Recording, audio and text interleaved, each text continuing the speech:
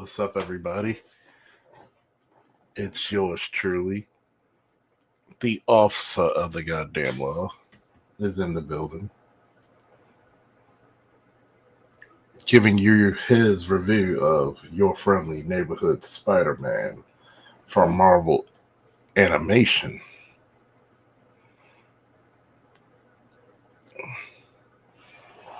Believe it or not, Bay,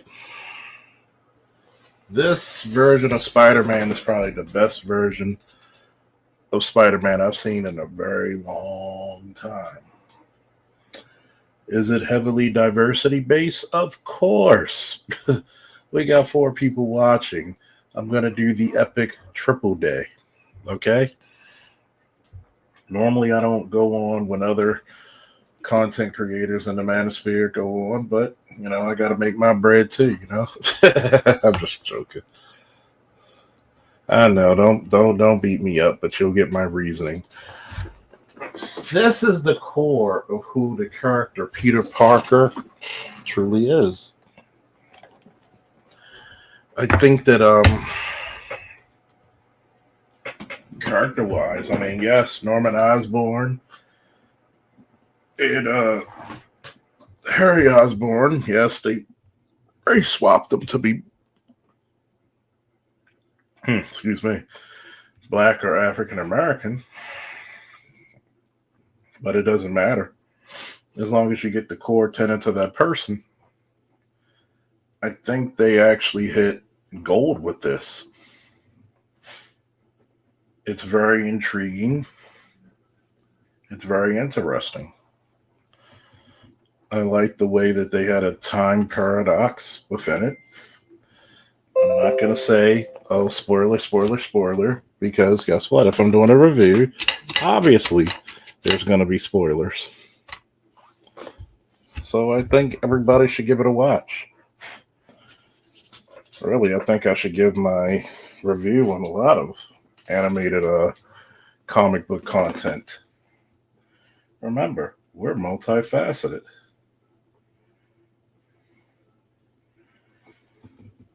Now, do I see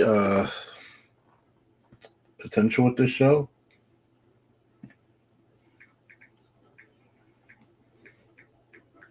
Yes. I'm thinking to myself, don't toy with me, Mrs. I think there's a lot of great potential with this show. I like the fact that they have him back in high school, which is quintessential Spider Man.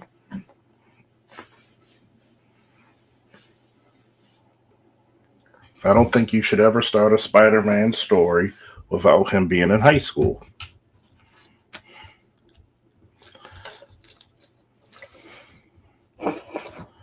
Just like you shouldn't start an origin story of Superman without Krypton. Or at least going back within that first story arc to Krypton. And see, what you notice in modern comic book writing, how many trans people were in Mary Jane's life. Well, Mary Jane isn't a character in here yet. See, Mary Jane Watson comes many years later within canon of Spider Man, way after Gwen Stacy dies. Which a lot of people, if you're a true comic book fan, that's one of the darkest days in comics because the hero always saved the girl. And this is one of the times they went back on that time honored tradition where they didn't. Where they didn't. This is when you go into the darker side of comics, just like The Dark Knight Returns changed comic books forever. The Infinity Gauntlet changed comic books forever. Kingdom Come changed comic book. The Death of Superman. What was one of the Chris Claremont X-Men stories? God Loves, Man Kills changed comic books forever. Where you had a racist group against mutants. I believe the what's the name of that group? I can't think of their names at the moment.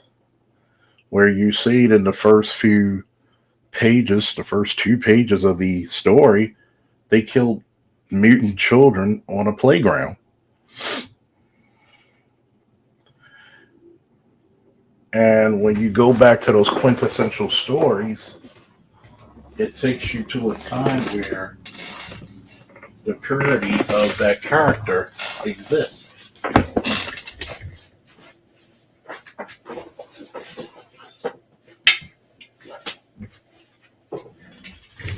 You have Peter Parker as a teenager in high school. I believe he's a ninth grader.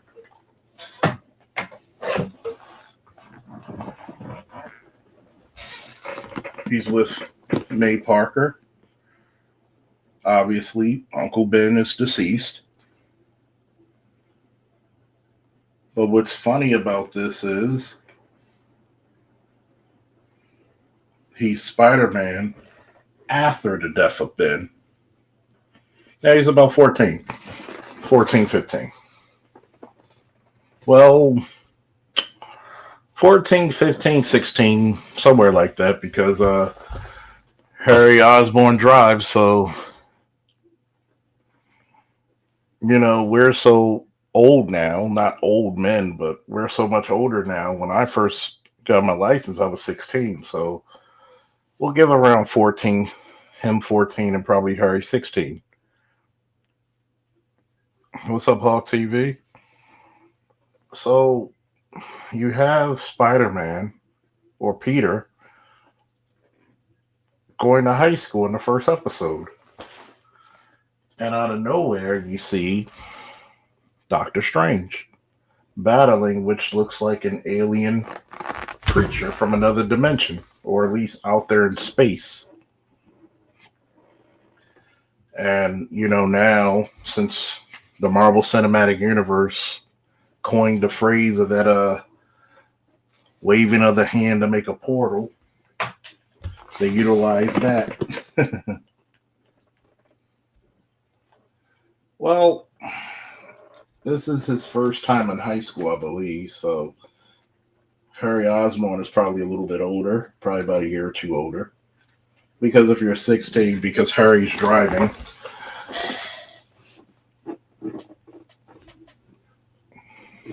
And you see him being driven up to the high school by May Parker.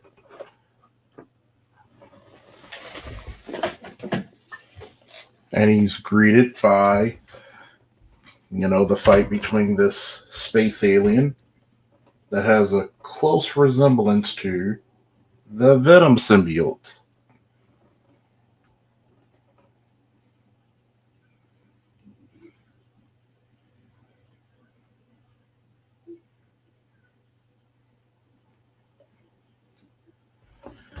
And you see his best friend, or soon to be best friend, when he throws rocks and bricks at this monster who's about to attack Nico. And if any of you are familiar with the comic books of the early 2000s, Nico is a member of the Runaways. And she's a magic user. But we'll get to that more often. Yeah, she's Asian American, which I have no problems with.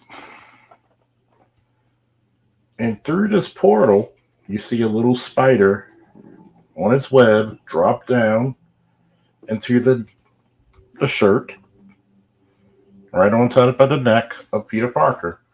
And he's bitten when Nico introduces herself to him, who plays also a goth girl, because, the occult, magic, and everything like that goes well into goth. Shout out to Rachel True and the Craft.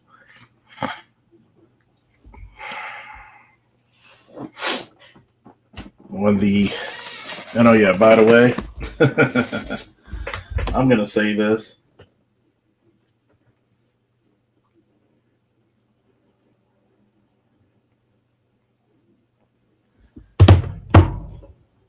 I don't think there was too many women finer than Rachel True in the craft. Good God Almighty! And to actually be her executive protection detail leader, along with Cree Summer, was a hell of an experience.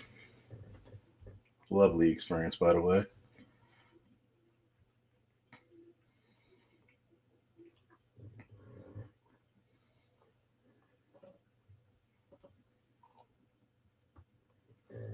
Spider Man, who's voiced by Hudson Thomas, Matt Murdock, aka Daredevil, who's voiced by Charlie Cox, who's getting double money from Marvel because he also is Matt Murdock in the live action series that's coming out on Disney Plus very soon.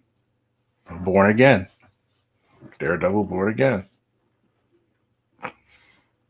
Shout out to Disney for having the people actually voice their characters in the animated series as well as the live action ones. The same people. Give the people their money.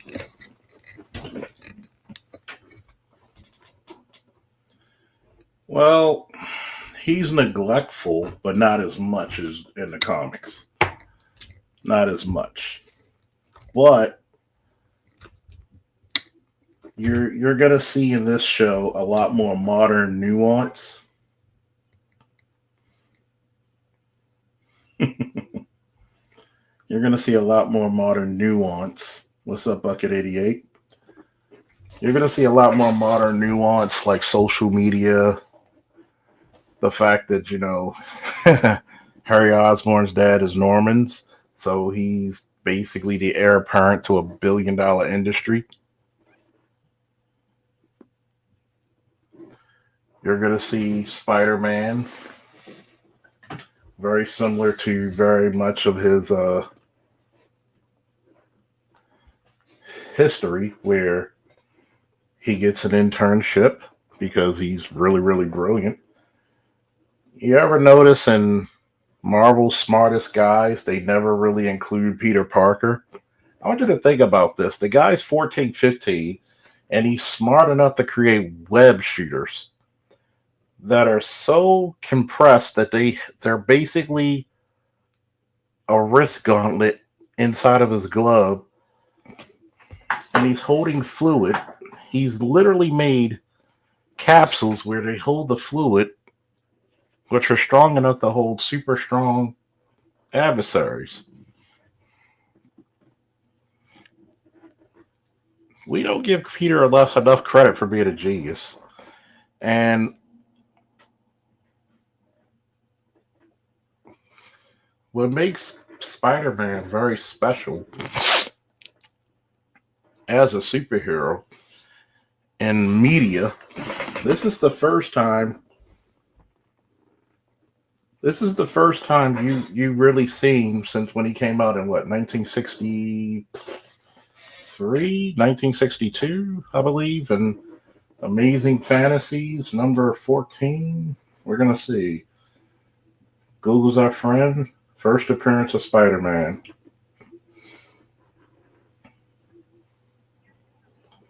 Not the parents. First appearance of Spider Man.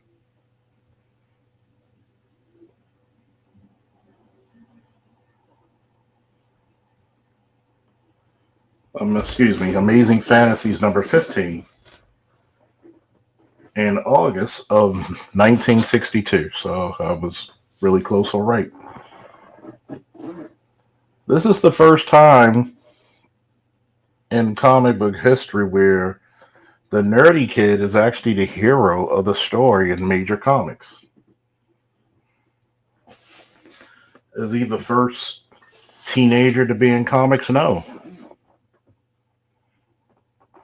Because obviously in the 40s, you had Dick Grayson, aka Robin, who later goes on to be Nightwing, but he was always a sidekick until he became Nightwing.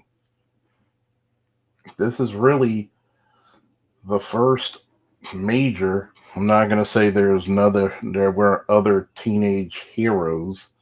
This is the first superhero, I believe, to be a teenager and the hero without being a sidekick. And he went through a lot of the similar teenage woes that everybody goes through: rejection from girls, not being the popular guy, not being the most athletic guy, obviously, before he gets bitten by the radioactive spider. So you're going to really see this where they go back to basics, where you see a lot of the Steve Ditko artwork and style within this series, which I appreciate, because I think that a lot of people give Stan Lee all the credit, but they don't give Ditko any of the credit for creating Spider-Man, because as great as a writer can be, until you put that character in some type of visual format, that character is left ambiguous.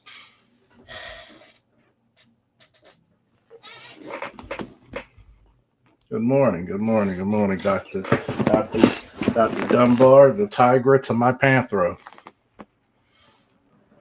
And this is something that a guy like a scientist like Dr. Dunbar probably could understand. Imagine being a kid growing up in August of 62, when you find out there's a teenager who's super smart, maybe going through some of the social woes that I'm going through as a teenager when it comes to girls, popularity, hormones, and things of that nature. And he's the hero of the story.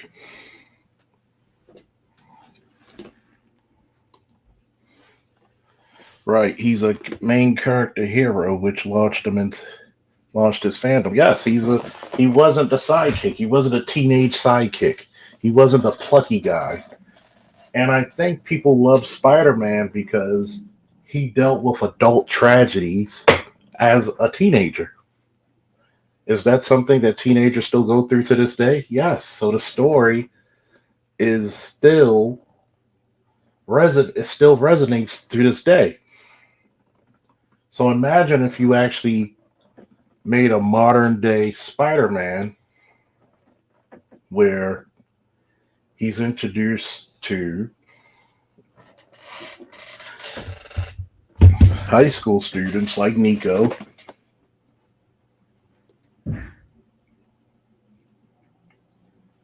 like Tombstone, who's a notorious super strong gangster. I think Tombstone was black in the comics. I don't know. He might have been a white guy originally, but I think they made him black even before the show, maybe. But imagine if some of the people he interacted with traditionally were some of his fellow high school students, his classmates. And Tombstone, I forget the name of the guy.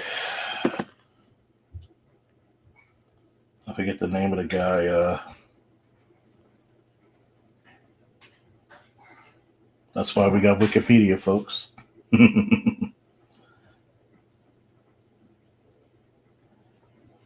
I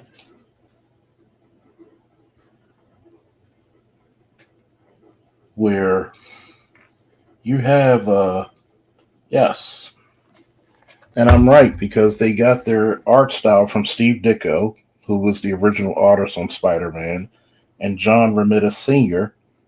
And I had the pleasure of meeting John Romita at the Baltimore Comic Con, and he autographed my book for me, which I'm going to take my art book and put a lot of those pictures in frames, because a lot of the artists actually passed on to the great beyond. So those are one of a kind pieces of art. Dr. Dunbar said, I grew up a DC guy, but watched Spider-Man and His Amazing Friends and then the animated series in college. As a writer myself, I love his internal monologue and insecurity. Yeah, it brings character, and it keeps him from being one-sided. Especially during a time where Marvel really didn't get his heyday until the 60s, where the Incredible Hulk was basically the modern version of Dr. Jekyll, Mr. Hyde meets Frankenstein. And shout out to Stanley and Marvel because they talked about basically multiple personalities before it even was a concept. You talked about race relations in the X-Men. They tried to, some people say, oh, well, they were taking it from the civil rights, movement. Well, any smart writer will take reality and blend it into his writing or art style. Why? Was the X-Men being persecuted and hated for something they could not genetically help? Does that resonate to people, especially in the black community, especially during that time where it was very tentative and it was America was a racial hotbed? Yes.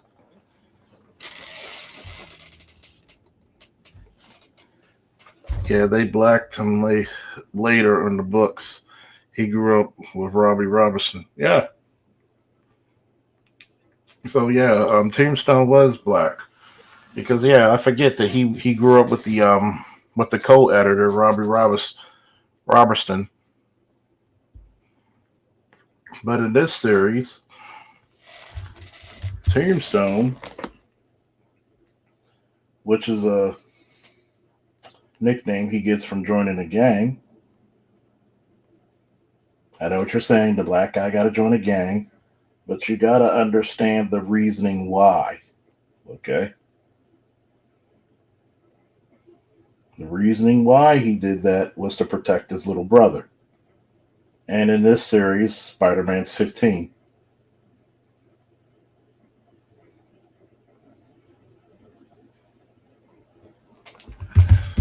And I'm reading off the Wikipedia page. Peter Parker / Spider-Man, a 15-year-old freshman at Rockford T. Bales High School who gains spider-like abilities after being bitten by a spider. The head writer and showrunner, Jeff Tamel, enjoyed exploring Peter's mindset, how he's impacted by the different characters around him, and the effects that has on his growth as a Spider-Man.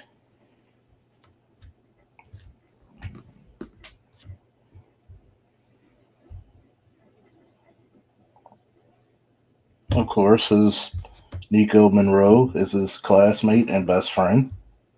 Eugene Bird, which is the voice of Lonnie Lincoln, Tombstone. Peter's classmate and captain of the Bales football team who reluctantly joins the 110th Street Gang to protect his brother, leading him down a dark path. So he's not the traditional Tombstone we know. He's actually a pretty good student until he had to go and fill in the shoes for his brother. They said either your brother joins us or you do. And he said, I'd rather take my little brother's burden so he doesn't have to.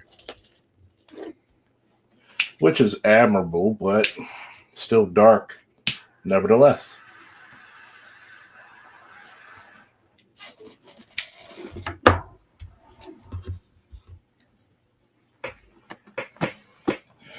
Zeno Robinson, who's Harry Osborn, Norman Osborn's son, who befriends Peter and provides him support as Peter's dude at the desk, referring to the guy in the chair terminology used in Marvel Cinematic Universe in the main timeline. Coleman Domingo as Norman Osborn, the CEO of Oscorp, Harry's father, Peter's mentor. Tamel noted that Norman is not a hero like Tony Stark / Iron Man, Peter's mentor in the main MCU timeline. His methods may not turn out in everyone's best interest. He's not necessarily a bad guy yet, but he's not necessarily a good guy. It's kind of hard to be a CEO of a multi-billion-dollar company and you're always on the up and up. You got to have a little bit of ruthlessness there, kids. Charlie Cox says Matt Murdock slash Daredevil, blind lawyer with superhuman senses with ninja skills from Hell's Kitchen, who leads a double life as a mass vigilante. Obviously, you know Charlie Cox from the Daredevil series on Netflix and the series that's going to come on Daredevil Born Again on Disney Plus soon.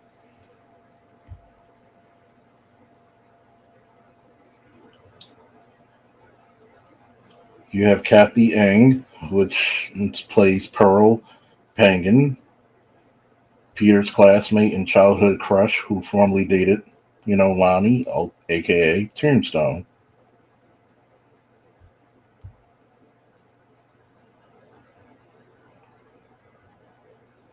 You have Big Donovan, the leader of the 110th Street Gang. You have Bulldozer, a member of the gang, another classic Marvel villain, or at least hired goon.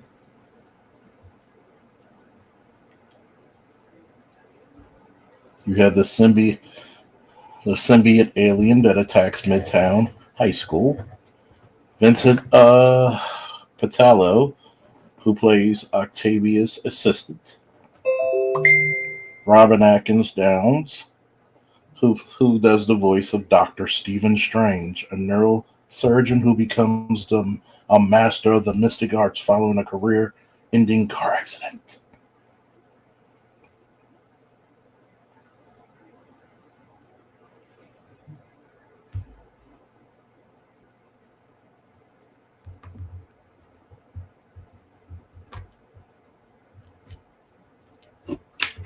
You have Speed Demon and Chameleon.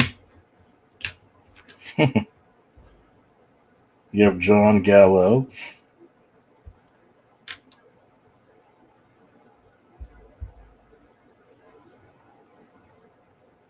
An Oscorp security guard who Norman claims to be the true Spider-Man when signing the Sokovia Accords. You have Amadeus Cho. Well, Venom comes later, of course, but the symbiote's there. At least you see the fight between Doctor Strange, Spider-Man against the symbiote. Um, you have Camilla Black,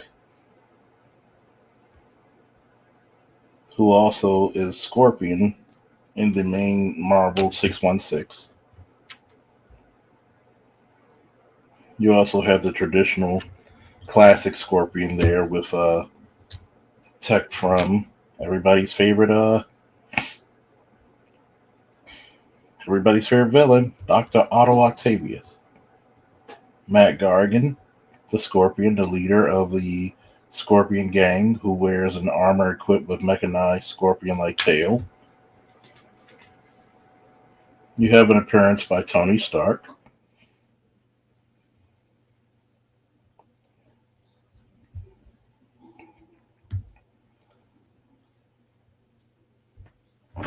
I think it's one of those shows where you see him becoming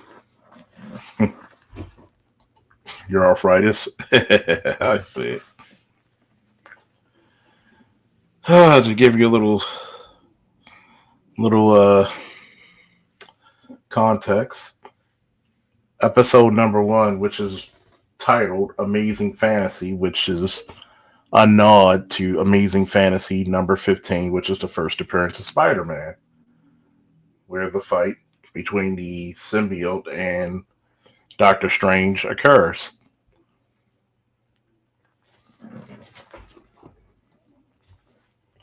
Well, Jane Jonah Jameson should have been in jail for creating a violent sociopath, but I guess money frees you from everything.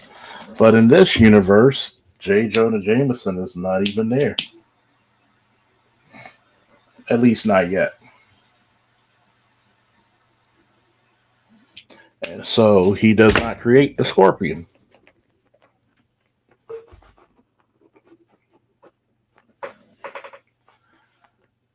Now, Imagine being Peter and the girl who's a little bit older than you, about if he's 15, I think she's about 17, maybe. And he has a crush on this girl who babysat him. And they're in the same science class together.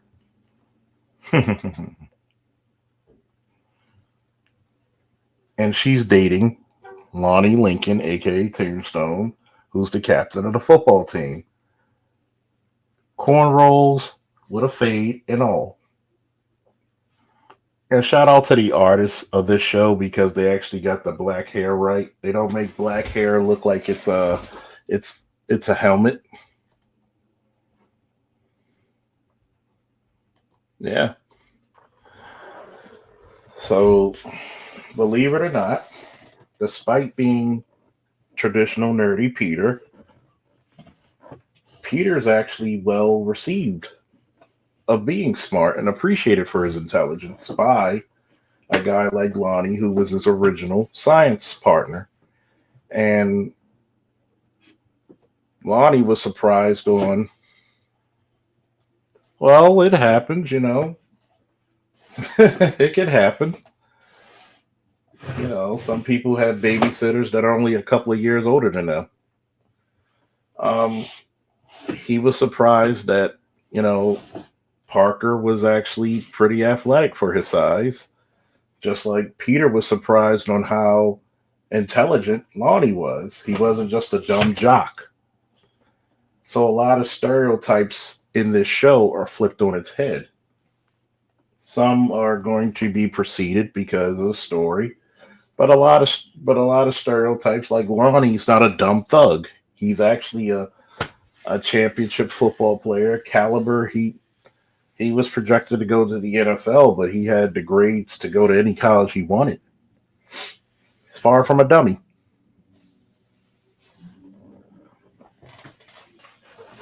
Nico in this show, I think she's a bit of what you call I won't say that she's queer. I won't say that she's bisexual. I will say that she's, from what I'm getting from the show, because I'm going to go through the whole series again, I think she's a bit of a pansexual. Like if she likes it, if you like it, she loves it. So she even warned him, if you don't talk to that girl, I will. And I know that might turn some people off, but it really is not played up like, oh, that's her overbearing arc. She's a best friend. It's like when me and BGS were offline and we were talking about women, how there's certain women who are tomboys and there's certain women who are dudes. She's a dude. Meaning she's a girl. She has feelings for, you could tell she might have a little bit of feelings for Peter, and she might even have feelings for Harry, who she couldn't stand. She's the typical I hate big business corporations, as she thinks they're evil. So she's one of them types. And I get it. There are some people in this world, very few people, who, especially when you look at a woman's sexuality, tends to be a bit fluid. So I had no problem with that.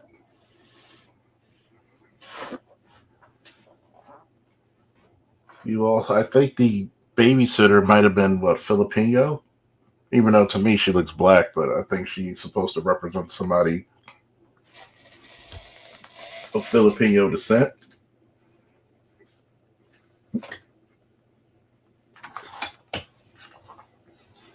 So a lot of this, I know there were some things about it being woke. Not really. I don't call it being woke. I call it really being modernized.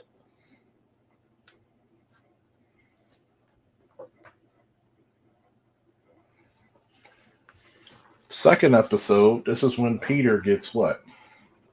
He gets his internship from Osborn. Think of the way that he gets his internship from Tony Stark in the MCU. He goes through certain suits that if you're a traditional comic book reader, you would recognize them. He goes through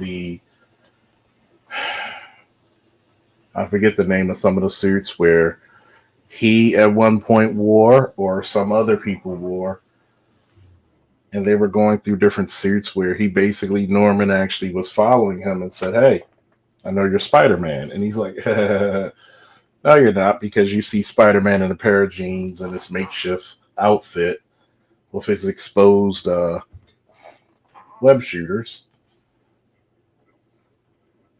And it's like any kid who would get superpowers, they're going to go out there and they're going to try that shit out. What can I do and what can I can't? And this is when he goes and he meets up with some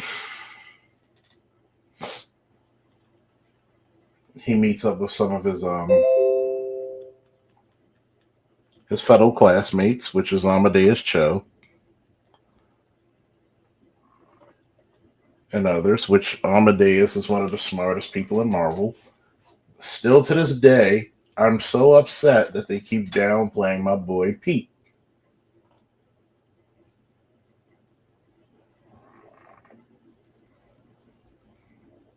I keep shitting on my boy Pete.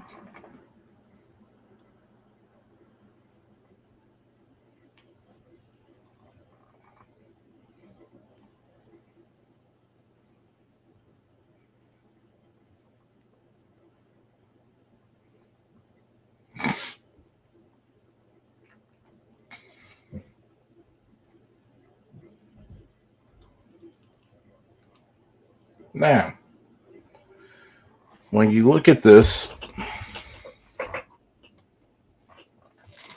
my kid, same voice, size, personality, and address.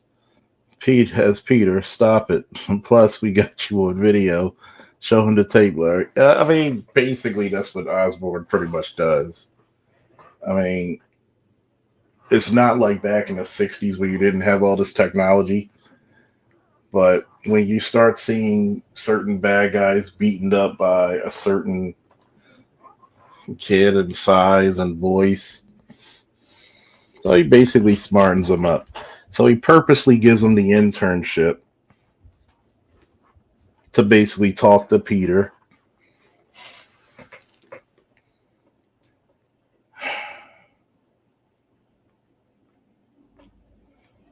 And here, by the way, Peter hasn't told his friend Nico that he's Spider Man. So, of course, he's going through the babbling line BS because, heroes can't tell you their secret identity in case you get hurt trope, which I think is interesting. So, here's a question I'm going to have for the for people listening. Would you tell your best friend if you had superpowers or you're a hero? Because I'm gonna tell you, even as a cop, there's certain stuff you don't want your friends to say or talk about. Because I had to tell some of my best friends before, don't tell people unless we cool with them.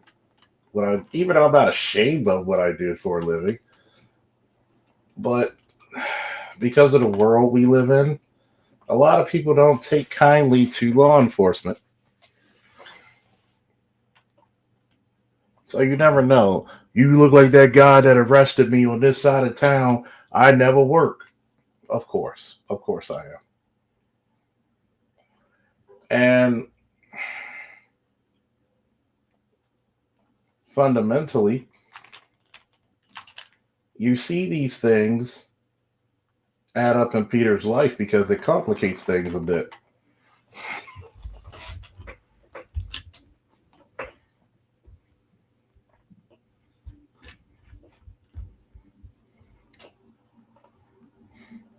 Anybody wants to donate to the superhero fund, it's right there in the cash app and the ticker.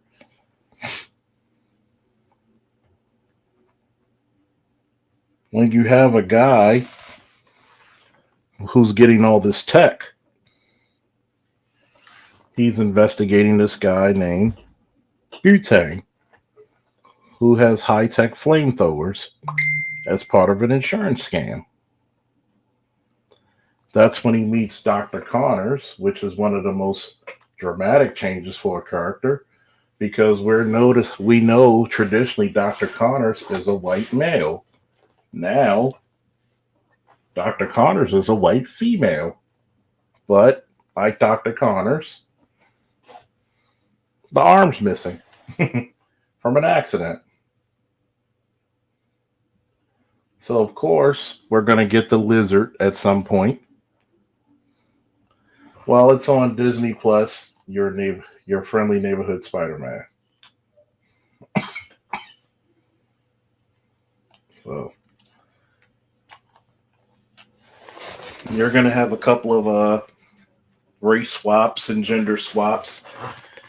And believe it or not, it's not that big of a deal. It's not even a deal at all. If you really look at it, it's not a deal at all.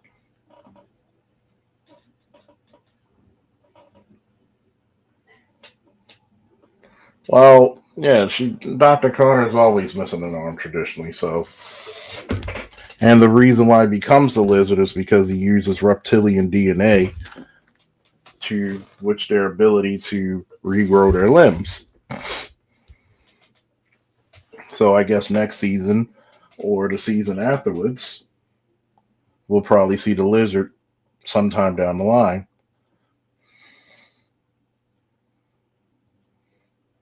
And during this episode, when he's on a one-on-one meeting with Norman Osborn, he goes to his office. Of course, Norman shows him the security footage of him changing into the suit while he's in Norman's building. Come on, you don't think the billionaire guy doesn't have security cameras in his joint? Come on, Peter, you're a smart kid. You should know this sugar honey iced tea by now. Come on, guy. Come on. I know you went to go rescue and fight the bad guy, but come on, guy. Come on. You're scared of people finding out who you are. You pretty much are at ground zero of people finding out who you are.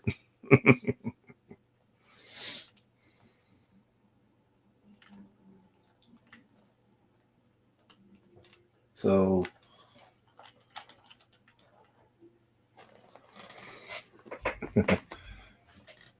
nobody's gonna get hurt. Just 5 more minutes. Yeah, that's how I feel like. Come on, Peter. But you got to remember the beautiful thing about reading Spider-Man, especially in his beginnings.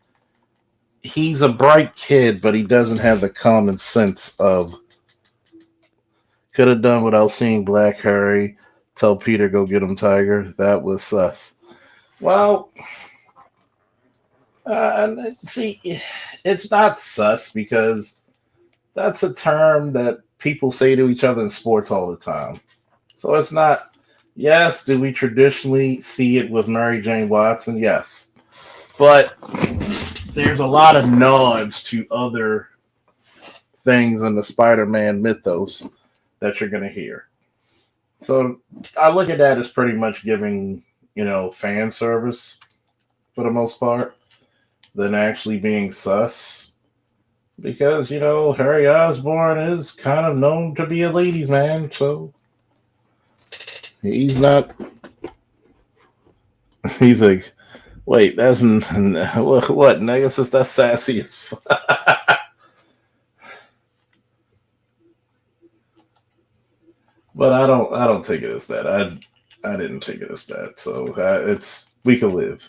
We're gonna live. That's traditionally MJ's line, and yes, even in the '90s cartoon, that was one of the big points of the show where she says that to Peter. Like, face it, Tiger, you hit the jackpot.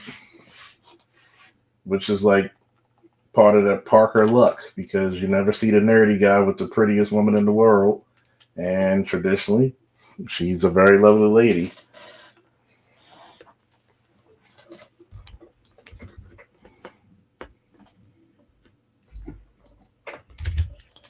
Thank you for all watching. We got 12. Hit that like button, please, please, please, please, please, please, please. And if you feel inclined to donate, please do so because, hey, we are supported by viewers like you. Got to do it from public television.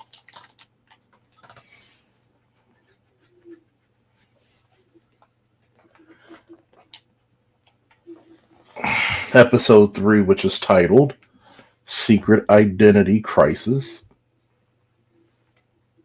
which is also a nod to DC, actually, because of the book Identity Crisis. So, a lot of the comics always steal from each other, for those who don't know.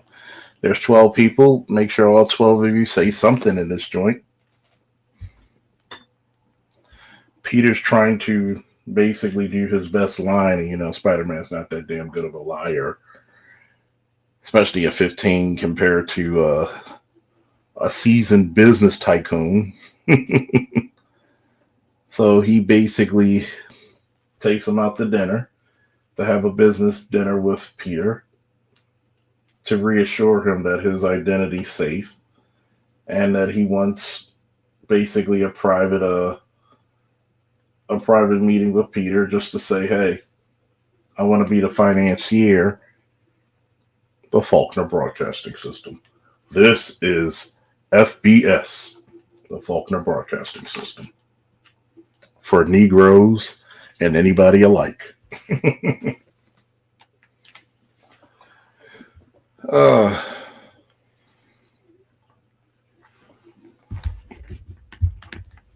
I think that was interesting because he was basically doing a flex on how much money he basically had to buy a lot of people's silence if necessary.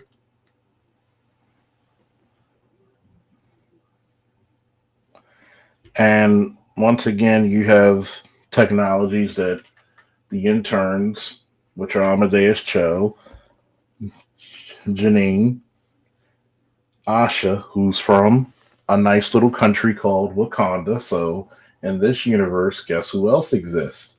Ah, the Black Panther. So I think that she's a legit student, but knowing Wakanda, she might also be a spy. Even though there is a spy within the gates of the Blackie Panther, the dark the dark lion, the brown jaguar, the coal. What was the original the other name they wanted to give him because they didn't want to be associated when the Black Panther Party came out? The Coal Tiger.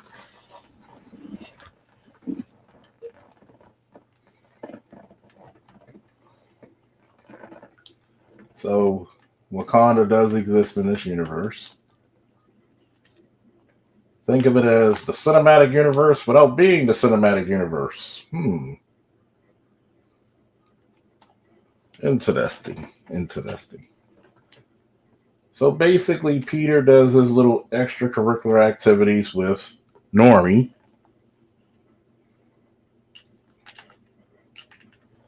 And they start developing different costumes.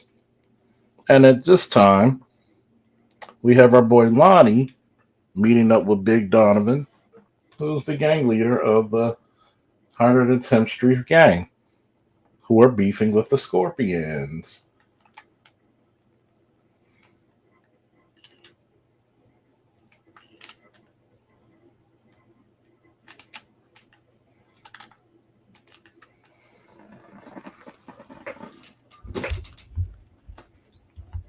Yeah, trust me, that's one of the nicknames traditionally Spider-Man gives Norman Osborn, Normie, or Storm and Norman.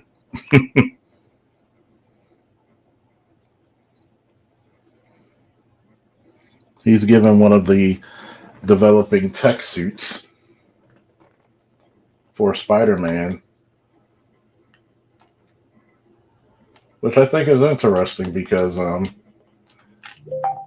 you have this guy who basically is trying to say that he has less than nefarious reasons for wanting Spider-Man to be his support. I guess his cue to his James Bond, and they're continuing this partnership, developing different suits.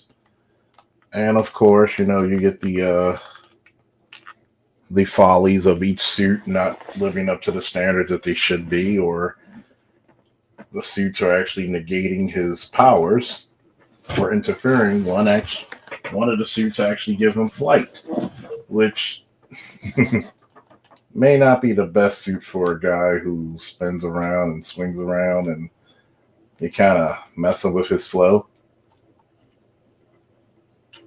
So, yeah.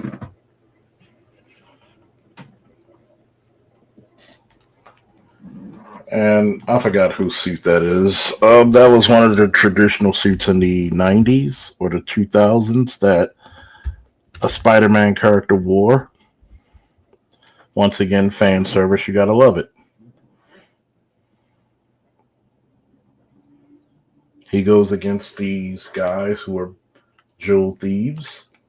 This couple that literally hands Spider-Man his ass the first time around. And he has to use his wit and quips because it's not a Spider-Man show unless Spider-Man gives some good or really bad jokes.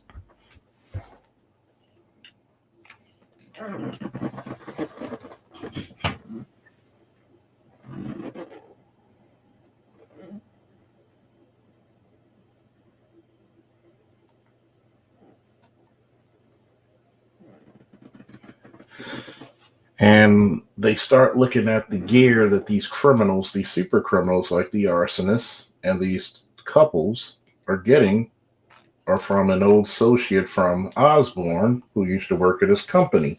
Do you know who that guy could be?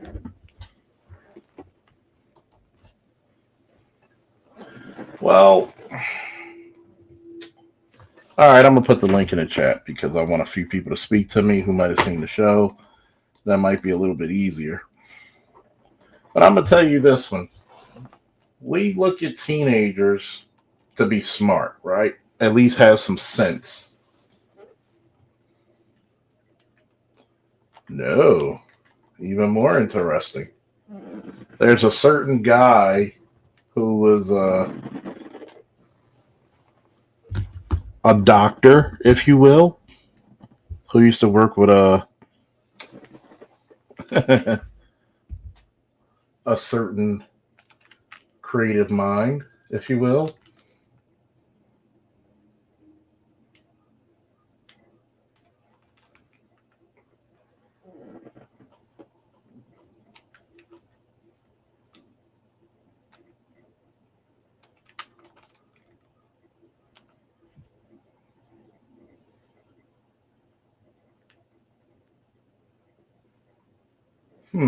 I'm waiting for somebody. Come on, somebody's going to answer. A certain doctor that's a traditional Spider-Man villain.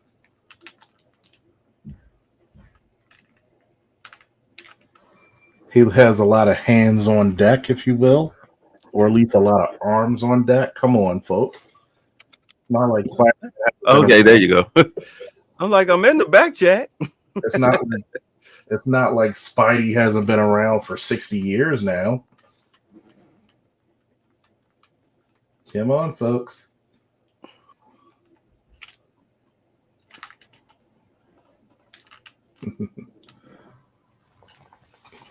Dr. Otto Octavius, aka who? Is this thing on? Yeah. Okay, there we go. Right. There you go. Now I'm sitting up here trying to get the morning videos out because there's so much Trump news. But at any rate, so you're saying that Doc Ock has a competing company? Well, he has a competing guy who's literally a former business associate, which was Dr. Octopus. And okay.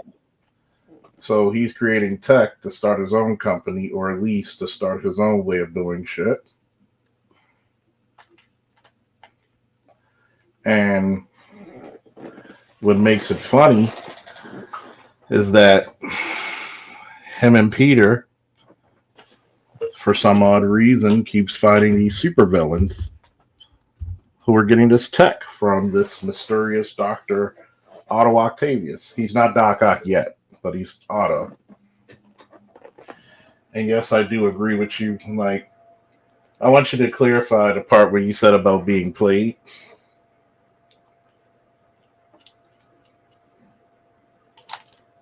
When you were talking about Peter being played all the time. Yeah. I think it's part of that folly of being a teenager that you want to be accepted so badly that, and this is also very important in real time as well, that a lot of young men are willing to follow people even if it's a dangerous path because they don't get that type of attention. Oh my God. So you're saying he got daddy issues? Well, yeah. One of the greatest men he's known actually died. So one of the greatest daddy issues he's gonna have is what? A mentor. Yeah. Think about it. Yeah. So and you know, guys like Tony Stark and others are always looking for guys they can manipulate. That's why I never agreed when people think Tony. This is the thing I don't like about the movies when they get Tony Stark. Tony Stark, whenever he's the leader of his own Avengers team, that Avengers team is usually fucked up. Because Tony Stark has a big amount of hubris. Especially when it comes to what? Him being him not actually seeing anybody else's point of view. If you think he can out strategize Captain America, I got some lakeshore property in inner city Baltimore to sell you. What's it going for? Huh? What's it going for?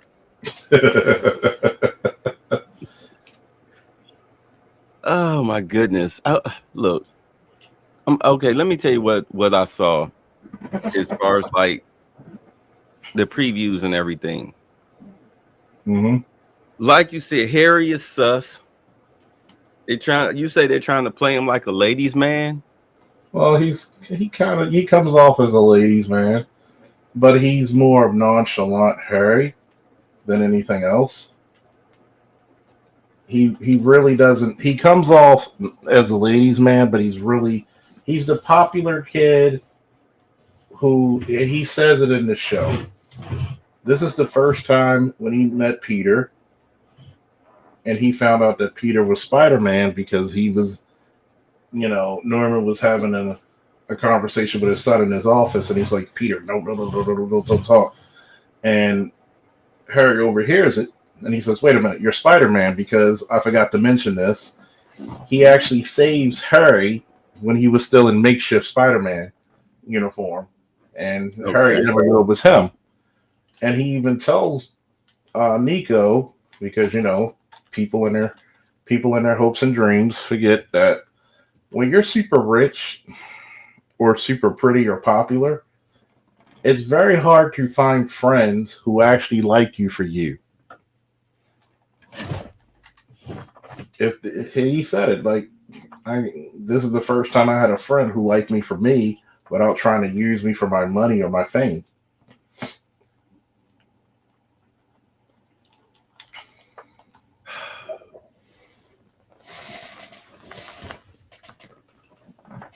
But Peter grew up. Okay. Explain. Okay. Something you touched on. You said that Peter Parker's not the bullied nerd that he was? No. Then what is he? Well, he's still the awkward nerd, but he's still clumsy to an extent. He's still the nerd, but is not a Flash Thompson bullying them. He's actually pretty cool with some of the guys who are jocks because, like Lonnie, aka Tombstone, is actually a smart guy. He makes certain hard decisions because he rather go through it than his little brother goes join a gang. So you're gonna have different points of view where ethnically you're gonna see, even though he lives in a brownstone with a middle class black family, but does he have the white skin? Huh? Does he have the white skin? Not yet. Not yet. It's it's getting towards that. You know how they tell the story before they Right. get leading up to that, which is usually the better way. Think of what made Penguin so good. If you've seen the Penguin show on I haven't. I need to, but I haven't. I've been caught up in the new Dexter, and I see that they've now released the new episodes of Invincible, and I'm like, man, come on! Like I Yeah. got stuff going on to be sitting down. It's a great damn thing. It's a great time to be a fan. God damn it! Right. Time to be a fan, and we could also talk about that as well. I think that Peter suffers from one traditionally. He never grew up. That's why he clings so hard to Uncle Ben and all his teachings. Uncle Ben was his everything, and obviously so. Obviously so. Yeah, because it was the only. I mean, Peter knew his father as a child. He remembered that his father was kind and loving. So Uncle Ben pretty much filled those shoes. Yeah. Right. And it's like, in all honesty, look. In all honesty, if I was to do a Spider-Man show, I would give you at least an episode where you see Peter as a kid and you see, Uncle Ben and Aunt May instilling everything in him. As far as like, I would start it off to where his parents wound up passing. You started off maybe 5 minutes showing them like at a Thanksgiving dinner or something, showing them being a tight-knit family, how loving they were. His parents, Aunt May and Uncle Ben getting the news about his parents dying. Peter, the typical trope where he's at the top of the stairs listening, runs in his room crying. Uncle Ben, goes to break the news only to find out he already knows, so he comforts him. And you see them develop and grow and have that relationship. I mean, because his death is already like, heartstrings, but it's so overplayed now that it's not. They've just eliminated it from the movies, and now I guess this TV show where you say he's already dead. Yeah. And I understand that, it's just like with Batman. Like, okay, we know your parents are dead, Bruce, whatever. We're going to start the story there.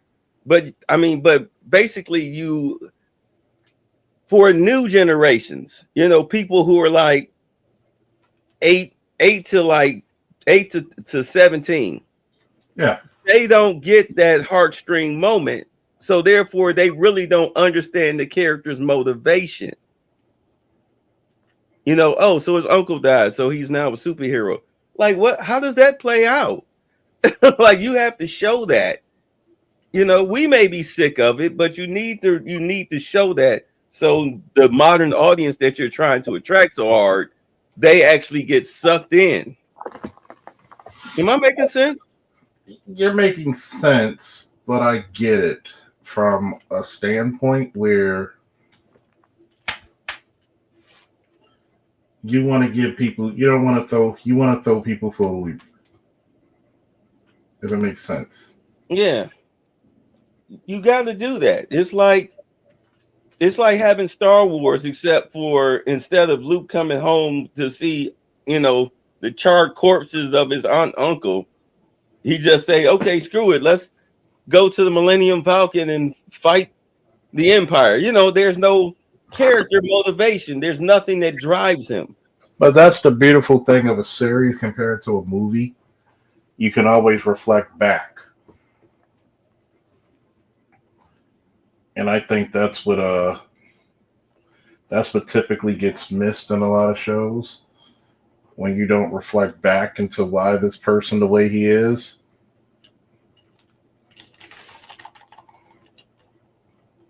And when you do that, you're actually doing pretty good storytelling because you're like, okay, why is Peter so gullible for a male role model?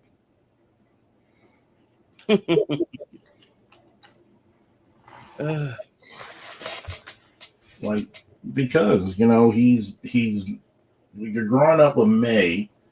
It's like my son, for instance. He may love his mother to death, but there's nothing like daddy. This guy, if I'm going to get into a fight with 50 people, there's going to be my dad who I'm calling. Not my aunt with her umbrella. Not my aunt. Like, I'm going to get the most ruthless nigga I know who's going to be hands down for me. So, getting out the car dumping. So, when you have these characters who are very special, remember, why is Clark the way he is? That's the beauty that I love about. I'm sorry, I mean to cut you off. Go ahead. No, continue. No, I was about to say that's the beauty of why I love the Smallville. No, Man of Steel. Mm-hmm. But understand, I'm not a. I mean, I like Superman, but I didn't respect him up until Zack Snyder's Man of Steel. That's why I tell people Man of Steel is a fucking modern classic. Yeah, it is. Because you saw, I mean, it's just like the original Superman. But you got more Pa Kent in this than you did in, the Christopher Reeve Superman. You understood it. And you also even got more of Jor-El. Yeah. Yeah, which I swear to God, the movie lost. The movie lost its plot to me with the whole trying to terraform Earth. It's like, dude, there's a planet right there called Mars, or you can go to any planet in this solar system, but you can go to Mars and still be super people, terraform that, and we can trade between planets. Mm-hmm. Like, what the hell? Like, you can't be. I understand you're a general, but just because you're a general doesn't mean that you're a genocidal maniac. Well, it's kind of the story between nature and nurture. Kind of that. That would have been amazing.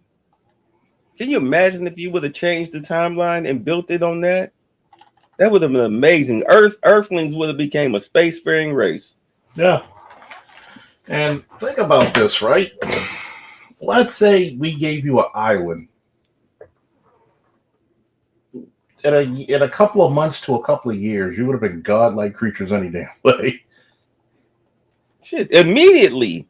Simply because you would have been godlike creatures immediately. You were actually godlike creatures there because you're already physically stronger than anybody. Right. I mean, you're superheroes. Hello. But but I understand what you're saying. Like, look, it's only like what, 6 or 7 of you, only one chick?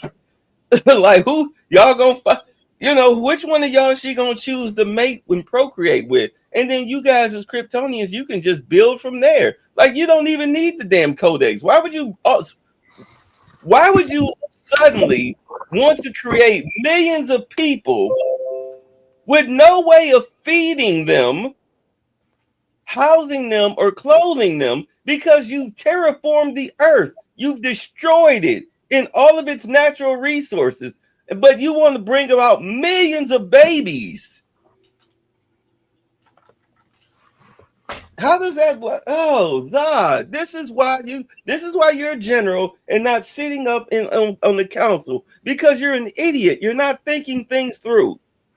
Yeah, I was raised on a farm.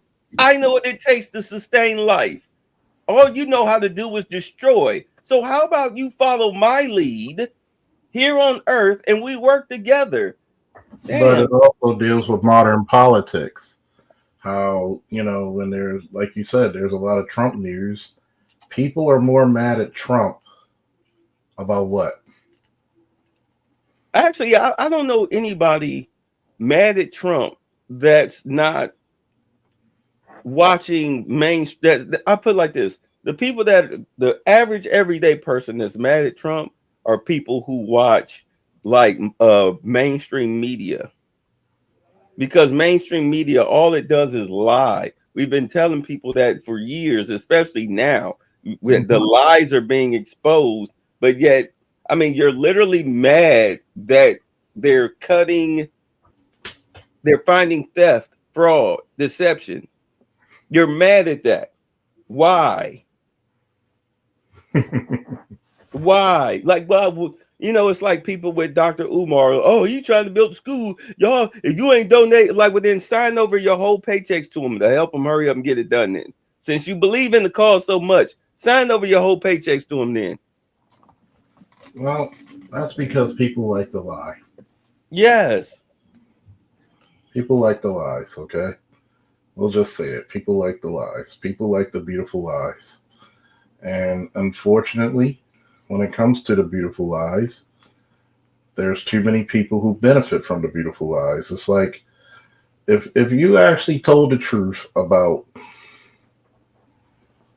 black men being actually good fathers, what would happen to black women in the scheme of things? oh, they would be shamed and ridiculed. Excuse me, I mean, because people would dig into, like, well, then if he's a good father, I mean, you already look, the evidence is already out there where women are doing parental alienation, paternity fraud, all right, gaming the system. I know we're supposed to be talking about comic books, but I mean, let's just be honest. Right now, all of that is being exposed. All of that is being exposed. I don't know if your audience know this, but they're getting ready to seriously kick people off of welfare, Section 8, and social services, food stamps. They're seriously getting ready to kick a lot of freeloaders off of it. yeah. Yeah, if you're a working age adult, you can almost forget having those benefits at your disposal. The country is seriously tightening its belt all the way down to the last rung. Matter of fact, they poking holes in the belt to make more rungs. All right, they tightening the belt. They're done. The game is over. But back to the comic book. All right, so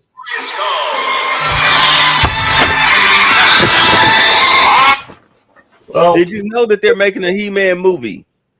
I heard. Yeah, they showed some stills where He-Man was getting arrested and the cops had his sword. They were holding this sword while putting him in the back of a police car. It wouldn't make. It has to make sense to me because we're talking about a character that's actually on par with Superman in power and strength. So it has to make sense. And which is the funniest shit to me is that we have to be very careful because you and I know there's a lot of trickery that governments have towards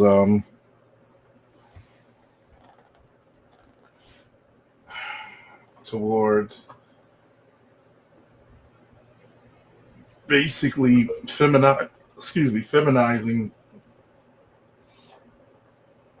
or weakening characters, especially if it plays up to the tropes of, hey, we can make this character super whatever.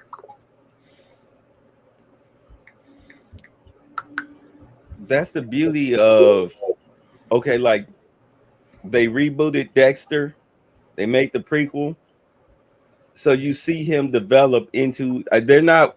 They're not effeminizing him at all. They're showing him go through the steps of when he first started being a serial killer and the mistakes that he was making, but you starting to see him develop into what he is, just like with Invincible. You see him go from this goofy, weak kid who's now developing into his father as far as like strength and combat ability. And mentality. Exactly. Because Exactly. all there had to be- Human touch though. It's kind of funny when people don't get anybody. I think men got the reason why Omni-Man was beating the hell out of him. Because he's like, you a damn fool. You don't get it, do you? You don't get it. You're gonna live so goddamn long that the earth you were born in would not even exist thousands of years. It's like, for example, Cleopatra's closer to the iPhone than she was to the pyramids. And she's ancient, right? Yeah. So that's time. You got to think Nolan, by the time he went to Earth and he met Debbie, he was already thousands of years old. She's like a pet. That was the coldest line of that whole series already. I engaged in bestiality. I mean, pretty much, if you don't say it like that, you engaged in bestiality, bruh. What is you talking about? But matter of fact, speaking of that, it was something I caught that I don't think anybody else caught in that whole show, where he was telling Mark to read his books. Mm-hmm. And then they went into the books, and people thought that his books were works of fiction. And it's like, no, like these books are pretty much my diary. If you read the comics, that's basically what he's saying. And yeah. Go ahead. When he talks about that, he's been going around the universe for years. He's been conquering planets for millennia, hundreds of years, man. And imagine if you could take the perspective of somebody who lived that long and sit down and have a conversation with them. And Marvel did something with that, with a conversation with Thor and Captain America, right? And he said, yeah, when did we battle this? He's like, to you, it's been a couple of years, but to me, it's feel like a couple of weeks, a couple of days. Because I've lived so long that sometimes time stands still or just goes. Or it gets repetitive. Yeah, stand still. Yeah, it gets repetitive. It's like, oh, geez. Like, how many of these rock monsters am I going to beat? Like, remember in Thor 2, the rock monster, and he just crushed it with his hammer, like, boom. Boom. Like Indiana Jones shooting the swordsman. Like, okay, we ain't going to go through all this Right. shit, okay? And that's how it really goes into being played. It's like, dude, it gets repetitive. It's like a cop who goes to the same house within the week. Okay. Hell, sometimes you get that in a day. Really? I'm just gonna lock you up. Because right now this is a theft of services, man. That's all it is. It's a theft of services. Like, John, didn't I tell you to take a walk? Didn't I tell you don't come back? Why am I back here? Because of you. You forced my hand. Yeah. A lot of people never want to talk about that. How many cops did you force their hand? Oh, there's a video of apparently a girl. I saw this last night. Apparently there's this woman. She went to pick up a DoorDash order from a convenience store, but the convenience store was supposed to be closed, but the idiot working the counter didn't lock the door. So the girl came in to pick up the items for the DoorDash, and the employee said that she was stealing. She said he punched her in the head a couple of times. And the messed up part about it was when the cop came in, the store, there was somebody already at the door, told the cop, yeah, they're in the back, and you can hear the girl screaming. The girl looked to be in her 20s. like maybe about 23 to 26. And you got the black guy who's supposed to be an employee laying on top of her, holding her down, and she's screaming like a mug. And the cop is like, get the F up off of her. Like, what are you doing? So the black guy was trying to explain, he explained that the store was closed. She came in and he blamed her for stealing, but she was like, I'm running DoorDash. I'm doing DoorDash. And the cop was like, well, why were you laying on top of her? Like, what were you thinking? Seriously, what were you thinking? Like, you do understand that I'm gonna arrest you for some serious felonies, assault and kidnapping, you idiot. You effing idiot. And why would you try to fight? Because if it was a dude, would you try to? I know. He wouldn't have done all that.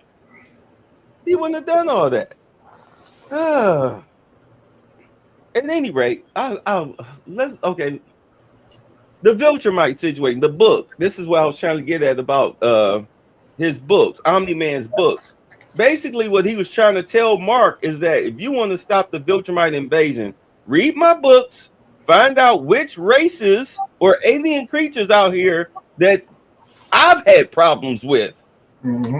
You know what I'm saying? Because they showed the clips. You're like, damn, like these aliens are kicking my A. They kicking my tail.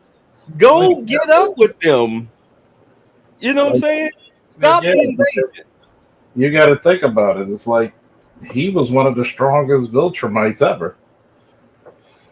Like, if they're beating me, good God. I've always said this about Cecil. So you telling me Cecil couldn't get Battle Beast? They couldn't recruit him? You got to get in touch with Battle Beast first. I'm like, that would have been a hell of a deterrent. You know what? I had to be honest. I fell in love with the character of Battle Beast when he beat their asses. Dog shit out of him, man. He was like, you guys weren't even a challenge. He just walked because he's like, this is pathetic. I mean, he beat the crap. And notice, even though Mark was getting stronger, he never challenged Battle Beast ever again. I was reading up on him. Battle Beast has killed some Viltrumites. Mm-hmm. He killed Viltrumites.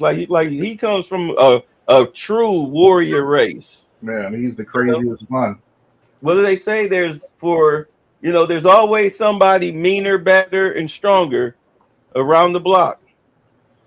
Yeah, and that's called Battle Beast because Battle Beast is insane.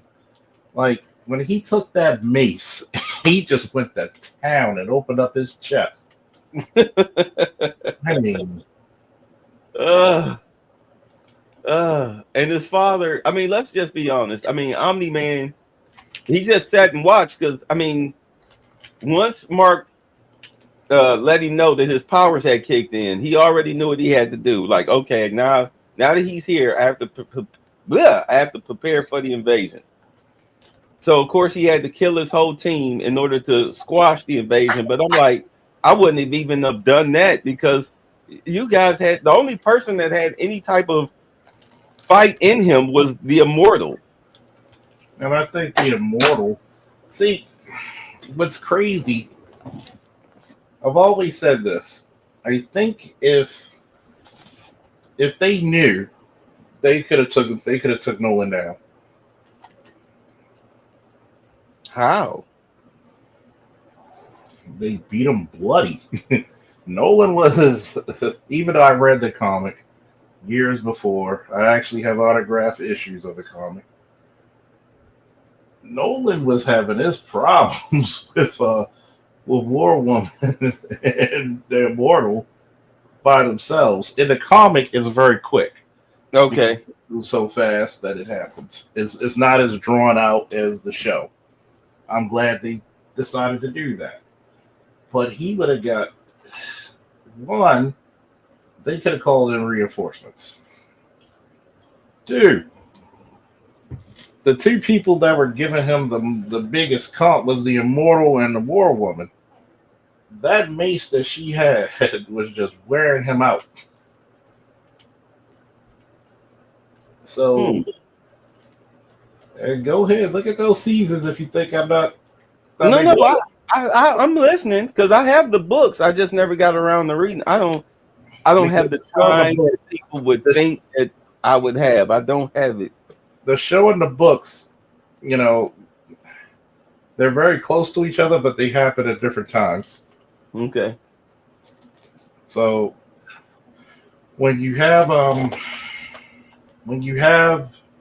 that going on, you easily could have had some of the most powerful hitters they have. So he would have killed some of them, but he would have just destroyed them. He's not stronger than Thrag. I mean, he's probably equal or slightly below Thrag. Uncle Ben Rice's nephew. I'm just seeing these names. Uncle Okay. Ben Rice. Guess what? We have gentrification Uncle Ben. Don't worry. Oh God, stop. All right. So here's what bugs me about Invincible. As far as with his father, with Mark. What's his father's name? Nolan. It's like, okay, you created this Viltrumite kid. You're waiting on his powers to kick in. Before you decided to kill your whole team, you should have already been having these talks with your son. You should have been like, here, Mark. You should have been reading those books to him as bedtime stories. No, he isn't. Because even when he had the same injuries as Thrag, he still killed Battle Beast. Now, you're talking to Ray? Yeah. But my thing is, you should have been reading him those books as bedtime stories and explaining to him, like, son, like, I know these come off as stories to you, but this is real life. Like, you have to understand that we as Viltrumites, eventually, we're going to come here to Earth in order to make it a better place. You should have been. He should have been indoctrinating him. Exactly. From the get-go, as soon as he could understand. So that way, when it was like, once you get your powers, that's when we'll have the Viltrumites come. So then you wouldn't have the situation that you wound up having where your father is punching your teeth out on a mountaintop. Good God. I mean, when he cracked him, what was worse, that beating or the one with Anissa? Anissa, you can heal from a beating. I mean, he eventually came around from that. They even, squashed their issues or whatever a little bit, but Anissa, see, the thing is, I think that Anissa didn't have the emotional connection Nolan had because that's his son. Anissa just said, do your damn job or I'm coming back. Or somebody worse than he's coming. Shout out to Conquest. I wonder if she's going to assault him in the show. I wonder if they're going to do that. They're going to do it. I think they're going to do it. They're going to do it. It's one of the pivotal moments of Mark's life, so they have to do it. It should be as tasteless as ever. He should feel like a victim. And people may say, man, that's messed up. Okay, whatever. But yes, you don't get Mark changes after that. You notice Mark is not so happy-go-lucky. I hate to say it to some of my, I guess I have white subscribers. Mark becomes a black guy during this whole series. The world ain't roses and sunshines, kid. You don't get to fly to France for gelato, and then be back for dinner with your purple-skinned brother and your mom. Matter of fact, I think because of that, that's how you go out. What was the black guy that? Angston Levy. Yeah, I think that's how you get across the timeline. That's how you get in Angston Levy because Mark actually took up with his father. Yeah. Yeah, that's how you got in Angston Levy. But this was the one universe where he didn't take up with his dad. I think they should do the Invincible War, which was another pivotal moment because that brings in Conquest. It's kind of funny how he's more Spider-Man than anybody. What if Spider-Man was Superman? Superman's Omni-Man, obviously. Yeah. If he didn't grow up in Krypton. Oh, did you? I saw you like that thing I sent you, that video. Yeah. That shit was hilarious. It's funny because a lot of people don't understand. You are who you are because of what you're taught. There's a reason why he stood up to Nolan. It was his mother's teachings because Nolan was practically never there. Yeah. Because he was too busy saving the world. And you got to think about it. This is how, when you say Mark's not a simp, you really didn't read Invincible. When he goes back in time and she moves on with another dude because she's feeling a little lonely down under. And Eve. Yeah, Eve. Eve is her boyfriend. Eve is kind of a terrible chick, and she's cool, but she's got her issues too. I mean, well, look at her parental figures. Yeah. Oh, you know what? Speaking of her, I know you've seen that one-off special with her. Yeah. I love that. Where they tell her backstory. I loved that. I think that was a good special. Yeah, that bridge fight. Man, that's probably one of the best fights I've ever seen a female superhero partake in. Yeah, she took some licks, but she gave them back. Yeah, at 12. You could tell that she's not a Mary Sue. No, she is not. And I think that's because you got to think about like even Amber. I know they changed her race in the show, but Amber was such a bitch, man. God. I'm so glad he's done with her. Please tell me he's fully done with her. Please tell me she doesn't come back. She comes back because she has a penance for abusive men. That's all I'll say. But Mark's not abusive, and his best friend is gay. So, and they don't talk. So why the hell why are we dealing with you, Amber? And then Eve in the last episode ran into her. She's like, I thought y'all would end up messing around with each other. I mean, they make better sense. Yeah, and it's like you can't be with a chick who's gonna always get captured or hurt. Right. Always got to look out for her. Always got to lie to her. She gets jealous that you don't spend enough time with her. Like you got a prime. Oh, I'm sorry. Go ahead. And I think they make Debbie Asian in this, but they don't explicitly talk about it because they gave her the slanty eyes. well, the voice actress is Asian who does her voice, but I think and plus, you know who does the voice of Invincible? Who does Invincible? The dude who played Glenn in Walking Dead. Oh yeah, that's right. That's right. Because they got Robert Kirkland book. He's making money with this. Yeah, because what's her name? Jay Jonah is doing Omni-Man. Yeah. What was the Amber? I'm sorry. You got a prime example. You got a prime look into what would happen if Mark didn't interfere.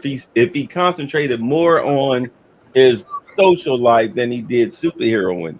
When Omni-Man and his wife Debbie, when they were overseas and the monster was attacking, and she was like, "Oh, the monster!" He was like, "I'm on vacation." Mhm. Yeah, and she like, "But the death and destruction." No, you wanted personal time. Yeah.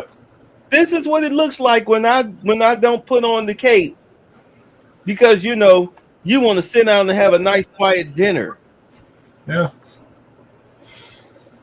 That's I think that's a modern man, modern woman thing because you know how not to go too much into that, how women don't understand men and women think they know so much about us. Well, I want to spend time with you. Well, I gotta go to work. Why is the bill not being paid? Because I spent time with you. It's called trade-offs, lady. Well, you'll have. This is why you do. Oh, never mind. I don't want to get into that. But all right, so let's get back to this Spider-Man show. So, who's the love interest outside of Harry having googly eyes for him? Who's the love interest for Peter? Oh, Harry's a friend, so it's not. Of course, he is calling him Tiger. Who's? He's a friend, all right. I think it was more so about a joke than anything. It was for laughs.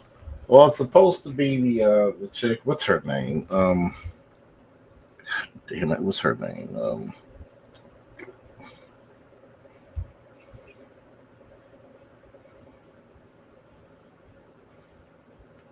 What's that chick's name?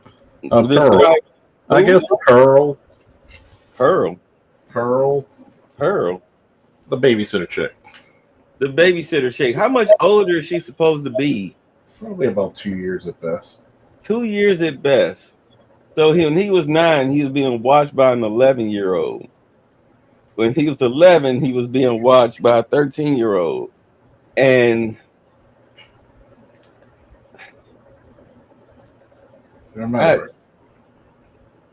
it's not making sense. So I guess he's 2 years advanced in his class because he's so smart. Well, you know, high school you get different grades, but he's a smart kid. So,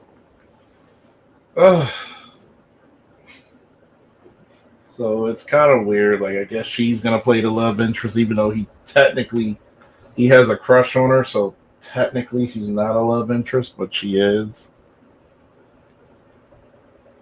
So there's no Gwen Stacy yet. If there's no Gwen Stacy, hell no, there's no Mary Jane Watson. And that's the one thing I loved about the animated series in the 90s. You didn't see Mary Jane Watson until like the second or third season. Which makes sense. Because the way it went, okay, to break it down in the books, the original books, was that Mary Jane was always in the background because what's her aunt's name? MJ's aunt and Aunt May, they were best friends / next door neighbors. Mm-hmm. And the only reason why Mary Jane was coming around was because of what was going on in her home life. Like they had a whole comic book when in the books, when Mary Jane revealed to Peter that she knew he was Spider-Man after his fight with Puma. You know, she let him know, like from Peter's perspective, from the night that Uncle Ben was killed, she saw him run into the house and then climb out through the attic window in the Spider-Man costume. So she knew ever since he was a kid, ever since they were teenagers. She knew. And then when you go back and you reread the books, from her perspective, it's like, wow, like she always knew. Yeah. She always knew and she always stood up. But let's back up.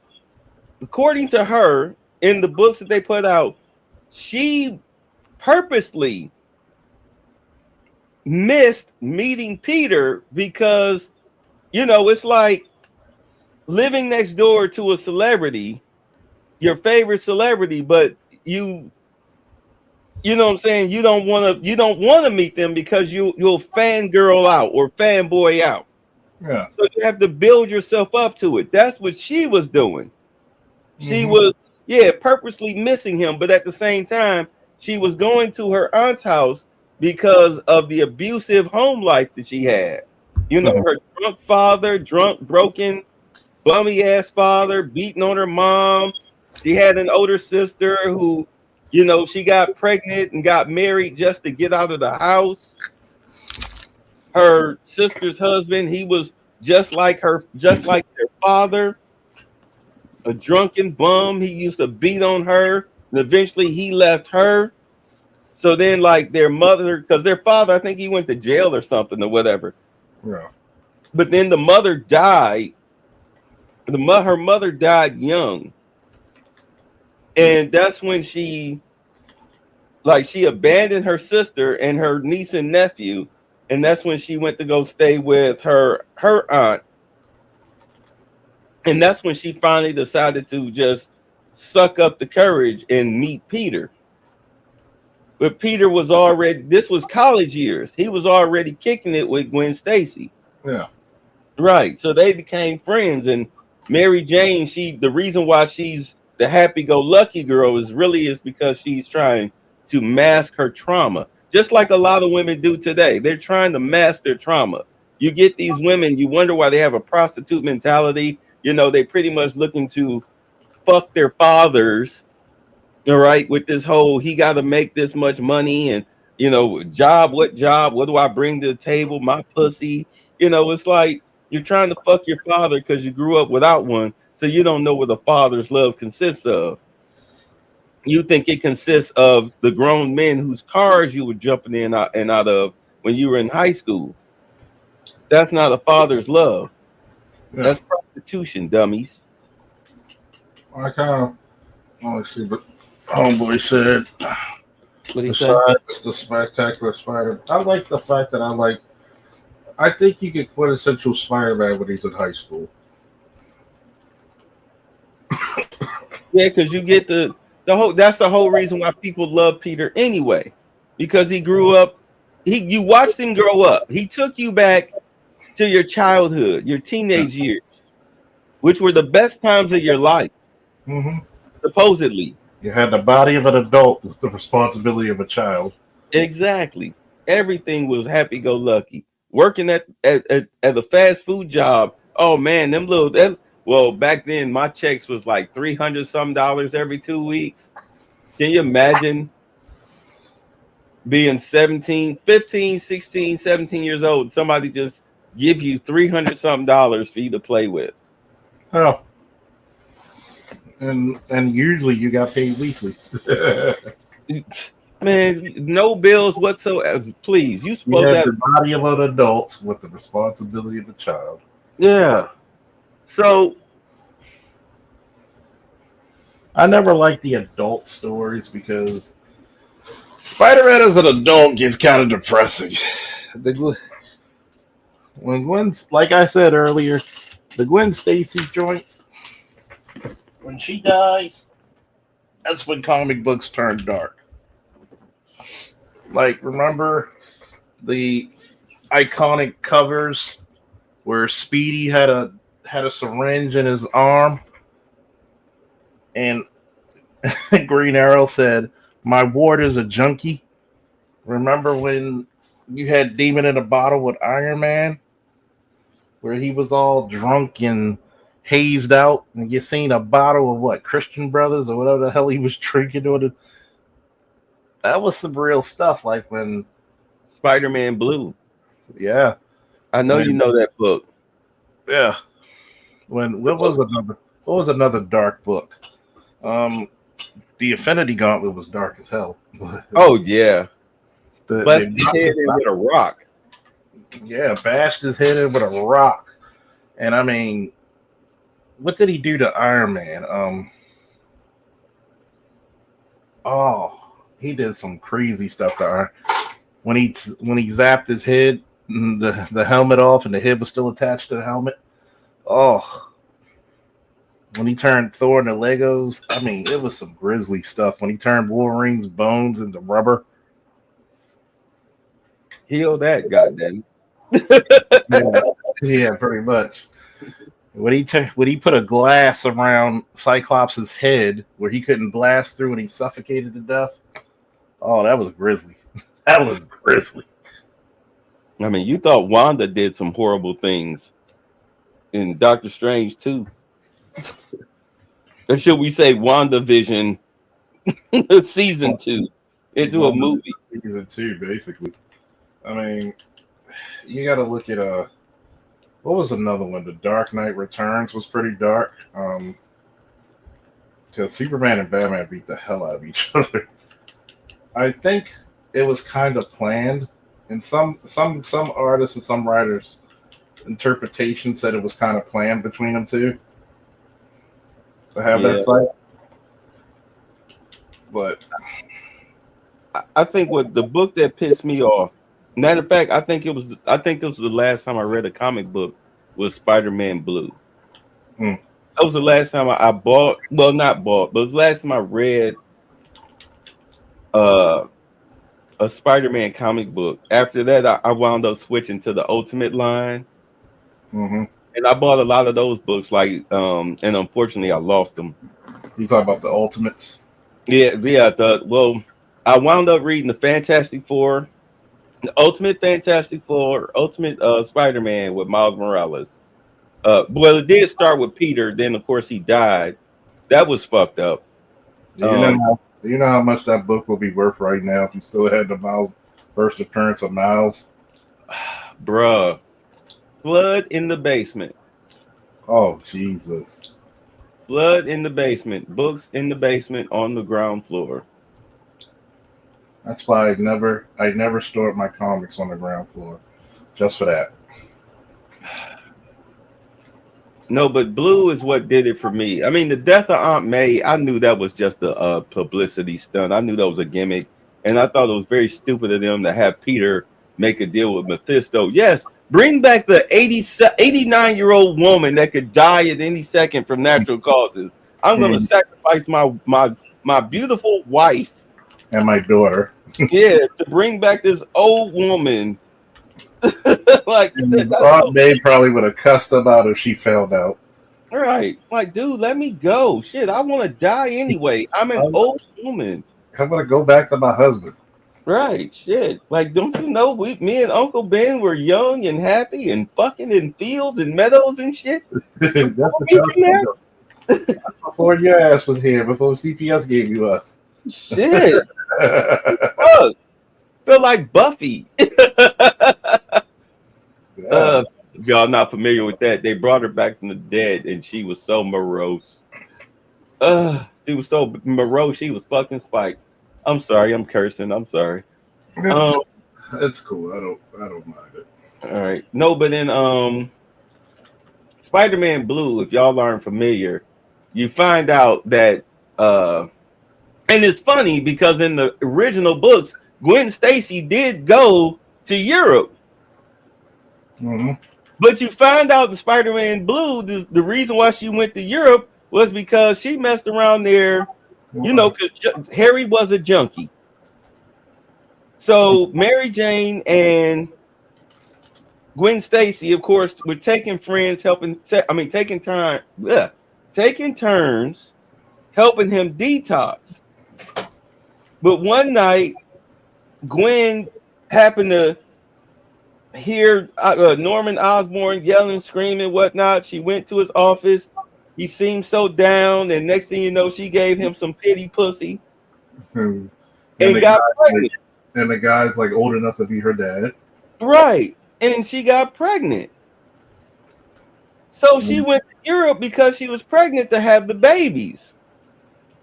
That's why in the books, it's funny. I mean, I can't believe they actually took the old material and wrote a whole story around it. Because remember, she said to Peter in the old books, like, hey, Peter, will you love me no matter what?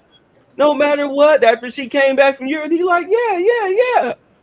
But what it was, what she wanted to tell him was that she had Kids, twins by Norman Osborn. But that's why he targeted her. He killed her because she didn't want him anywhere around the kids because she found out he was an evil piece of shit. Mm-hmm.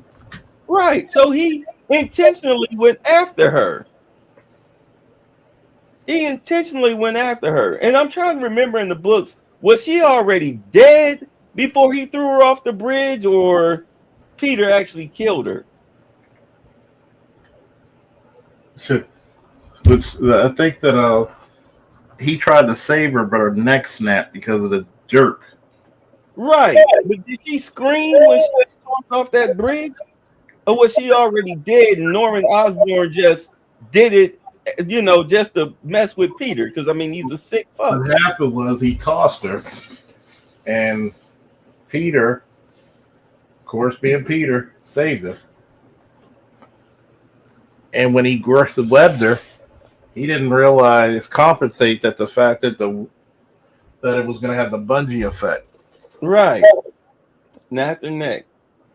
So, right. So in the books, so now Peter has these mysterious attackers.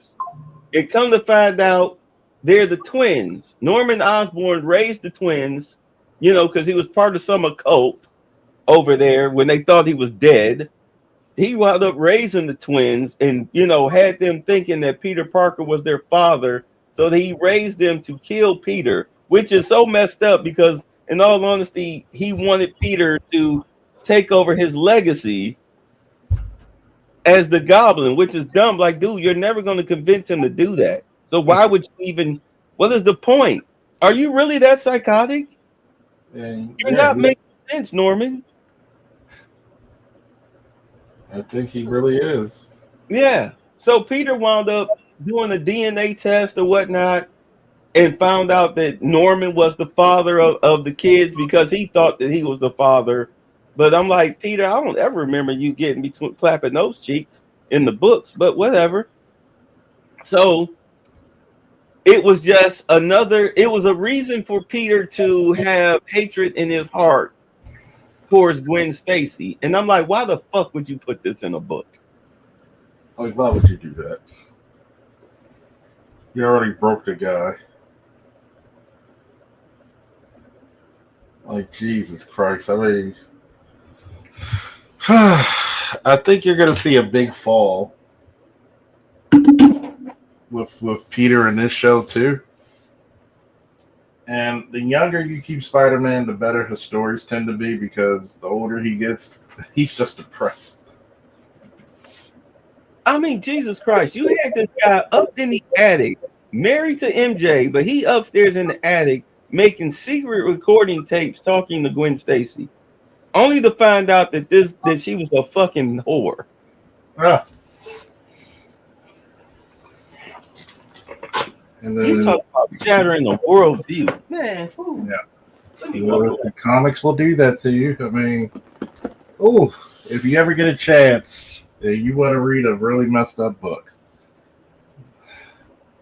I want everybody to read Identity Crisis by DC Comics.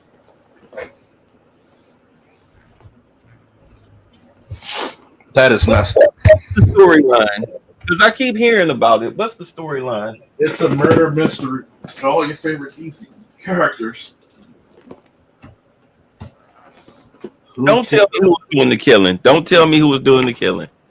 Who killed someone that was real close to the superhero community?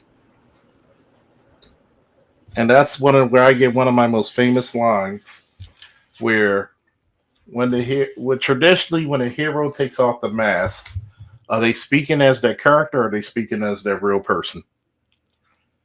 Well, with Bruce Wayne, with Batman, Bruce Wayne is the costume.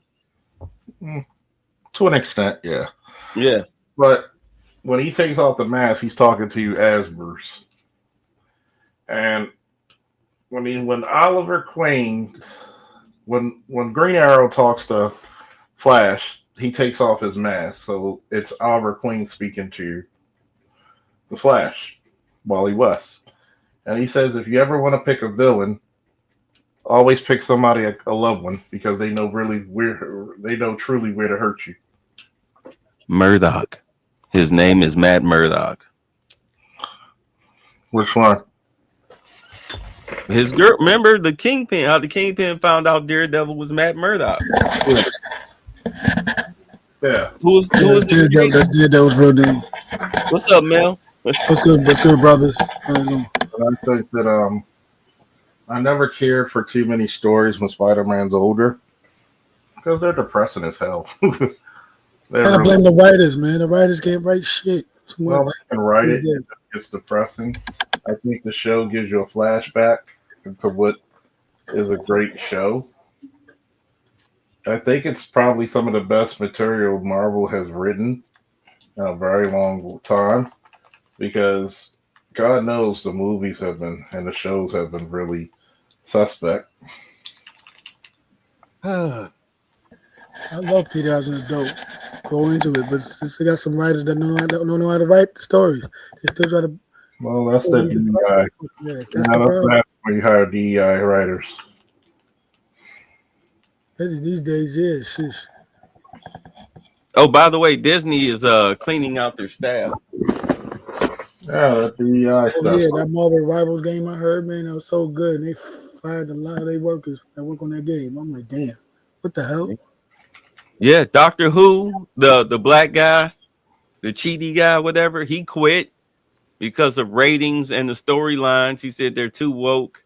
And the BBC, they have pretty much, because the season just ended, they pretty much fired their whole writing team. And now it's up in the air as to whether Disney will continue to fund them or not at $100 million. I mean, we throw these numbers around and it sounds like penny ante money, but show me your 100 million. That's a lot of freaking money to have a show that looks like only 50 people are watching. Yeah, I know Doctor Who is a classic BBC show, and it's also funny to always say BBC. Yes, it is. The double entendre. Like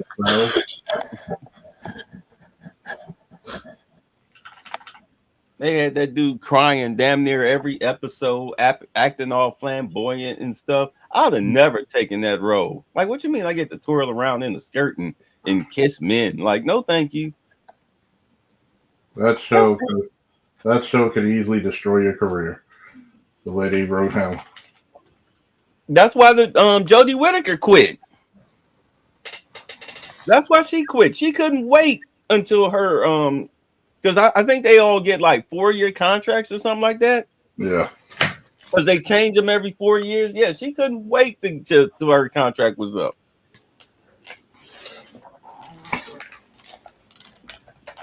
I mean, look what happened with Henry Cavill with The Witcher.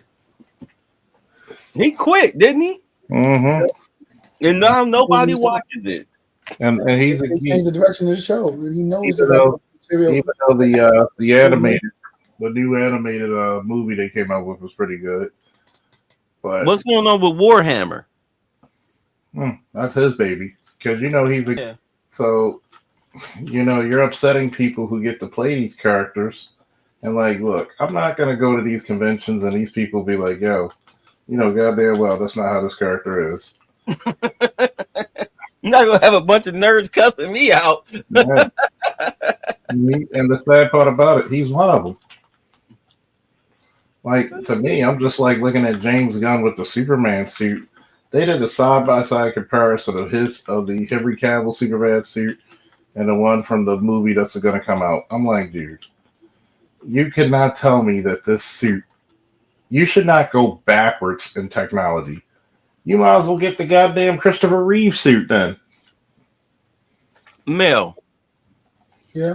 What do you think about this new Superman movie? Based on the trailer. Oh, I can't wait. I love it. I can't wait. I love it. What about you, Charles? Oh, that suit is off. That suit is god awful, by the way. Okay. So I love the color of the suit. That's what it's supposed to be. Bring hope and light. Let's be honest. Yeah. Because it looks awful in the movies. That's the reason why they changed suits in the goddamn movies, because a lot of the suits look awful. They show you how awful some of those, like the modern day Superman, you can get it. When New 52 came out with the suit, you still had the iconic suit. You took the trunks off. It's not 1938 anymore. Do you really want the? Do you really? Don't tell me because don't give me the bullshit about his iconic, because Iron Man does not look anywhere close to his first appearance, does he? Hell no. I love the Iron Man suit. But guess what? His original suit is not that iconic, is it? Mm-mm. Matter of fact, what's her name's not Iron Man, Thor. The Thor suit. They even made changes to that without really deviating it from making it look like, classic Iron Man type armor. I mean, not Iron Man, Thor Asgardian armor. It's like when you had the Man of Steel suit, that looks like a great suit. Yeah. You're looking at this suit, it looks like I can actually cosplay that suit. it doesn't. It's when you look at Ben Affleck's Batman suit when he was in Batman v Superman. That's the best Batman suit I've ever seen. He looked like he came out of a. I was skeptical of Ben Affleck being Batman when they did the one picture of him beside the Batmobile in the comics in the suit. I was like, he looked like he stepped out of a goddamn comic. It made sense. Just like, here's the thing: did anybody complain about Gal Gadot's suit as Wonder Woman? No. Why? Did it look like Linda Carter's? No. Why? Because it's modernized. It looks way better for the time. Yeah. It's the iconic suit that Linda Carter wore. God bless her. But for the modern day, it's not going to look nice. It looked like they went back a few years. Even the goddamn suit from fucking Superman Returns look better than this shit. Do I think? And James Gunn bringing back Crypto, I'm like, I'm as big as a Superman fan as anyone. What the fuck do we need Crypto for? What was how does Crypto even exist? It just somebody fucked the dog. What am I getting out of this? What happened? I guess he must have. Well, originally, depending on the story, he was in the goddamn negative zone. He was in the Phantom Zone. But Crypto was in the Phantom Zone. Yeah. How did Crypto get in the Phantom Zone? Some stray dog ran in there when they was trying to send the super criminal there. What? I forget how they put him. Because originally in some books, they were supposed to put Clark in there in some iterations. Just to save his life. But it's crazy because do I think it might be a good story? It depends. They have Guy Gardner, Green Lantern, which is new. For God's sakes, they really made him look cringy. I guess that's the point of Guy Gardner. You got to make him a little cringy. But they put him in there because, Guy Gardner's supposed to be this ultra machismo, the joke on a macho machismo dude. And, James Gunn, who I always thought was a little suspect in a couple of things, he always wanted to make fun of the macho machismo man, but for some reason people want to give him fucking superhero books, which deals with masculinity and manhood. The people that beat him up when he was in high school? Yeah, he looks like he got beaten up. And God knows, we know that he doesn't know anything about nepotism because for some reason, as long as he got a movie, his brother will always have a job. Or his wife. Or his wife. And even his dog, because that's what he based Crypto off of.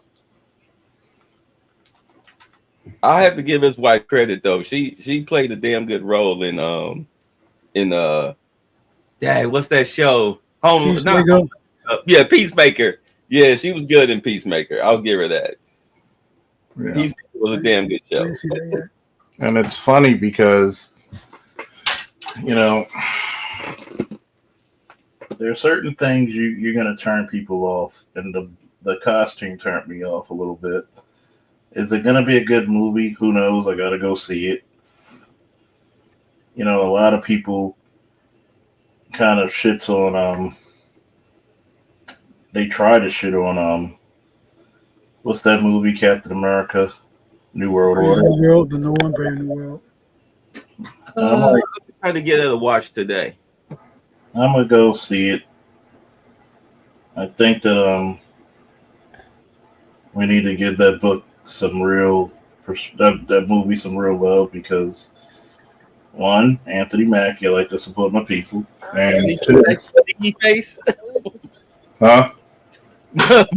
My homeboy Mars called him Sneaky Face because he always looked like he up to some shit whenever he be smiling, that little sly smile. Sneaky face. Yeah, he looked like he's sneaking, like he doing something he got no business.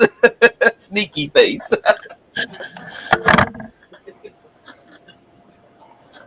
I never thought like that. I'm gonna tell you something. Y'all gonna be pissed off about it because y'all probably saw it. The new He-Man show, that the movie that's coming out, and you see how they gonna do it. They show pictures of it. I'm like, yo, you doing a mistake how they did in the '80s version now. Have it take place on Earth. Yeah, I was telling Charles they show He-Man getting arrested. Exactly, in the all pink shirt, Earth shirt, not like the one from Eternity wearing like the vest. It was like, yo, what the hell? Y'all studios really want to save money by not investing to make that shit like Game of Thrones, like as opposed to with the scenery and space and shit. Let it take place on Earth and him forgetting his identity that he's He-Man and all that crap. I'm like, yo, this is gonna be a disaster. No, I'm just like, I'm convinced that they pay people who'll never watch shows. It was a huge mistake to get. Why was it a huge mistake to cast him as Captain America? Why? It was a huge mistake to cast him. The comic book Sam Wilson is Captain America. He's Captain. Him and Steve Rogers are currently both Captain America. Exactly. There's no mistake. He's why? Why is it a mistake? I like to hear people's reasoning. Why? Why? Who else? You know what? I put it to you like this. They need to go through, they say because Captain America is white. You know what? They need to go through what they did with the books. But they should have kept it in That's no, okay. Whoever said Captain America can only be white. You give me this movie. Okay, in Falcon and Winter Soldier, you gave us the other guy, the criminal guy, the one who the soldier guy. You gave us that Captain America. You given us, yes, now you've given us the white guy. You talking about U.S. agent? Yeah. Yeah, U.S. agent. So you've given us that iteration of Captain America. Now you're giving us the Sam Wilson iteration of Captain America. Take it back to the show. Matter of fact, you need to do the. I tell you what. I would subscribe to Disney Plus if they did the series where the Punisher took up the mantle of Captain America, because he did that in the books. He did it, but he didn't really want to. Right. America wants a cap. No. Captain America is a title. Right. It's a title, not a person. It's not a person. It's an ideal. Right. You're not what America wants. You're what America needs. And that's the point about Sam Wilson being Captain America. In fact, that should be a movie.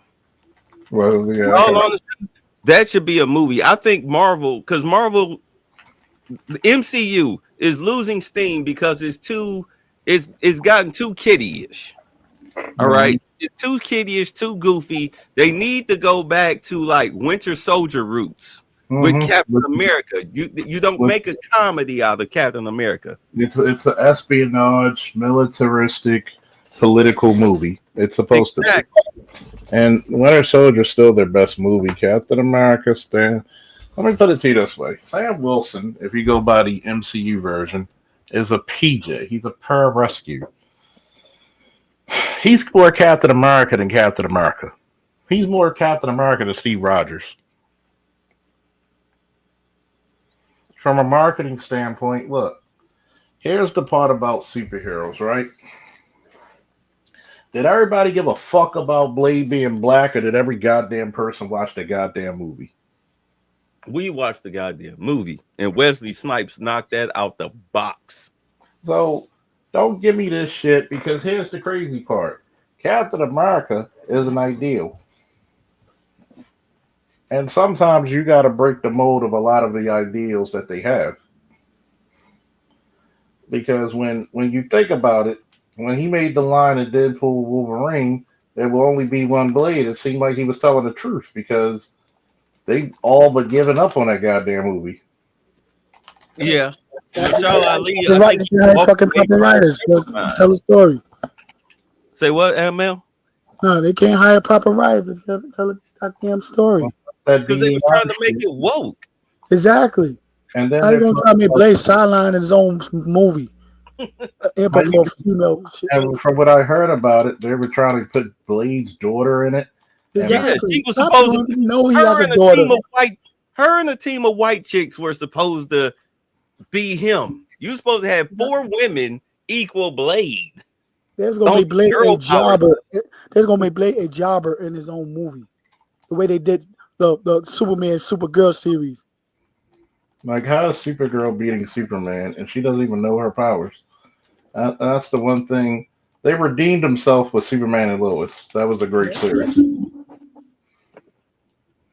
Oh, hold on. I tell you, I put it to you like this. Let me get back to the Sam Wilson thing. Sam needs to give up the mantle. And I swear to God, they need to go when they do the Punisher thing. Give me because you're going to shelve this whole Captain America thing for at least a good 2-3 years. Give me a season of the Punisher, another season of the Punisher, where like he winds up getting picked up by the government, like a newly reformed Shield agency. All right, give me that, and it's like with Sam, he's out of commission or he's giving up the mantle. Let's say the Punisher winds up just donning the Captain America outfit or costume or mantle because Sam Wilson stepped away. Maybe he got hurt or something. I don't know. So this is like in the comic book, you saw what happened with him and Bucky.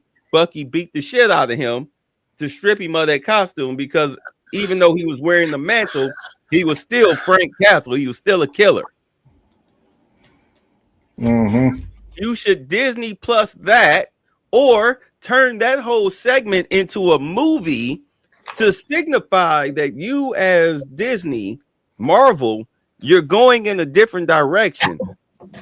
Because the campy superhero movies are played out. You need to get more into R-rated movies. Yeah. You really should go dark with these superhero movies. Why do you think when you looked at let's number one, you're gonna have to come up here and explain to me why it doesn't work. Because if you really think about it, you telling me an Isaiah Bradley series or movie would not sell.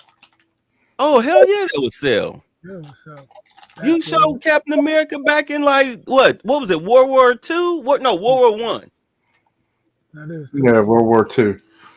Well, in the books, yeah, that's right. World War Because that's II, right. You're right. It is World War II. in the MCU is going to be Korea. Yeah, you take that back to World War II, showing the Black Captain America everything that he went through.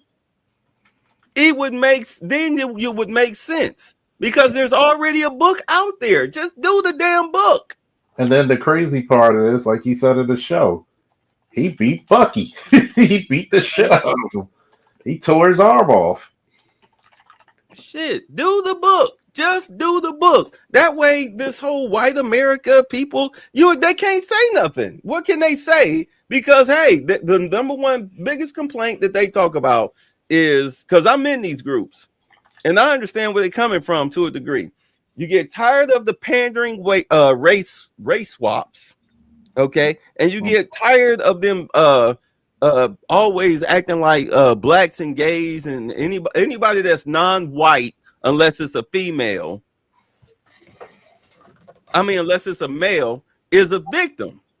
Everybody's a victim of white men.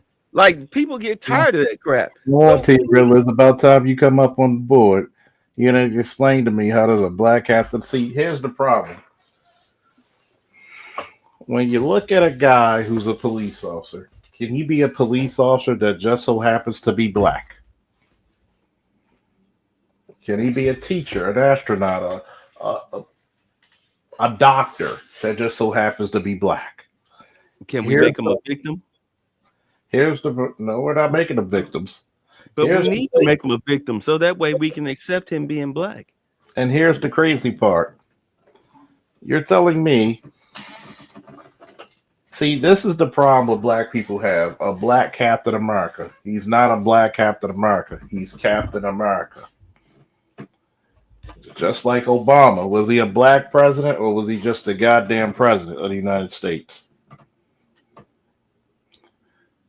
So, did he still hold the same goddamn authority as any other president before and after him? Yes.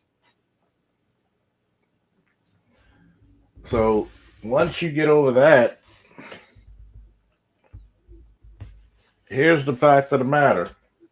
If you don't support this movie, how fucking much are you gonna get a fucking Blue Marvel movie?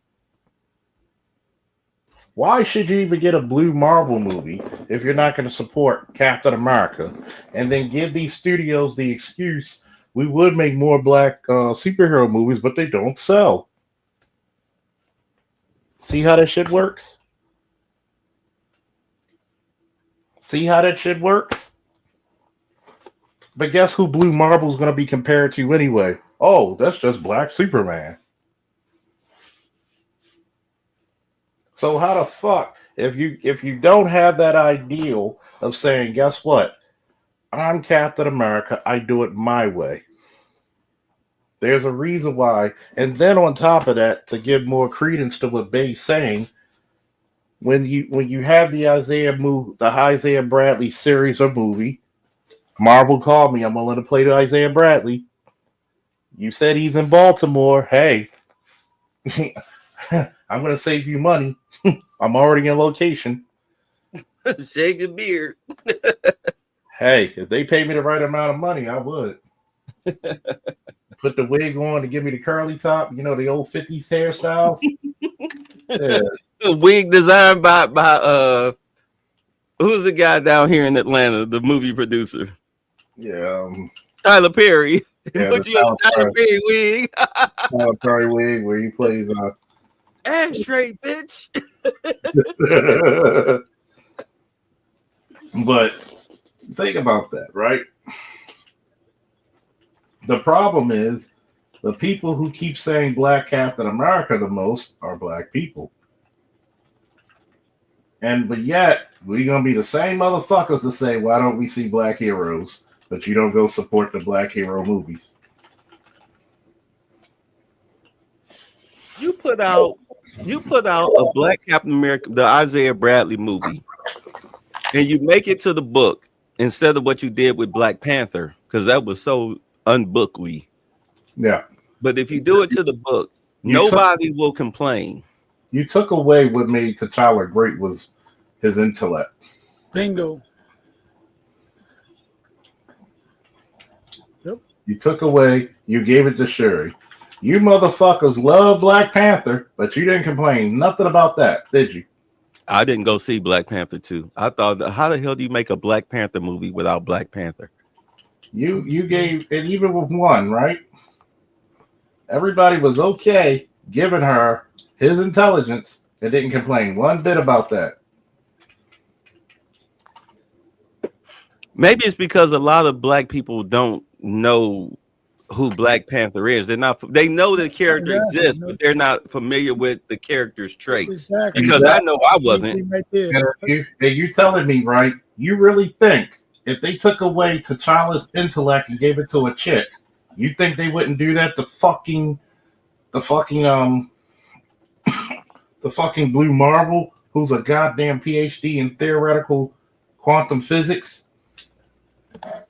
Is that the one that DC did where he was Hispanic?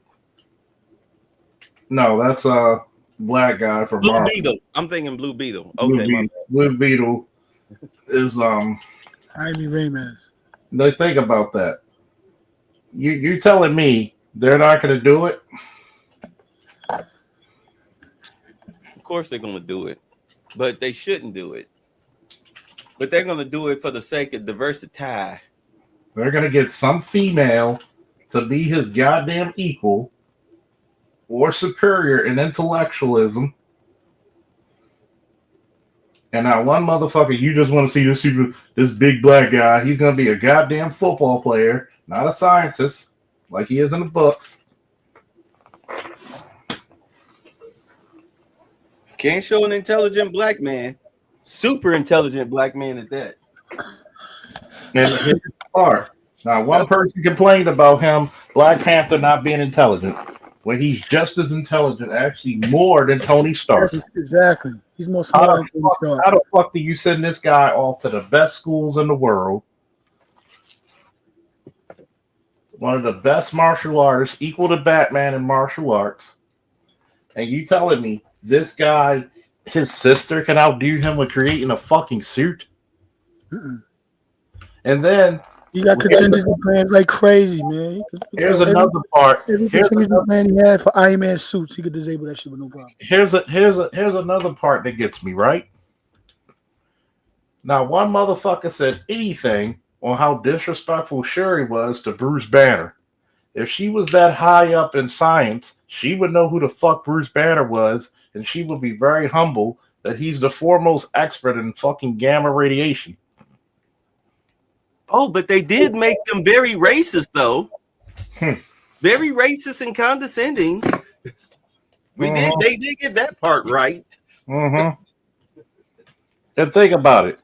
You telling me a Static Shock, even though nobody ever in comics or the show called him Static. The show was called Static Shock, but his name is Static. So you're telling me if you can't support a mainstream character like Captain America, regardless of his race, you really think we're gonna get a Static movie? When most of you never, when the fucking comics that came out were in the 90s, the show came out in the early to mid 2000s. Come on now. The comics was way different from the cartoon. Yes, way different. Matter of fact, they were limited. Shout out to Dwayne McDuffie, hallowed be thy name, and everybody from Milestone.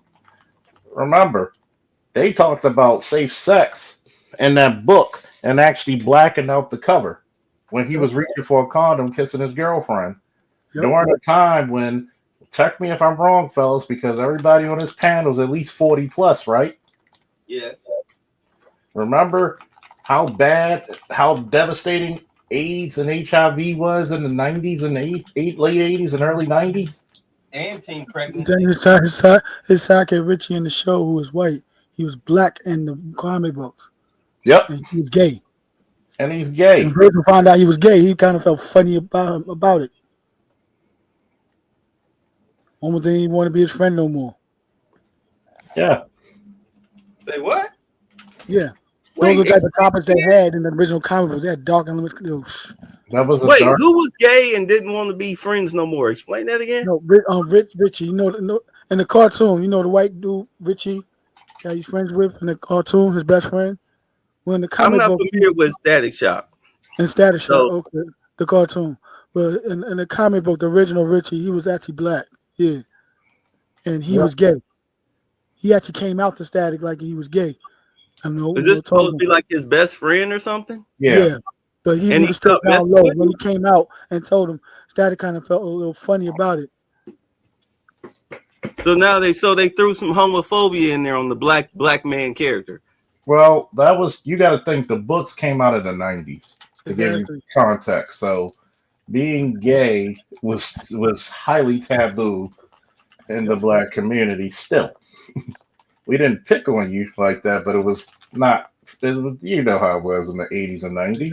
80s, 90s. And think about this. We have a question from the peanut gallery, as my wrestling coach would say. Go ahead and read that, babe, please, or somebody read it. Faulkner, if you were a comic book artist, how would you portray the true nature of the black gynocracy through it? I would tell the unabashed truth. Um, you would tell a story of a black man growing up. Think about it. What's more exciting than fiction is the truth. Would you give him a Felantonio father or a father that was run off?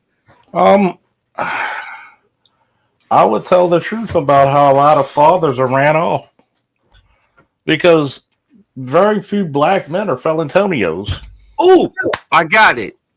He come from he got two, it's him and a sibling. They got two different fathers. The first father is, maybe like the sugar, his first father, his father was his mama's sugar daddy or one night stand or some bad boy or whatever. And then his younger brother or sister was a 9 to 5 working man that the mother ran off because she just wanted the benefits from the government or the child support or whatever. Boom, there you go. You can kill two birds with one family stone. Yeah, and I think that when you show the black male experience, you have to be honest on how varied. Notice, does Superman have a different upbringing from Bruce Wayne? Oh, very much so. So, with a guy from New York, well, New York and Baltimore is pretty similar, especially if you're from like Harlem or something, or Queens, or Brooklyn. It's pretty similar. Now, would a guy from Baltimore or New York have a different upbringing from somebody in the Carolinas? Yes. Two different environments. So, why don't we ever tell those stories? But every time we tell a black story, it's always got to be urbanized. Somebody always got to be either trying to rap, sing, or sell drugs to somehow become some type of rap mogul or music mogul. That whole typical Power and what was the other show we had the fat chick having sex? Mm-hmm. The one Jesse Smollett was a part of. Juicy Smollett. Yeah. It's always some criminal turn their money into some type of fantastic business, which is a lie unto itself. And now they're making good, but they still have their criminal roots in the background. They still got to be loyal to the streets. Yeah, still got to be hood. Gotta be hood. Here's one for you, Blood Boiling. Could I tell the story of a kid growing up in Baltimore who was kind of nerdy, came from a 2-parent household that got divorced, somehow found his way through academics and sports, wrestling, not football or basketball, surprisingly, joined the military, had some adventures in the military, saving lives, doing all kinds of fun missions, came back, movie 2, his life as a police officer and as a single dad. Would that sell as a movie, a comic book movie? Well, yeah, I mean, it's like, let's say, like, you would have to, like, have a best friend that died tragically in your arms from gunfire. You tried to save him from a drug deal gone bad, and now you gotta Michael John White your way through the criminal elements. Yeah.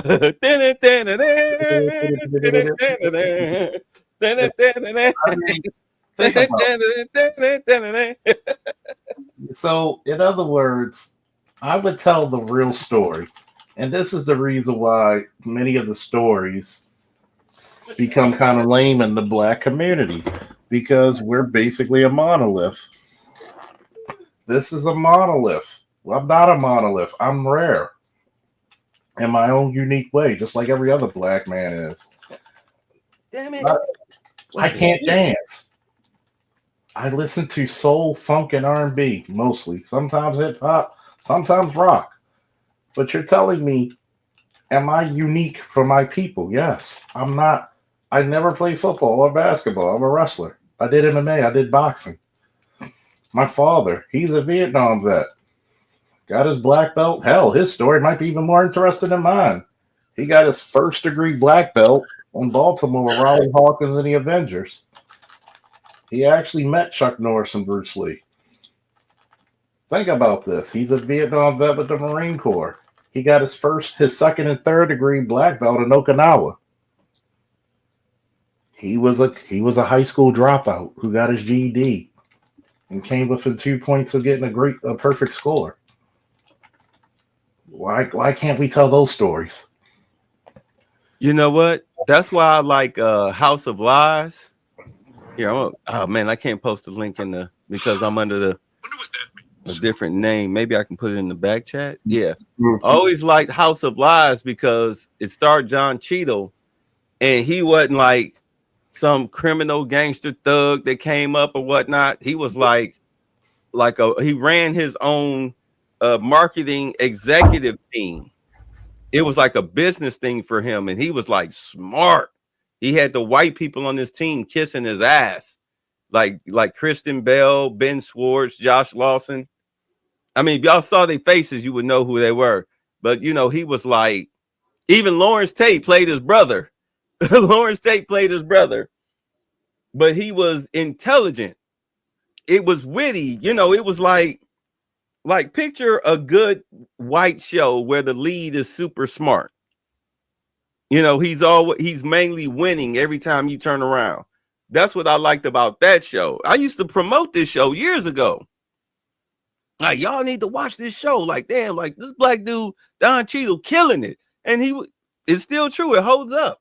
Those are the type of shows that more black actors need to be the lead of. Not Queen Latifah being the equalizer. Bitch, 70 years old, acting like a street tough detective. Shit. You know, you're a street hog-nosed detective, and you're obviously not in shape to do the job because that's a physically taxing thing.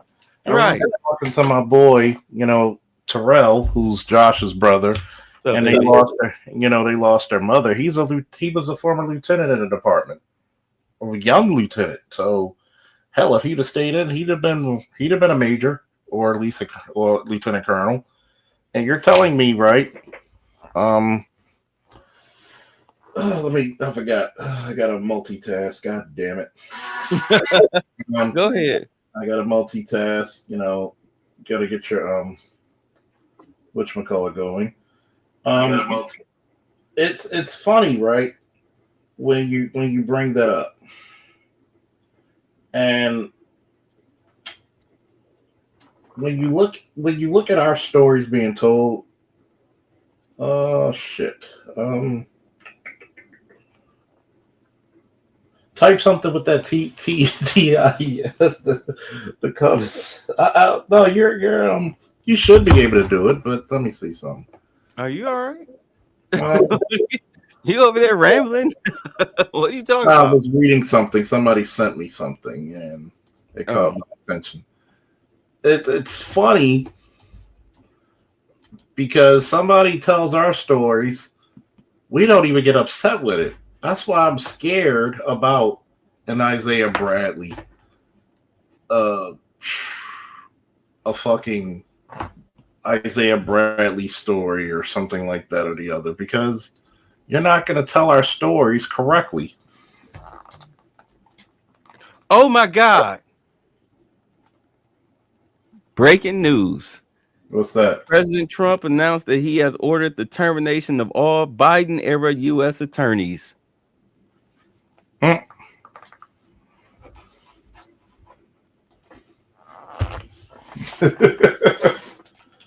Get the fuck out of my way, bitches. I'm doing these audits, and you guys are going. I don't care what nobody say. There's no bipartisanship. You're going to fucking jail for stealing taxpayer funds. You didn't steal $20K or $100K or $50. You stole tens of millions of dollars. You're going to jail. Yeah. Your name is lit, and you're not getting out of this shit. Yeah. Go on. I'm sorry. Charles never posted it in the back chat. It's called House of Lies. Called House of Lies. It's old. I'm sorry. It came out in 2012, but it's damn good. It's how many seasons did they do? It's 58 episodes. They did 5 seasons. They did 5 seasons, but it is damn good. It is damn good. He went from like running his own team to running his own business, even with the prison. Yeah. Because the white chick, Christian Bale, she snitched on him about some shit that they did, to make a deal happen or whatnot. He spent some time in prison, but he got out and wound up reclaiming his company. Like, it's funny, but it's a smart show. It's not like Big Bang funny or anything like that. It's, like goofy TV shit. Like, it's smart, intelligent comedy. Just look up some clips on YouTube. You'll be like, oh shit, like this is funny. Like, this is good. I like this. The joke is on the white boys in that show. The joke is on them, not Cheetah. Yeah. Yeah, House of Lies. I'm sorry, go ahead.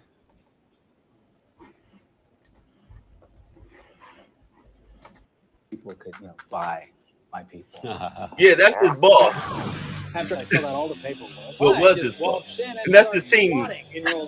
Really? Yeah. Are you breaking up with me? No. I filed a sexual harassment claim against you. Don't give me that look. He was my boyfriend. Phoebe misses you. Any chance you can stop by and play with her this afternoon?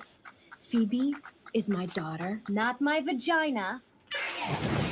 I'm gonna get my company so pumped up that my valuations are just jacked. Do you even want me back at KMA, Murdy?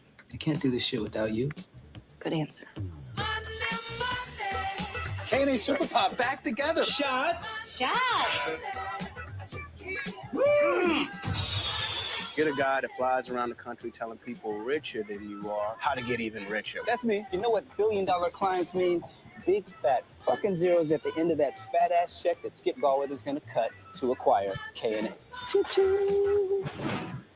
Are you gonna pass this business over to Skip Gallweather? Skip is prepared to shell out 7 times the firm's revenue. I mean, there's so much money to just walk away from. Take that as a yes.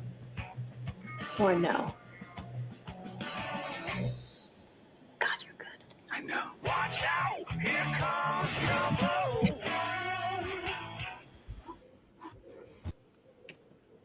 It's funny because when you have a lot of these shows out here, and when you look at the representation of black people, especially black men, think about it. When you look on media, all you see is a bunch of damn black men crying, especially when it comes to politics. Walmart Obamas. You see the disrespect we go through. But yet, what happens if you get a competent black man who doesn't apologize for shit? You get that show. Yeah. You get that show. I mean, the little commercial didn't even scratch the surface of the feeling, the theme, and the feel of that show. It didn't even touch it. Matter of fact, he got a kid. His kid is like a weirdo, almost like on some Bobby Hill type shit. Because he's black. His father's rich. They live in LA. So he's around all these LA kids. So he's dressing different, dressing weird and acting weird. He's just trying to fit in because he's like between the ages of like 11 and 13. Oh, so he's like Will Smith's kid. Yeah, plus he's mixed because his mother is white, but his mother is crazy. So the kid lives with him. So does his father. His father and his son live with him. So the father pretty much, babysits the kid, but he lets the kid do what he want to do, because he's a grandparent. and it's pretty good. I think who play? Let me see who plays his father. I know it's a well-known actor. Let me see. Hold on. It's a well-known black actor. Yeah, Glenn Turman. Glenn Turman. Who? That's the. Let's see. Let me show you. That was a black guy that was in. Let's see. What is he most famous for? Shoot, I don't think he's really famous for nothing. But if you saw him, you know who he is. You're like, oh, that guy. Like, okay, yeah, that guy. You know, the type of dude that play like a barber or something like that. He owns a barber shop or whatnot. Matter of fact, he played a gangster in some TV show. I can't think of what he was in, but yeah, he plays his father. Tate Diggs plays his brother. You have to watch it. You just have to watch it. But it's pretty good. Now, when it goes, I'm going to go back into what do you think was the greatest portrayal of a strong black hero, comic book or otherwise, you've seen in animation, TV show, live action or animated, movie, live action or animated?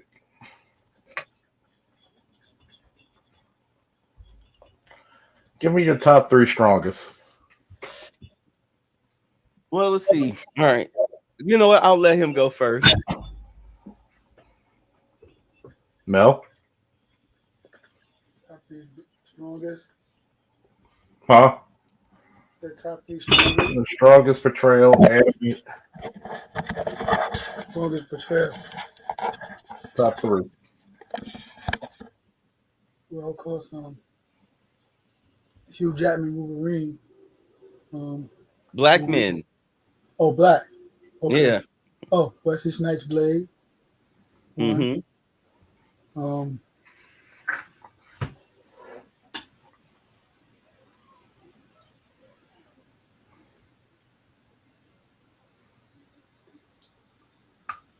Chadwick Boseman, Black Panther 2. And man,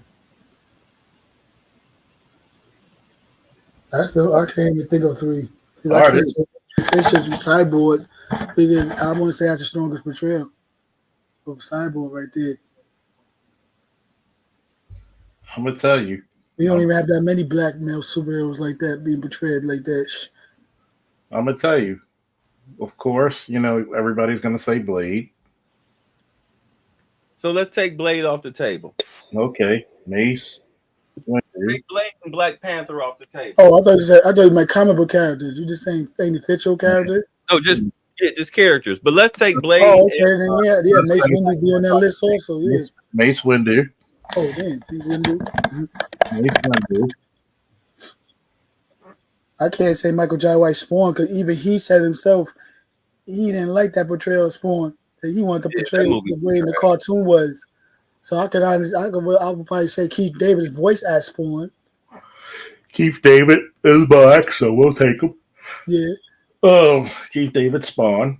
Hell, if we're gonna go Phil Lamar as John Stewart.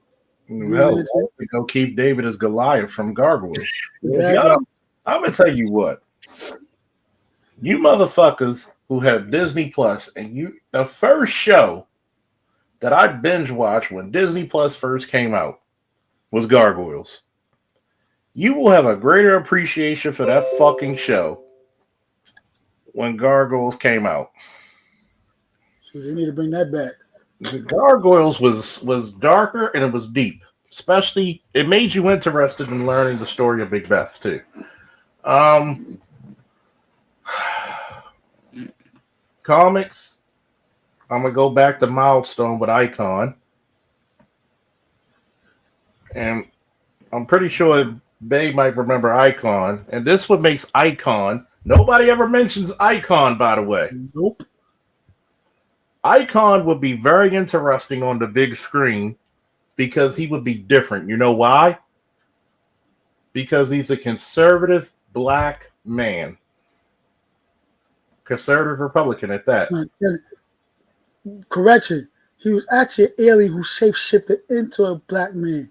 Mm-hmm. That's a definitely good concept. You chose And to then- live a life as a black man during the And, he slavery came- time and he's for been many around. decades. He's been around since antebellum slavery. Exactly.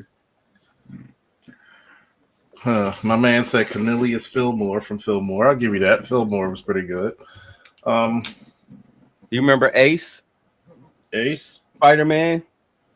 Oh yeah. He only made 2 appearances, but he was like pretty much like he dressed like 80s Michael Jackson. He rode a motorcycle. He's the only person to beat up Spider-Man. Ace.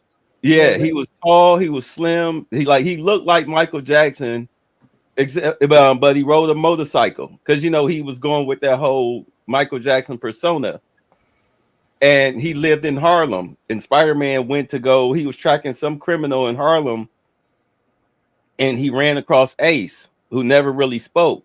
He whooped Spider-Man's ass because he had the power of anticipation.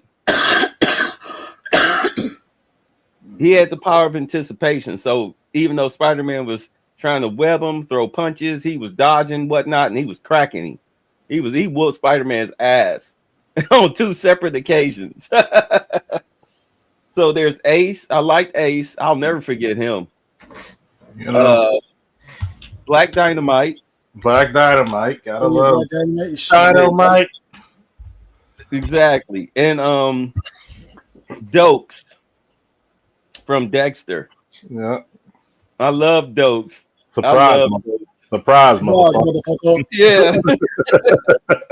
I love Surprise, motherfucker. Oh boy, that was a classic one-liner, man. Damn. They meme the hell out of that shit online. Surprise, motherfucker. Surprise, motherfucker. Surprise, motherfucker. I'm declaring war on anybody who sells drugs in our community. With Black Dynamite, I sell drugs in the community. Oh, man, the cartoon. By the way, Black Dynamite, if you haven't watched Black Dynamite, the movie, you're doing yourself an injustice. hell yeah. Oh my God. The movie and the cartoon, shit. It's classic. Oh yeah, the cartoon was hilarious. It's Hell classic blaxploitation. The movie is classic blaxploitation as the joke, but the underlying message in it is fantastic if you catch it.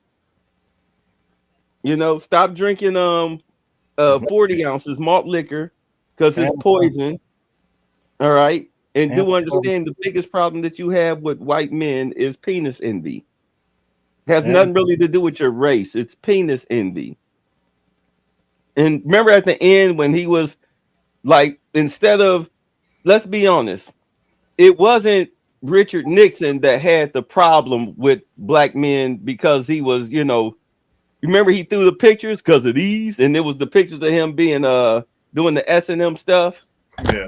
In all honesty, the joke was really aimed at J. Edgar Hoover. Yeah. Remember, he's the cross-dresser with freaky pics out and stuff. Yeah. Yeah. So it wouldn't have made sense. So they just made it the president instead. So they just really, oh yeah, Afro Samurai. Yeah, Afro Samurai. What about a couple of the dudes from Bleach? Matter of fact, y'all gonna make me dig into books for a couple of the classic black heroes. Of course, we got Cyborg. Of course, we have John Stewart. The motherfucker was a Marine and an architect. Good God. Deadly combination. Let's be honest. Darth Vader was a lot of black people's favorite character. Until, even when they found out that he was originally white because of James Earl Jones. Yep, James Earl Jones. Yeah.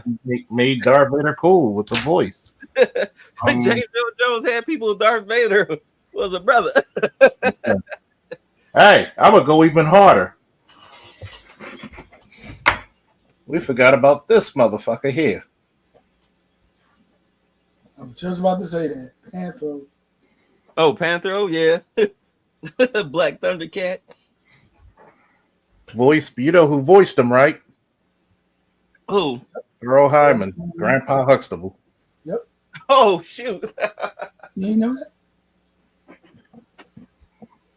Grandpa Huxtable. Hyman in the new cartoon, Kevin Michael Richardson. Battlestar. Buck Wild. Yeah, Buck Wild was crazy. Hardware. Huey Freeman. Oh man. Huey Freeman. I mean, think about it. Yep, the Freeman brothers. From Boondocks. Who was another? Night Thrasher from Oh yeah, Marvel. Night Thrasher from Marvel. From what was the team called? Silver The Hawk. New Warriors. The New Warriors. Yep, the Night Thrasher. Silver Hawk from Image Comics. Nobody notice when, and think about this, right? Undercover brother. Undercover brother. King T'Chaka. T'Challa's father was a motherfucker. Hey man, you can't forget this best character, Homie D Clown. Damn. What about famous sock bop you in the head? what about King Grayskull from Masters of the Universe? He's a brother. Damn, He-Man's ancestors is black. Morgan Freeman. Morgan Freeman, and then he was God. plenty of roles for Morgan Freeman. Yeah. Patriot from Marvel. Blue Who's Marvel. the one guy? Shit. You got plenty of Denzel Washington characters. Mm-hmm. Hey, when he played, you know what, Jeanette? I think it's a travesty that he never got an award for playing Malcolm X. Exactly. Yeah, well, playing the bad guy, but not Malcolm X. Do you know how incredible? And I literally watched the whole thing from beginning to end. Do you know how crazy that movie was? My man Blood Boiling said Clubber Lang. Yo, yeah, Clubber Lang. Oh, and what's her name? Carl Weathers. In the first two Rocky movies. Yeah, Apollo Creed in all the Rocky movies, really? Yeah, let's not forget about Action Jackson. Action Jackson. Do I have that on the shelf? I'm Leroy Green. The first black Super Saiyan, man. Mm-hmm. What about man, what's his name? Yeah, we forgot. He was the one who was in man, you came straight out of a comic book. Jim Kelly. Shit, Jim Kelly. Like, see, notice you can't get up. Oh, we forgot about the greatest fucking anime black man of all time, Killer B. Bishop from the X-Men, Bruce Leroy. Yep. Killer B. Okay, Killer B's the baddest motherfucker in Naruto. Everybody loves Sasuke, but Killer B put his foot in his ass and made a freestyle while writing a freestyle down. Eddie Murphy and his hero roles. Oh yeah, the Golden Child. Yep, I'm looking at it right now. That's what made me say it. Prince Hakeem. Well, Hakeem in the first Captain America. He kind of lost points for me. The second one, man. The second one, he lost points. I mean, he played a hell of a role as Axel Foley. Oh, Ron Van Cleef. Oh yeah. Yeah. Don't forget Hancock. Oh yeah, the dude from Fire Force. Oh yeah. Let's see. Arbiter from Halo. Oh shit. What's his name in The Matrix? Lawrence Fishburne. Morpheus. Oh yeah. Yeah, you got to give Morpheus. Oh yeah. What about Common when he was in Common's character when he was John Wick? Oh, yep. I'm looking at the John Wick right now. I got all these. I got my movie shelf right next to my desk. That's why I went to get my flashlight so I can look at these. Yeah, we forgetting. Oh, we forget Dudley and Street Fighter. Keep it classy. Yeah, Lando in Star Wars. Balrog. The early Star Wars, not this latest garbage. Oh yeah. Oh yeah. You talking? What about It works every time. Billy D. Williams. Oh man. What about Meteor Man? Oh Lord. Matter of fact, that was actually filmed around the corner where I used to live. Oh God. Next you gonna say what was the handicap superhero? Handyman. Yeah, handyman. Oh man. Oh shit.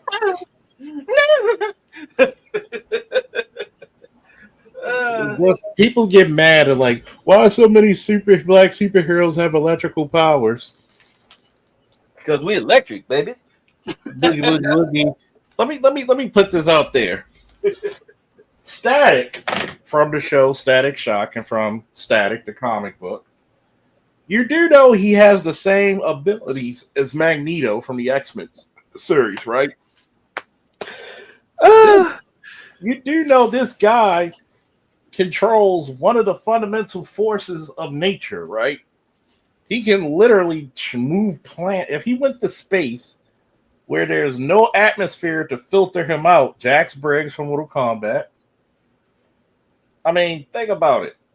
He would have the ability, if he went to space, he would actually be able to move planets with his powers or change the axis, and he would just destroy a planet if he chose to. Anything you see Magneto can do, he can do. So think about that. And think of how powerful he was as just a teenager.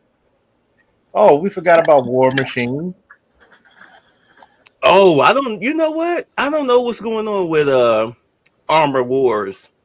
I would like you have to understand that Disney is trying to save money.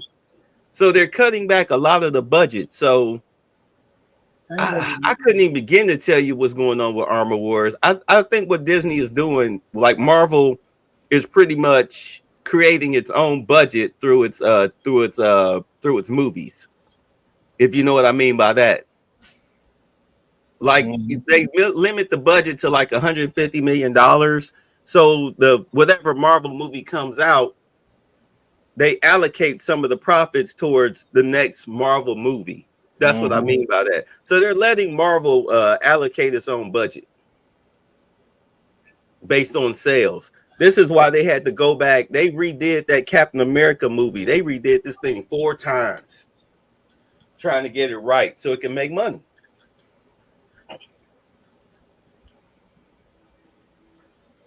Yep. Quick tidbit: Black Lightning. There was you ever see Harvey Birdman? Oh yeah, Harvey Birdman.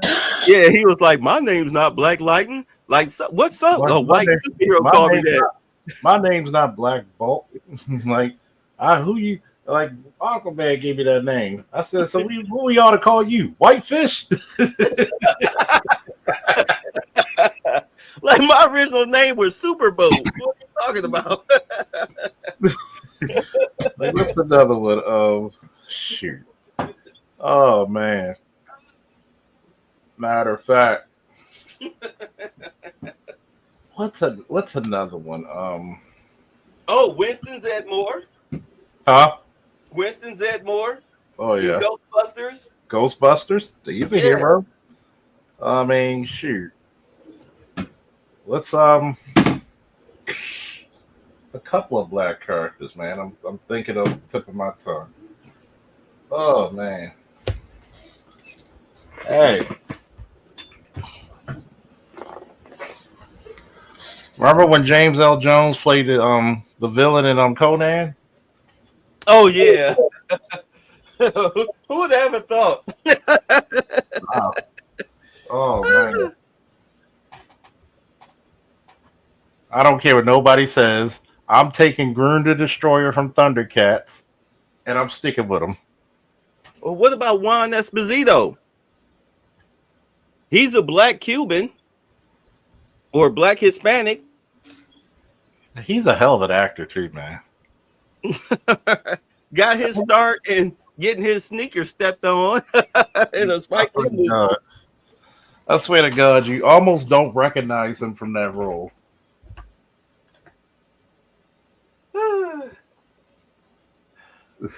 Longo said Black Lightning should have been renamed. These black bitches don't listen. Forrest Whitaker. Forrest Whitaker. How can we forget Forrest Whitaker? Oh yeah. Mister, what the fuck you say? Look. Oh yeah, the Godfather of Harlem. Yeah. Meet about, Big Dick Dexter. Oh man. Oh, what's another one? Remember what was the one that Isaac Hayes played in when he was a trucker? Oh yeah, Dutch from Black Lagoon. I give him Dutch from Black Lagoon was the shit, dude. Dutch from Black Lagoon was the shit.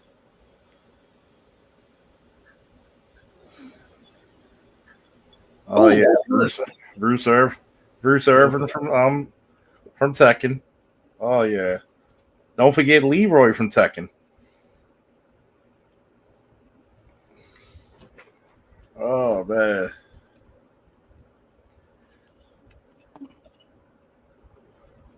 I'm sorry, I'm about to. Never mind. That's nothing to discuss out here. I'm about to get my Trump money. How about that? What about? Remember, I was telling you about stock. Rock-a-Lock from My Hero. What about Oob from Dragon Ball and Dragon Ball GT? Oob. Come on now, y'all call yourselves anime watchers. Come on now. I don't watch that. Well, I don't watch a lot of American anime. Aqualad from Young Justice before they made him. We're not going to talk about season 4 Young Justice. Okay. What did they do? They made him bi or gay. Okay. Even though he never showed any signs of it in the previous seasons. And he led the team. Oh, I did buy. Okay. Let's go to G.I. Joe. Roadblock.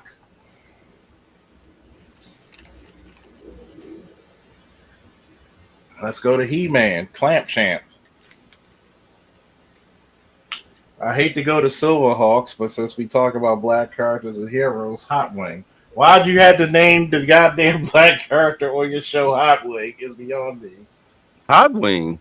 Yes, they named him Hot Wing.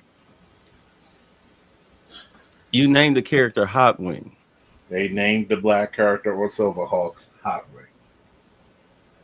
And I'm supposed to respect that somehow. And we're supposed to, and nobody thought this was, nobody went to legal and said, no. Maybe they did. This is what let's go with that. Oh yeah, Stryker from G.I. Joe, the original field leader, and Stryker was an Army Ranger.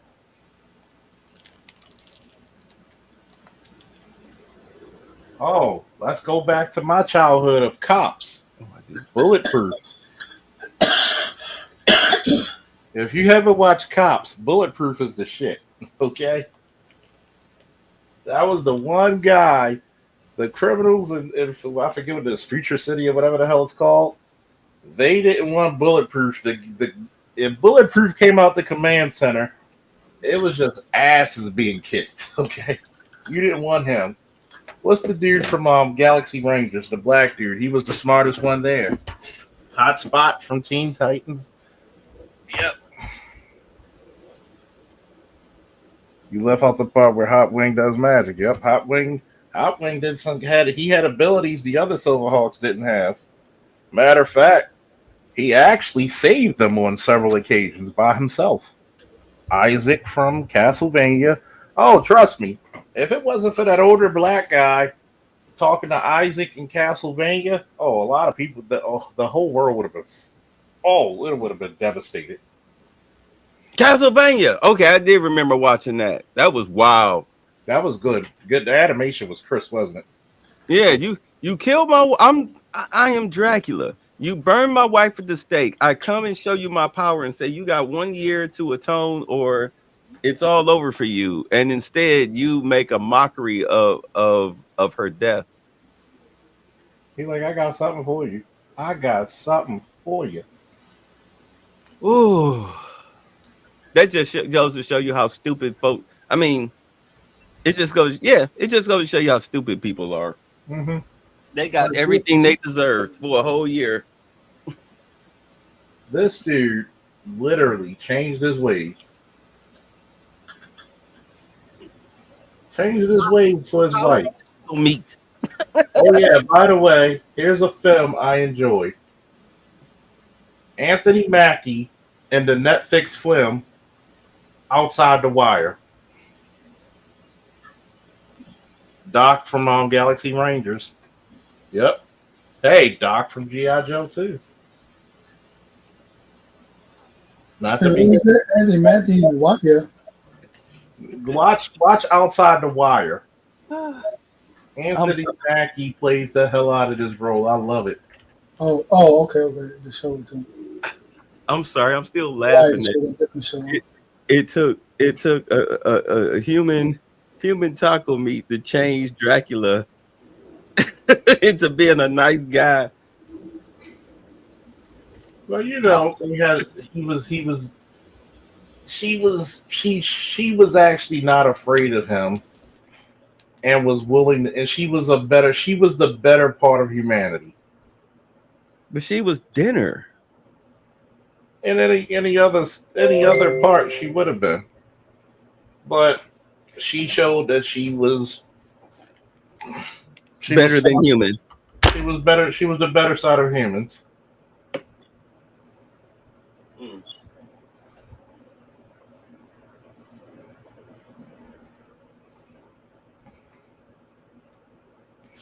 She was the better side of humans.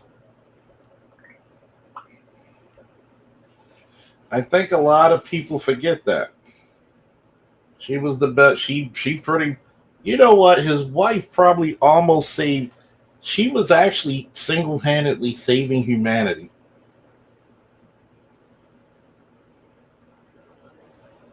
I think her biggest mistake was that she wasn't in Africa. Yeah. She wasn't around black people, because black people would have revered her as a god, as a savior. Yeah. Whereas the Catholic or the church saw her, anything outside of church teachings was considered evil and witchcraft and whatnot. Yeah. Yeah, she'd have been better off in Africa. You think about that, right? She basically saved them. God damn it, babe. I can't even argue against that, even if I tried. Because if you really think about it, you're right. She would have been revered highly. You literally saved us and changed this man's soul. She was literally his redemption arc. Yeah. And you had to go to burn this man's wife at the stake. Even then, she told you, don't do it. Please don't hurt him. You're like, no, fuck that. you my bitch. You my, hey, what's that song? Hey, that's my bitch. Hey, that's my bitch. Why you call my hoe a bitch? You know, it was one of them situations. Yeah, he, boy.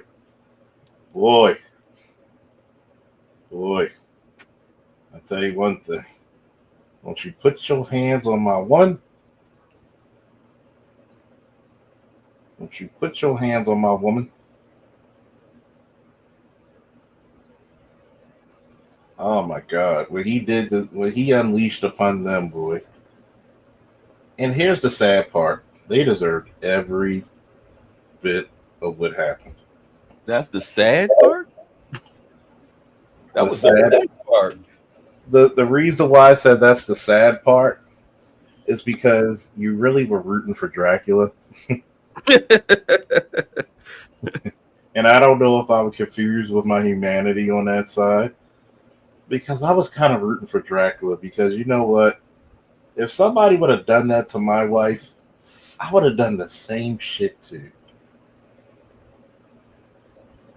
Like the way they portrayed, like when he finally got done traveling and everything, and then he went to her house and saw that it was burned down, and he dropped them flowers. Like, what the hell? And he did exactly Hondo from Mass. Matter of fact, we could add Hondo from SWAT, the TV show, not the remake, not the original, because Hondo in the original was white. Both Hondos from Mass. I think that one day we got to do a sit down. Now you made me think about it. Give me a rule in the chat if you want me and Bay to do a sit down review of Castlevania. Oh my god, I'm gonna have to rewatch that series. I loved it, but I'm gonna have to rewatch season 4.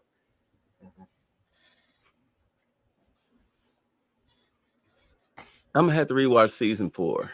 They had the season 4. They had the Haitian chick, and she was in antebellum slavery.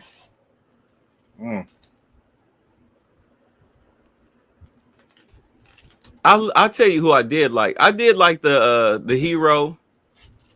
The what was his name though? Not the DuPont. What was he?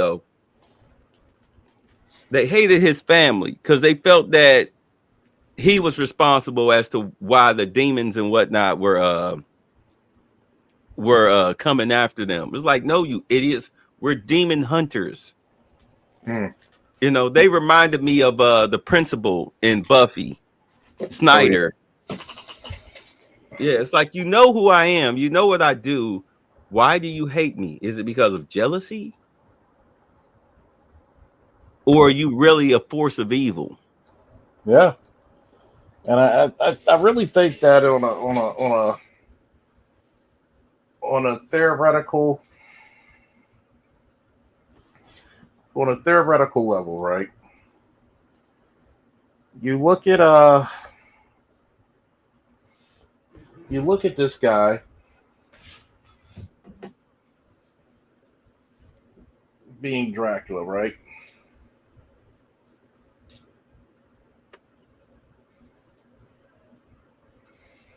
And you think to yourself, wait a minute. Who's the guy playing with him in this damn movie? Shit. You have literally a man who lived for thousands of years. Human beings are basically food source to him. And it takes this one special person to see the humanity within him, and you took all that away from him.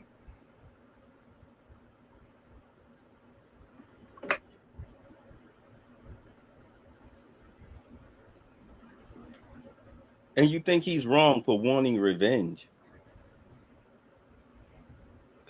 It's kind of sad because you really wanted to. I was really cheering for him, like, and you looked at the Catholic Church historically, they kind of deserved it in some ways. You think they took Battle Beast from the Thundercats universe? LOL, of course. Of course. Of course. What's the hero's name in Thundercats? Lionel? Lionel, yeah, Lionel's older brother. Lionel's crash out older brother. Yeah. Like, when people say who's a crash out, that dude's a crash out. I want to see the stars. You stay here and fight the same old Mothra motherfucker all you want to. I got better things to do. There's money to be made in these galaxy streets, bro. You know, I'm in these streets. Can you imagine what the phone call would be like between these two? Like, yeah, Battle Beast, how you doing? Hey, what up, Lionel? How's being the Lord of the Thundercats treating you? You know, it ain't shit, you know. Pantho said, what's up, my nigga? You out there? He's like, yeah, I heard you in another universe right now. Yeah, you know, I had this one human teenager try to square up with me. I had to show him what Thundercats were all about. I made him my hoe. Let me guess, that fucking old fossil. You still fighting that old fossil? Like, really, bruh? Like, come on, man. Like, look, go ahead and put his wig and move on. They like, hey, he's a lot different when he transforms.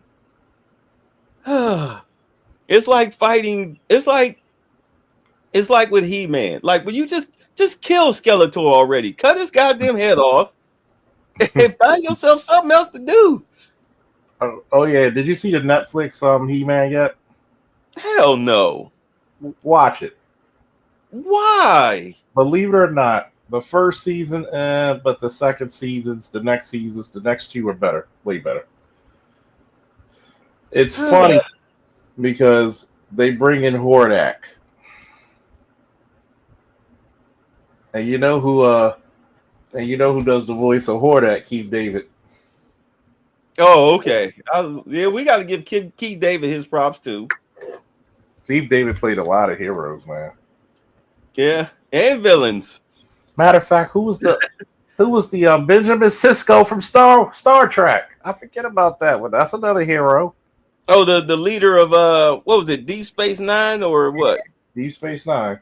Yeah, he was the leader of Deep Space Nine. Yeah, trust me, he played a hell of a character on that Deep Space character. The character on Deep Space Nine, Benjamin Sisko, was a hell of a guy on that show, man. And he was the whites never complain about him. No, matter of fact, a lot of white guys, that's their favorite captain.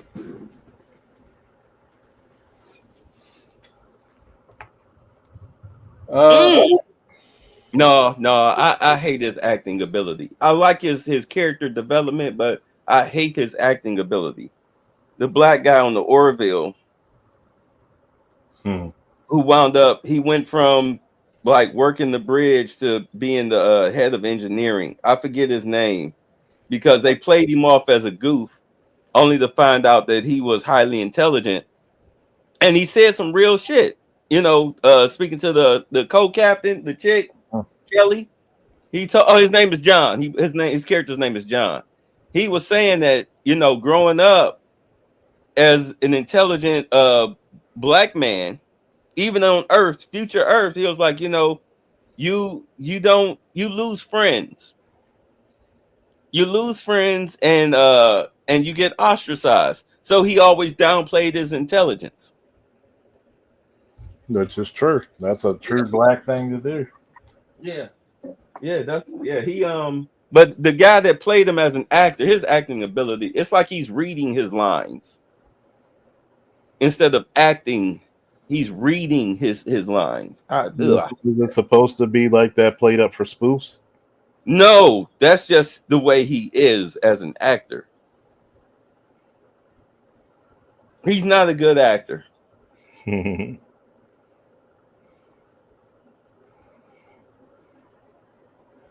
That's why what's her name never went anywhere with his career.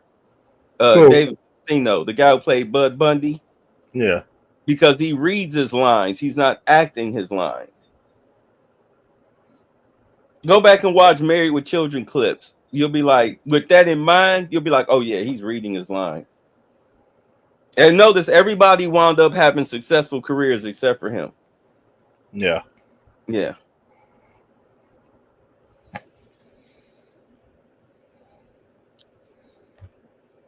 Let's look at this one. Let me see. Yeah, what about Darkwing 1 and 2 and Bulletproof and Bulletproof? I like Bulletproof. Black Samson was the Darkwing? No, Darkwing on Invincible. Oh, okay. I think Black Samson was also, he was trying to be the glue to keep the Guardians of the Globe together.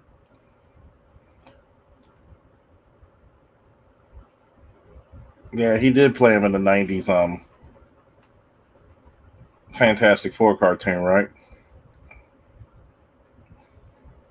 Oh shoot, we forgot about Michael B. Jordan. Michael B. Jordan, Killmonger? Yeah, Killmonger, and if it wasn't for him, that Rocky franchise would be dead. Yeah. Yeah, he played the hell out of Creed. Yeah, Creed's that shit. Yeah. Well, we forgot about what's that guy dating damn, the one who's engaged to Megan Good now. Jonathan Majors. Jonathan Majors, Cancer Conqueror. He got a raw deal. I have never seen a black man get charged with breaking up with a white woman in my life. Normally they would hang. You can't break up with me. I'm white. I mean, damn, this bitch was chasing him down the streets of New York City. What crime did he commit? Exactly. You know, he's fast. I mean, he is Negro fast. Woo, she was chasing his ass. That was so funny. Why did they leave Savage Dragon out of Invincible? Well, because, they probably didn't have permission from Eric Larson, who actually met at Baltimore Comic-Con and got autographed pictures from him. I mean, in the comic book, man was actually in the series, but they couldn't do it for the show. Yeah, he was in the comics. That's like the old similar type Spider-Man. You got to call for that money for that. You got to pay what he wants. You got to call for big money because he has a comic book with Spider-Man because he goes into the Marvel universe. Oh. Technically, he also goes into the DC universe. Yep. Which would have been. I think they should have done it on a cheaper thing, just so fans could scream and be like, "Yo, they actually have fucking Spider-Man and Batman and Invincible." That would have been slick. I would have lost my shit. Well, look at what Disney did with they bought the whole company. Who was producing those X-Men? Fox. They bought the whole division of Fox. Yeah. Just so they could have the rights to Marvel characters. Yeah. 20th Century Fox. And I can't wait till they fuck up the X-Men. It's like lovely stuff. Damn, I swear to God, I will say it again. They need to go in a different direction with these superhero movies. They need to make them rated R. You found out. But that's the whole thing with Daredevil. Daredevil was like the experiment. I mean, Deadpool Wolverine was the successful one. That was a rated R movie. Okay. So, but it was still a campy comedy, though. Here's the question. You take a movie like Blade. Was Blade played seriously? Yes. Was it played brutally? Yes. Was it a bunch of kick-ass action? Yes. Did Blade make a bunch of jokes? Yep. Yes. Dry humor jokes. Dry humor. But it was the difference between his jokes and other ones, they were timely. This ain't the March of Dimes. Exactly. But Deadpool is like timely in his own style. But you got to think about it. She-Hulk. You got to think about it. Blade in the Blade movies, those were rated R. Mm-hmm. I've seen a lot of little kids in the theater though. But you know that shit. Won't sneak in, give a shit. No, I was like Blade. The first Blade movie came out what 98. R-rated. Okay, R-rated violence, not a problem. It's when you throw the sexual element in there. R-rated sexual element. That's where people with parents and stuff have a lot of problems. Yeah, but you don't have to. But you don't have to. R-rated movie, man. What the hell are you thinking? Mustafa from Goliath Kid. Yeah, he's black. I don't have a problem with the violence because hell, these kids play violent video games all the time. Exactly. I think what we need to go back into is that we need to go into the realm of what about I think this is the reason why I blame Marvel MCU fans. Not saying I don't like the MCU, but I'm talking about people who are not comic book fans, they're just fans of the MCU. You allowed Marvel to give you shit and thought this was a masterpiece. You didn't. You basically saw how Zack Snyder shitted on Marvel movies with his cut of Justice League. and you're like, oh, we should have kept this going. The Batman. So you're telling me you would not enjoy a Batman movie with the level of fucking action and violence that Ben Affleck's older Batman brought, and you had the dude from what's that, True Blood? I forget his name, who was gonna be Deathstroke, and he looks just like the fucking character out of a book. Oh well, the dude that was what his damn last name was. The dude that was banging what's her name? Yeah, Sophia. Sophia Vergara. Yeah, with her fine ass. So you telling me nobody would enjoy the Ben Affleck 40-plus-year-old Batman who's much more violent going up against him, the dude from True Blood who played the werewolf. I can't think of his name. Joe DiMaggio, what was his last name? Yeah. Former Flash Thompson in the fight. Yeah. Oh damn, he was Flash Thompson. Yeah, yep. Yeah, young he was though. And he was in Magic Mike also. Yeah. Oh Lord, he was Flash Thompson. You telling me we wouldn't have enjoyed the level of violence we saw at B versus S with that Batman and his Deathstroke together? You know what? Look, Disney. I mean, not Disney. DC fucked that up. Warner Brothers fucked that up. Look, okay, they fucked that up when they were trying to catch up with Marvel, and instead of working on doing what Marvel was doing, individual character movies building up to the moment. Because let's just be honest. I mean, with Zack Snyder, if you like, dude, okay, we're gonna fix the problems in your movies, which is all of this slow-mo shit. You're doing way too much fucking the darkness up in this shit. Like you can keep the dark thing. Keep the dark thing. No, but you cannot. That's the problem. Hold on. One at a time. Sorry. Let me explain it.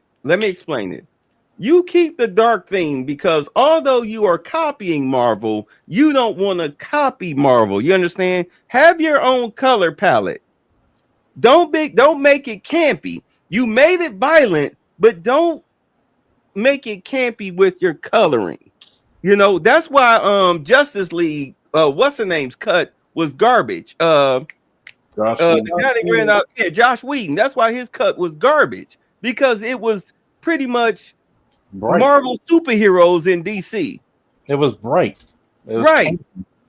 So keep the gray color scale, but take out a lot of that slow-mo or speed it up. The only person really that should have been doing any type of slow-mo movement was either Flash or Superman. So you could get the perspective of how fast they are. You know what I'm saying? That's or Wonder Woman, like with her whole bracelets thing, you know, and her opening shot, her establishing shot. If you would have slow-moed her whole bracelet thing, it would have looked stupid. But you let it play out. You know, with the theme, she was. I mean, that shit was tight. That was a tight opening scene. Exactly. If you would have slow mode that, it would have took everything away from it. But the most beautiful shot in that whole movie was when the Flash saved. What's her name? Iris. Yeah. When he saved her from the car wreck. That's how you do slow mo. But the rest of that shit, cut it out. Keep the same palette. You had a great storyline. At the end of that movie, I was looking so forward. I was really hoping that they would make him do Justice League 2. Because his version of Darkseid, that would have been freaking awesome. To see how everything would have laid out, you could have built a whole... Okay, let's be honest. The Justice League cut that he put out was, in all honesty, 2 different movies. It was two movies. Yeah. It was 2 movies in a 4-hour span. You could have cut that shit, left it at the cliffhanger where Superman was up in the air after they resurrected him. Then that should have been the end of part 1, his resurrection. Part 2 should have been everything after that. Then part 3, that's between part 3, before you got part 3, you could have had the Batman movie, Ben Affleck's Batman movie where you show him kicking ass and killing people. Yeah. You know what I'm saying? You should have showed them the reason why he's like that. Right. And then your Wonder Woman movie, that goofy shit they put out with her fighting in the Middle East, that's garbage. What you should have done, since she disappeared after World War II, you should have had her over in Themyscira. Remember they had that whole war? Supposedly a war happened on Themyscira? Yeah. Right. You could have had that her going back home to Themyscira to go and fight against the other gods, the male gods. You could have had that war. That should have been Wonder Woman. Well, people forget how good the first Wonder Woman movie was. Had a dumb ending, but outside of that, the first up until that point, it was amazing. You could have did that. I really should have done it, man. Yeah. Right, and then you have her come back. You have her come back with the whole Superman thing. You know what I'm saying? Like, oh, she's back. And then, of course, you have the whole Dark Side Invasion. You should have had movie 3 should have been the Dark Side Invasion, to where, you know, Lois died. You know, Batman couldn't save her. All of this shit. She died in Superman's arms. And then you get the whole how Superman turned evil. And then eventually, of course, he winds up defeating Darkseid at the end of the fucking movie of part 4. Man, they'd have made a $1 trillion off of that. No, damn, they fucked that. This is what they should have did. And it started off from the first Man of Steel. Now, yes, it was mixed reviews because, you know, the tone of Superman and everything. Like Henry Cavill said it, when he wanted to make the second one, he wanted to be a more optimistic Superman. So you know what? He learned from the mistakes that he did from the first one. Okay, if y'all like Snyder's vision, hire another. Let me finish. Let me hire another director that's gonna give him that balance like he wanted, just like Henry Cavill said it in an interview. There wasn't. I learned after what I did with Zod and everything killing, I learned to be more optimistic Superman, be more charismatic. I brightened up the color scheme like how they did him in Black Adam at the end of the movie.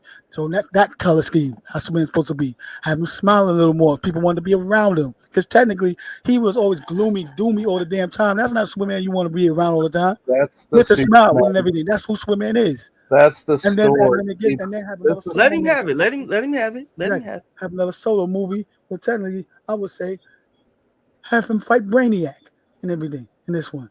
Or if you're going to introduce Lex Luthor, now, number one, I will not cast Jesse Eisenberg as Lex Luthor. Terrible and shit.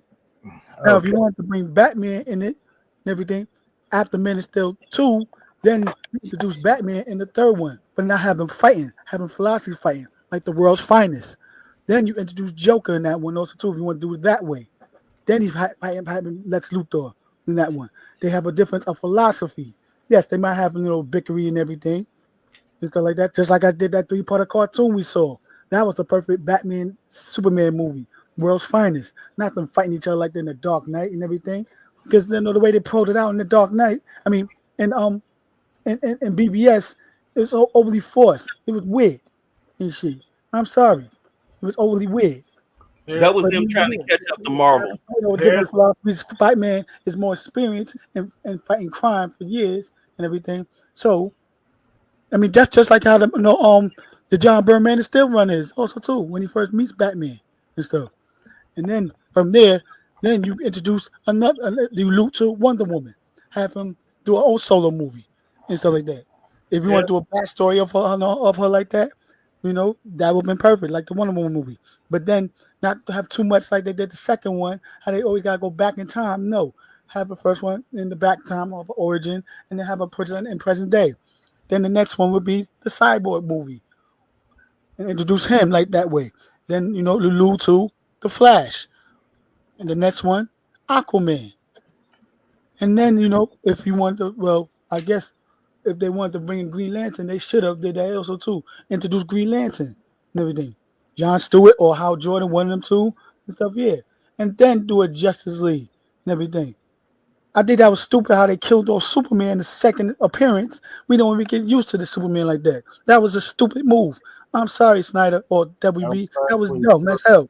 That's another reason why that movie and Justice League came out stupid like that, because you killed them off in the second appearance and you focus on his resurrection, and then you have a villain that nobody don't care about, Darkseid uncle, and everything. Now, That was- his first the Justice first appearance to be fighting Darkseid as an introduction and stuff, like they did in the that Justice was League War actually movie. pretty smart So- of them doing that, and I'm gonna tell you why. Number one, anybody who complained about Man of Steel doesn't understand story. Number one, Your point of view, but and I'm gonna tell you why. Because Superman in a modern day, stop thinking of Christopher Reeves. I keep telling people that shit. He's not Superman in the comics. He's Superman in the modern day. You're not gonna be as happy-go-lucky to save people when you notice that people just really want to fucking experiment you or exploit you. He's growing into the Superman that we know. Stop trying to find out where I hang my cape. Which was a classic line. I'm here to help. Just stop trying to find out where I hang it. Think about it. He had to fight people. Imagine being from a place where nobody else, where you thought everybody else like you never existed. Your parents literally fought tooth and nail to keep you to have as normal as a life as could be in human standards.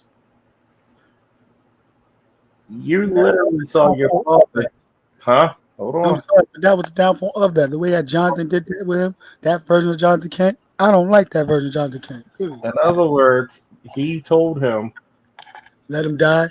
Yes. Basically, because that's a fault. In other words, he was talking about the sacrifice of a father. That's what it talked about. He rather die than the world come after his son.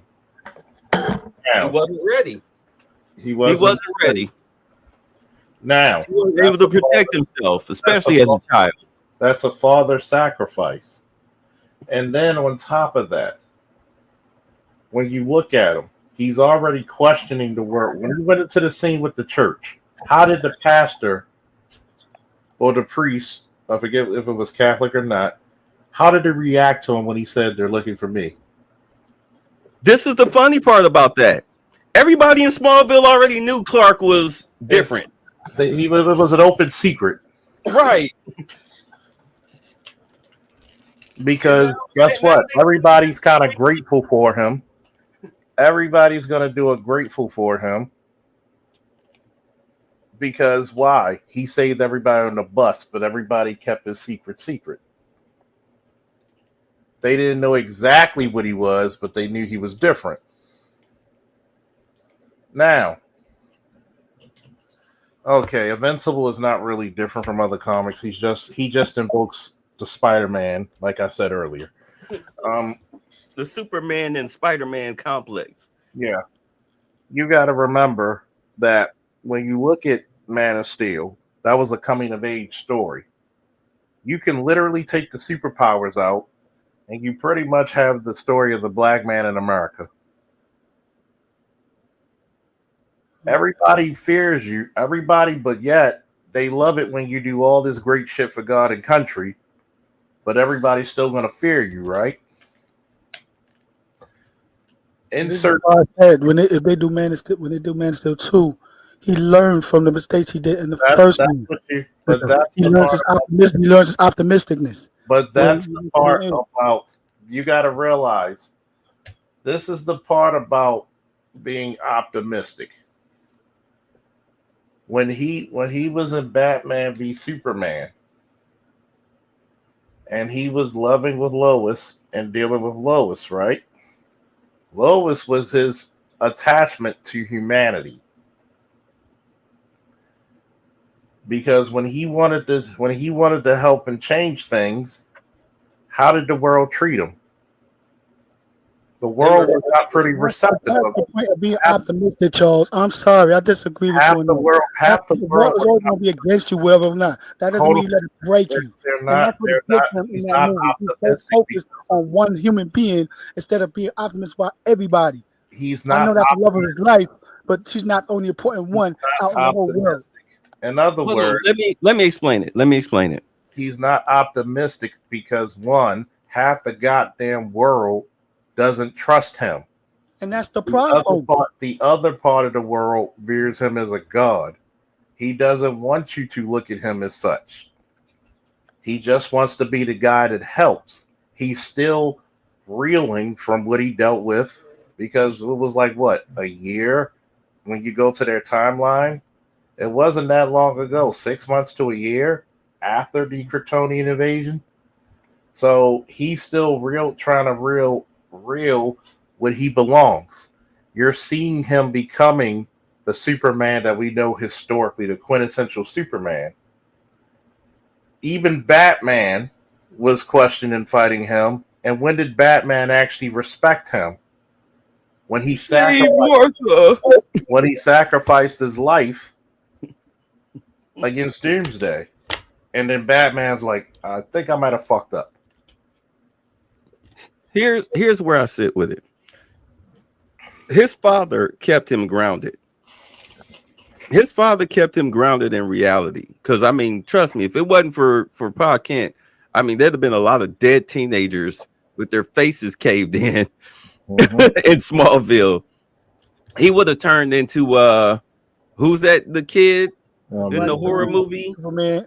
Oh, you talking about what's that, Night, whatever, or whatever? Brightburn. That's the movie Brightburn. Yeah, he would have been. Yeah, he would have been him if it wasn't for Pa Kent. Superman. But once he died, you understand he went on what they call the mission of finding himself. Mm-hmm. You know, traveling the world, doing these different jobs and everything. He got a real dose of humanity outside of his quiet little Farmville life in Smallville. And he saw that there was evil, good and evil all over, but the world was worth saving. He understood that. And what Lois does, Lois helps keep him grounded in humanity. Flat out. She keeps him grounded in humanity because, I mean, think about it. When you get a girl, you know, the world is so much brighter for you.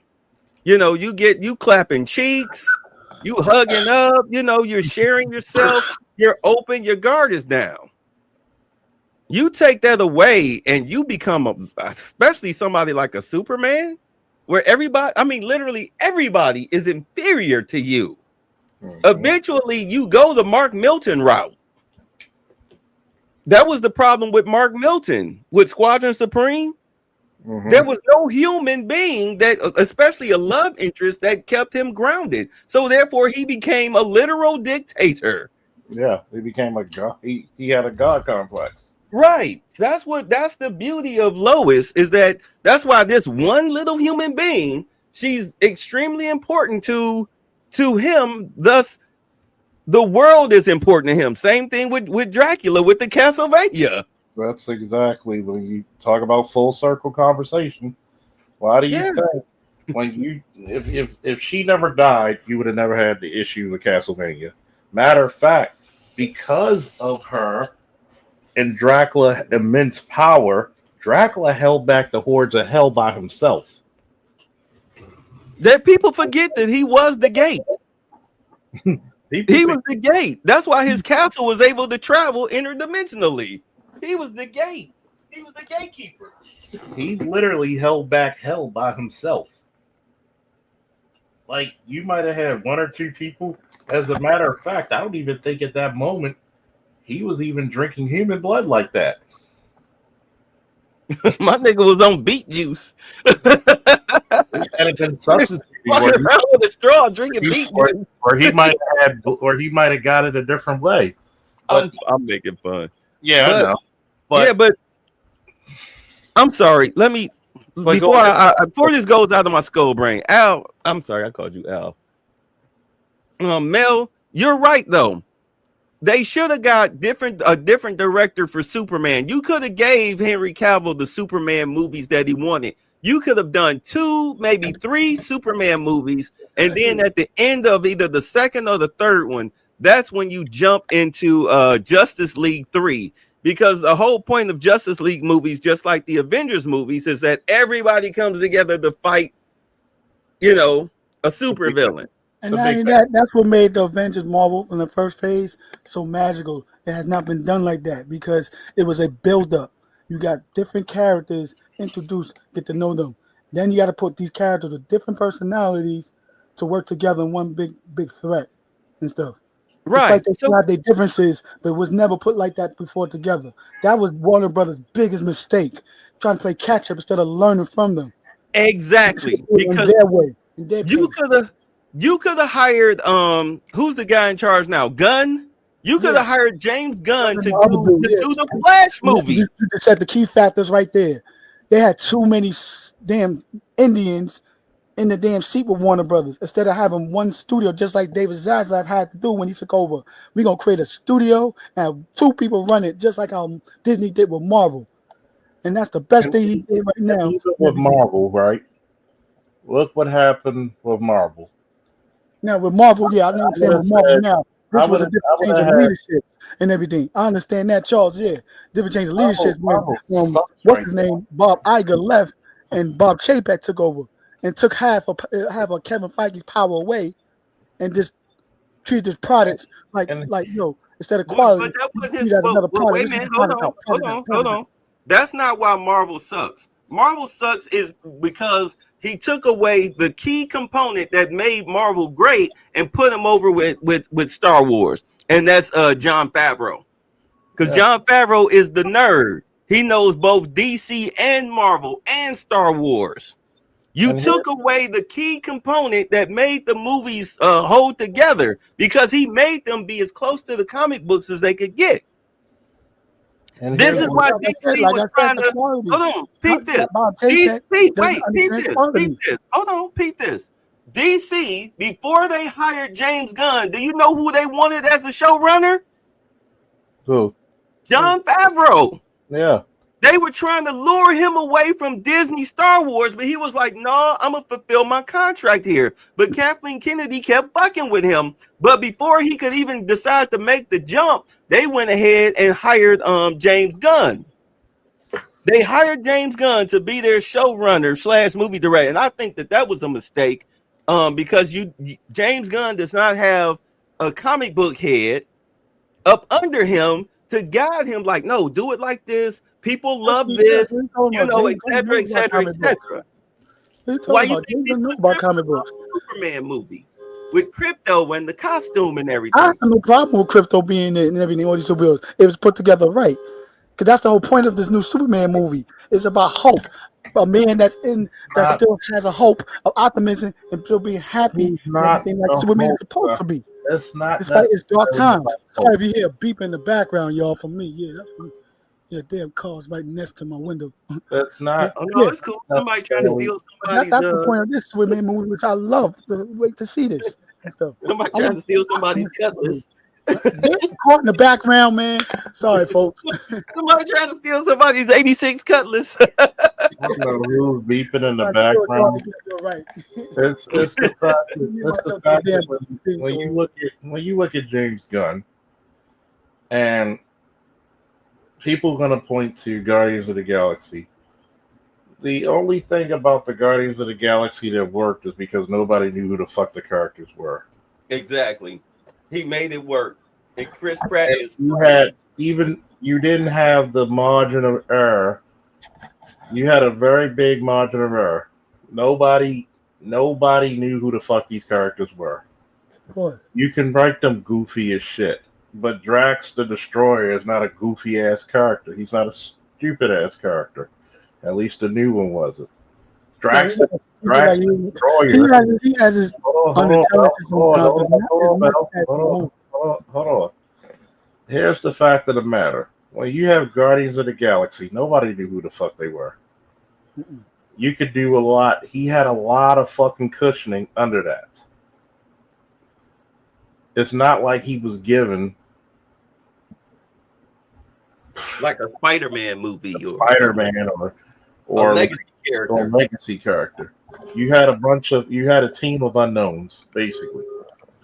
Fucking none of these people were together except the late 2010s.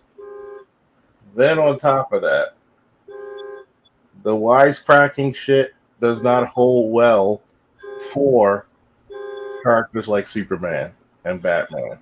That's campy. It works for the Flash. It works for the Flash. It works for Spider-Man. You can't do campy almost killed Batman. We're not gonna say you don't do it campy like Campy, that is campy. Batman campy like that. Yeah. Campy killed Batman for Hell decades. yeah, it killed Batman in the 90s. That's why Justice League, the first Justice League movie, sucked because Batman really joke. Batman joking. You had to make it dark. Why? Because number one, you had to differentiate yourself from Marvel. And one thing I will say, he'll bring the fantasy elements into this Batman movie because I'm kind of sick of this grounded Batman too much now. You can't have. That's the thing about Batman. He's the guy with no powers, right? Mm-hmm. You can't really have him like that. Even in the Flash movie, you saw him as the martial artist and gadgeteer. That's him. The detective. That's him. You can't have him in a fantasy world where, unless it's a teen movie, it doesn't make sense for his character. No, what I mean is certain fantasy elements, like certain villains.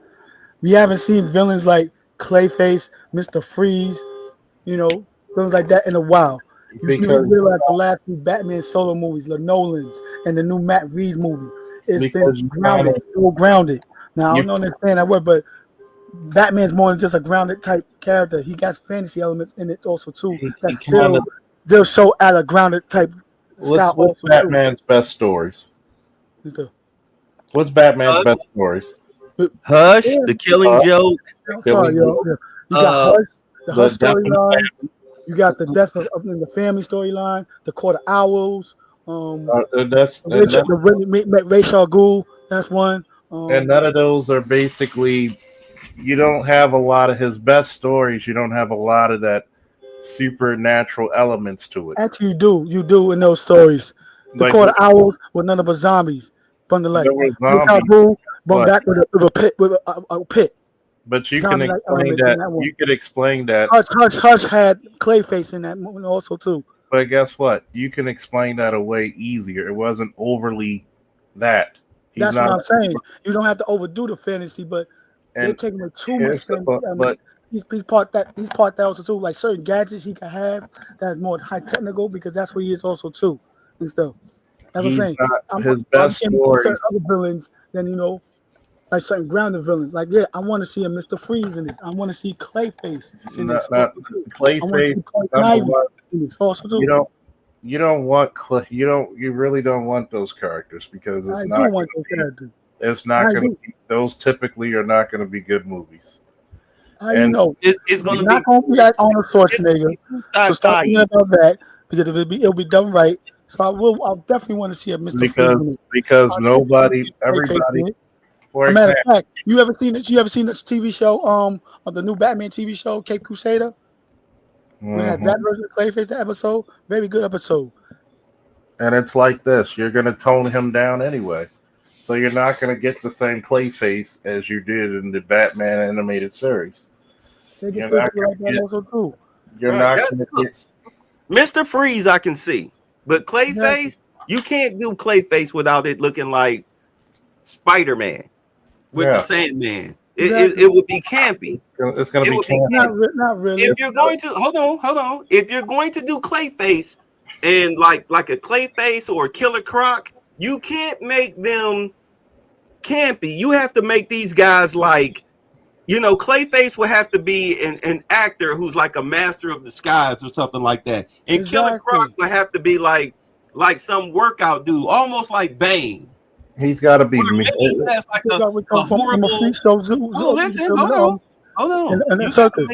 Hold on. You got to make it like a Killer Croc would have to be somebody that messed around there and through like maybe some type of situation in the army or whatnot or experimentation. He wound up getting those like near bulletproof scales or whatnot, but he can't be the cartoon element of it. You would have to change the whole makeup of the characters in order for it to fit in a world like Batman on screen the way that they're portraying it. Just like how they did the Riddler. Talking about?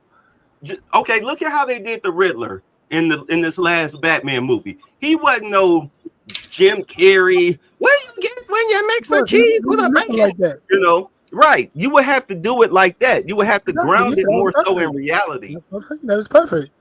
We So imitated a things out clay-faced from the man campy wouldn't Riddler and stuff.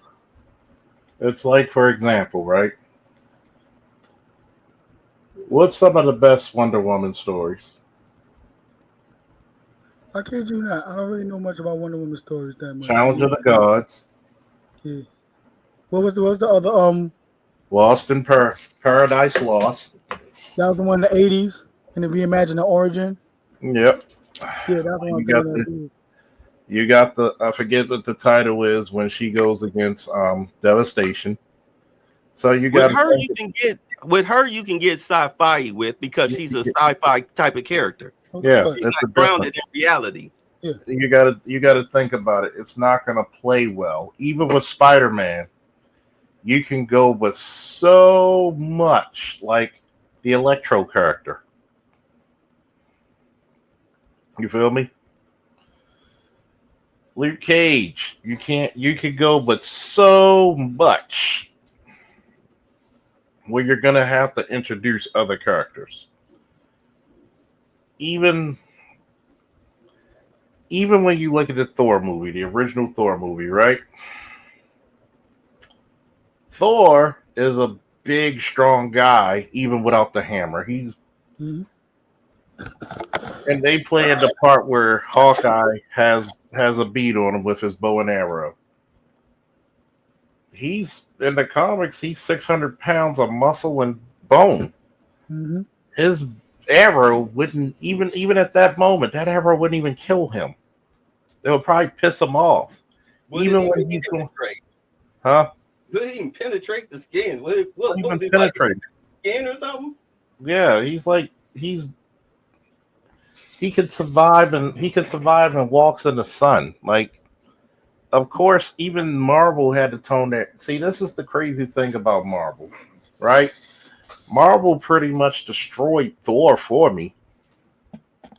Don't even get into They're gonna do that to all superhero shows, from cartoon to live action, because number one, most of your fans is not going to be diehard comic book fans like us.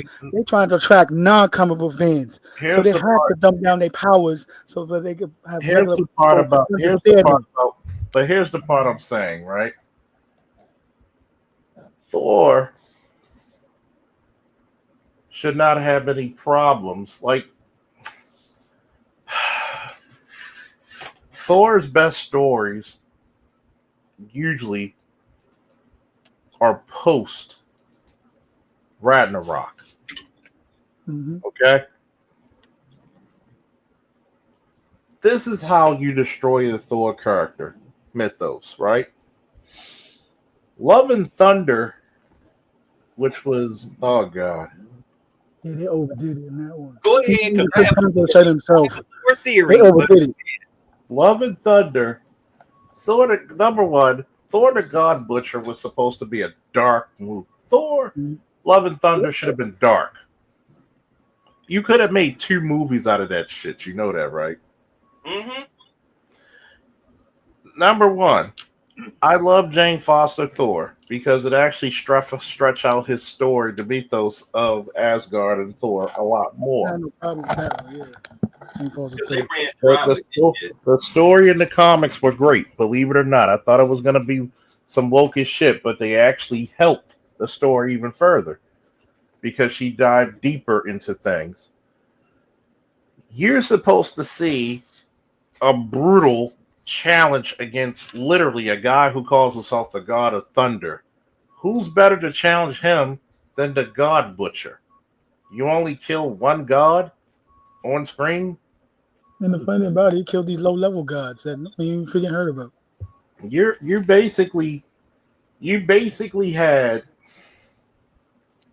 who played Zeus in that movie? Russell Crowe.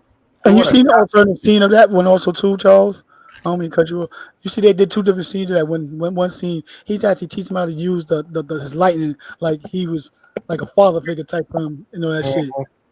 Which I'm like, damn, they changed it from that to the one in the arena Like he steals the fight with lightning bolt from him. I'm like, Yeah, and it's like you made him come down doing the little funny curtsy. You took his clothes off. Oh, that was the most funniest scene in the whole movie. Yeah, you took his clothes off only because eye candy for women who went to see it. And here's the crazy thing: you killed your villain, and this is the reason why darkness makes it good. Like, I'm sorry, there's no movie they made so far that's better story-wise, in a theatrical release was Winter Soldier. You forget that you're watching a comic book movie. No, hell yeah. Then on top of that, the God Butcher is supposed to be such a threat that the gods are not supposed to be partying and talking about orgies. They're supposed to be like, how the fuck did we stop this guy from killing all of us? Who is he? Do we even know who he is? You're supposed to be watching him go through the universe, killing gods and celestial beings. No intel, no research, just hide out and fuck each other. Yeah, just hide out and it's like there's no intel. You really, instead of bringing Valkyrie, that would have been the perfect movie to bring Hercules in. And Beta Ray Bill. And Beta Ray Bill. Yeah. That would have been beautiful. We need to see That would have been the Beta Ray Bill. perfect way to introduce him to the Thor series. Exactly. And then you could have gave his own movie off of that. Matter of fact, the perfect way I gotta slightly disagree. The first one, the one before that, would have been the perfect way to introduce Beta Ray Bill, because I'd have made him, like in the comics, like I would have made him, well, in the cartoon, not the comics, because they didn't own the rights to Silver Surfer because of 20th Century Fox to make the animated movie and World War Hulk. I would have made him as one of the guys, and Toyota Corolla getting broken into. God damn, that's truly New York, isn't it? In the Bronx, man. Call it that. I mean, I would have introduced Beta Ray Bill and Ragnarok as one of the fucking fighters. Oh, and then him, Thor, and the Hulk would have went to But what Asgard. about Stormbreaker though? Yeah, that would You have have made to take more away sense. that from Infinity War when he got Stormbreaker made. And then you would have had him somehow get a hold of the fucking hammer. And they would have had him forged his own Stormbreaker. Then on top of that, But you had to have him in that last Avengers movie. yeah, you would have had somehow in Love and Thunder, I would have brought in Hercules, and not just as an in character. I would have brought him in, and I would have had a fight scene between a classic Marvel comic book fight scene, and somehow I would even had the pose from the cover with the two actors doing it, the pose just to pay homage to the cover, to be like, see, we're paying homage, and have them fight for about 5-10 minutes. That would have been him to play off of instead of, because remember Loki and Thor played off each other. Mhm. Beta Ray Bill and Thor would have played off each other good, with neither one of them really being the comic relief, Mhm. but Exactly. taking comical jabs at each other because they're so similar Yeah. Mhm.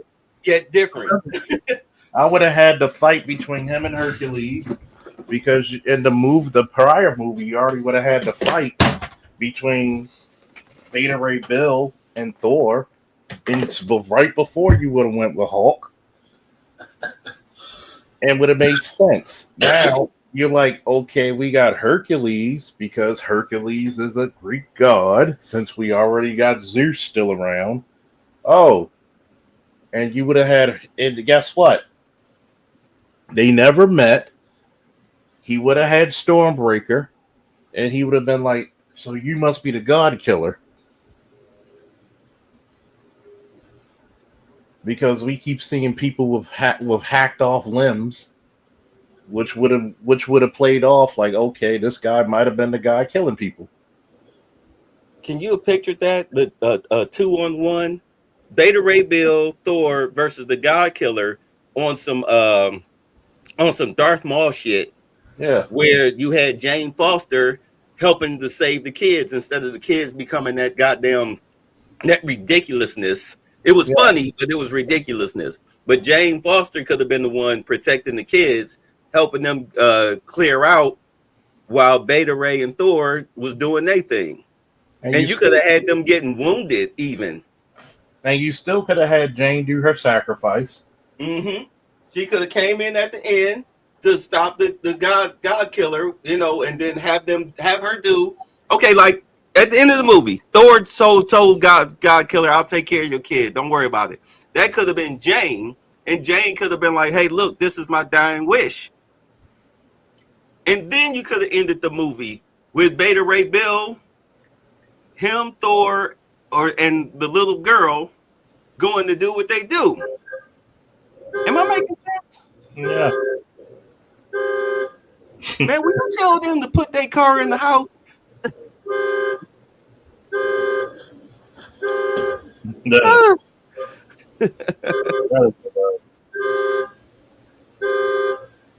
Walter, man, come get your car, man. Come get this piece of shit. Come do something with shit. Put it in the house. Cover it with a blanket. Do something. Shit. Take the battery out. I'll come get this piece of shit right now. I'm gonna kick everybody's monkey ass.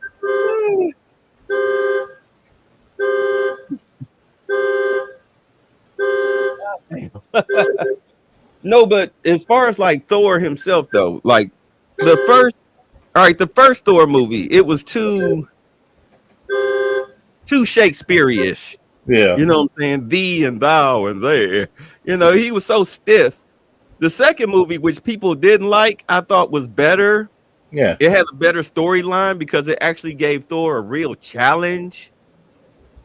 Yeah. The whole situation where he kept trying to call Mjolnir. He traveling through time. The hammer keeps going back and forth like a yo-yo. That was good. But the third movie, like, people didn't necessarily like the character development of Thor in the third movie. But I'm like, if you watch Thor: Love and Thunder, it shows his interactions with Jane, their relationship. Exactly. Why they broke up? Huh? Why it was a big influence to him, right? like, But she influenced him, and they still got love for each other. I might not be here no more, so share that love you have for me with this girl.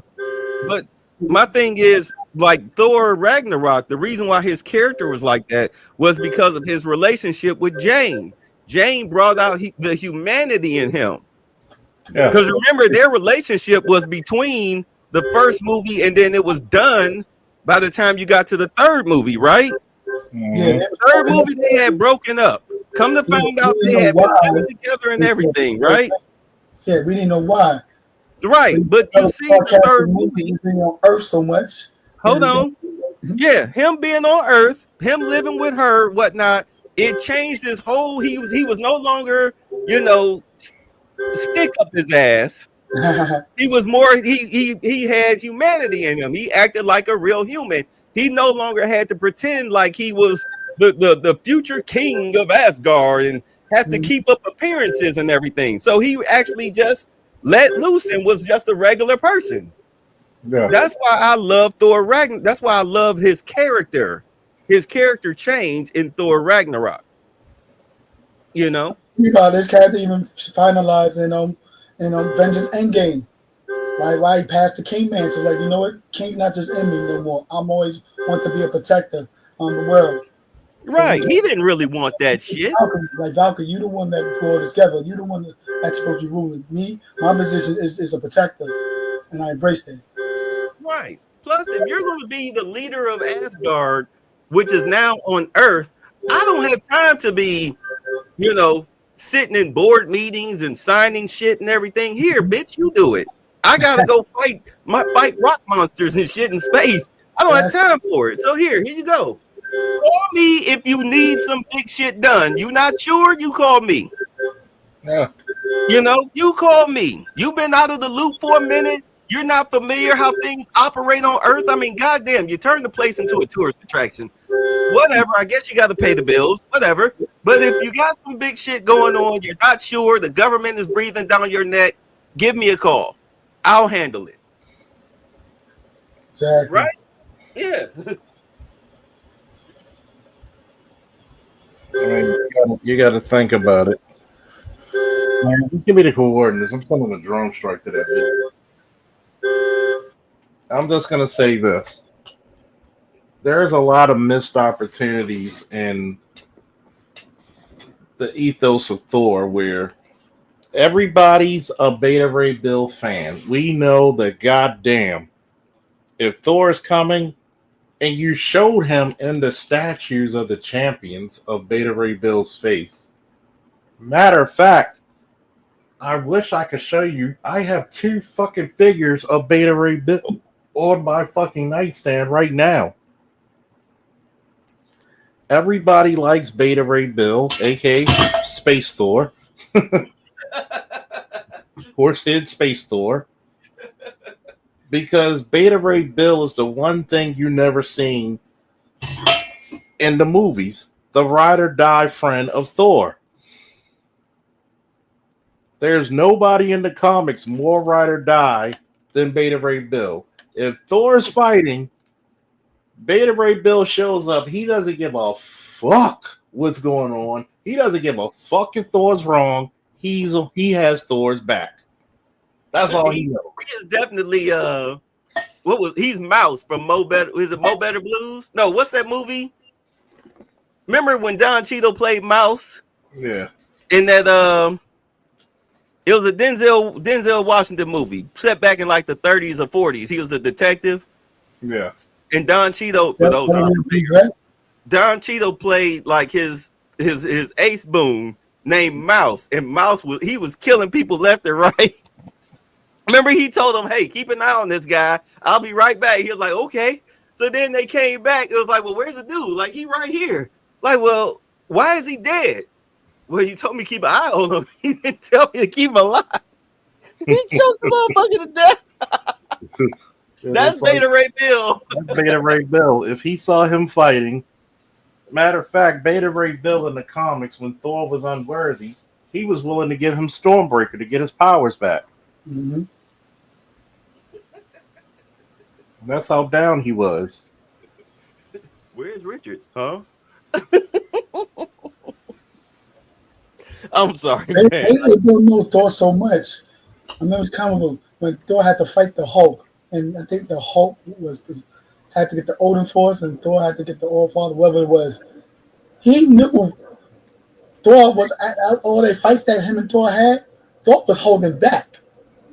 So when Thor was possessed and he had his all full power, he knew now. I have not felt the full power of Thor when we fought. I know Thor. He held back when he had his fights. So when he had to fight him in his all power high father mode and everything, that's the true power of Thor and his strength.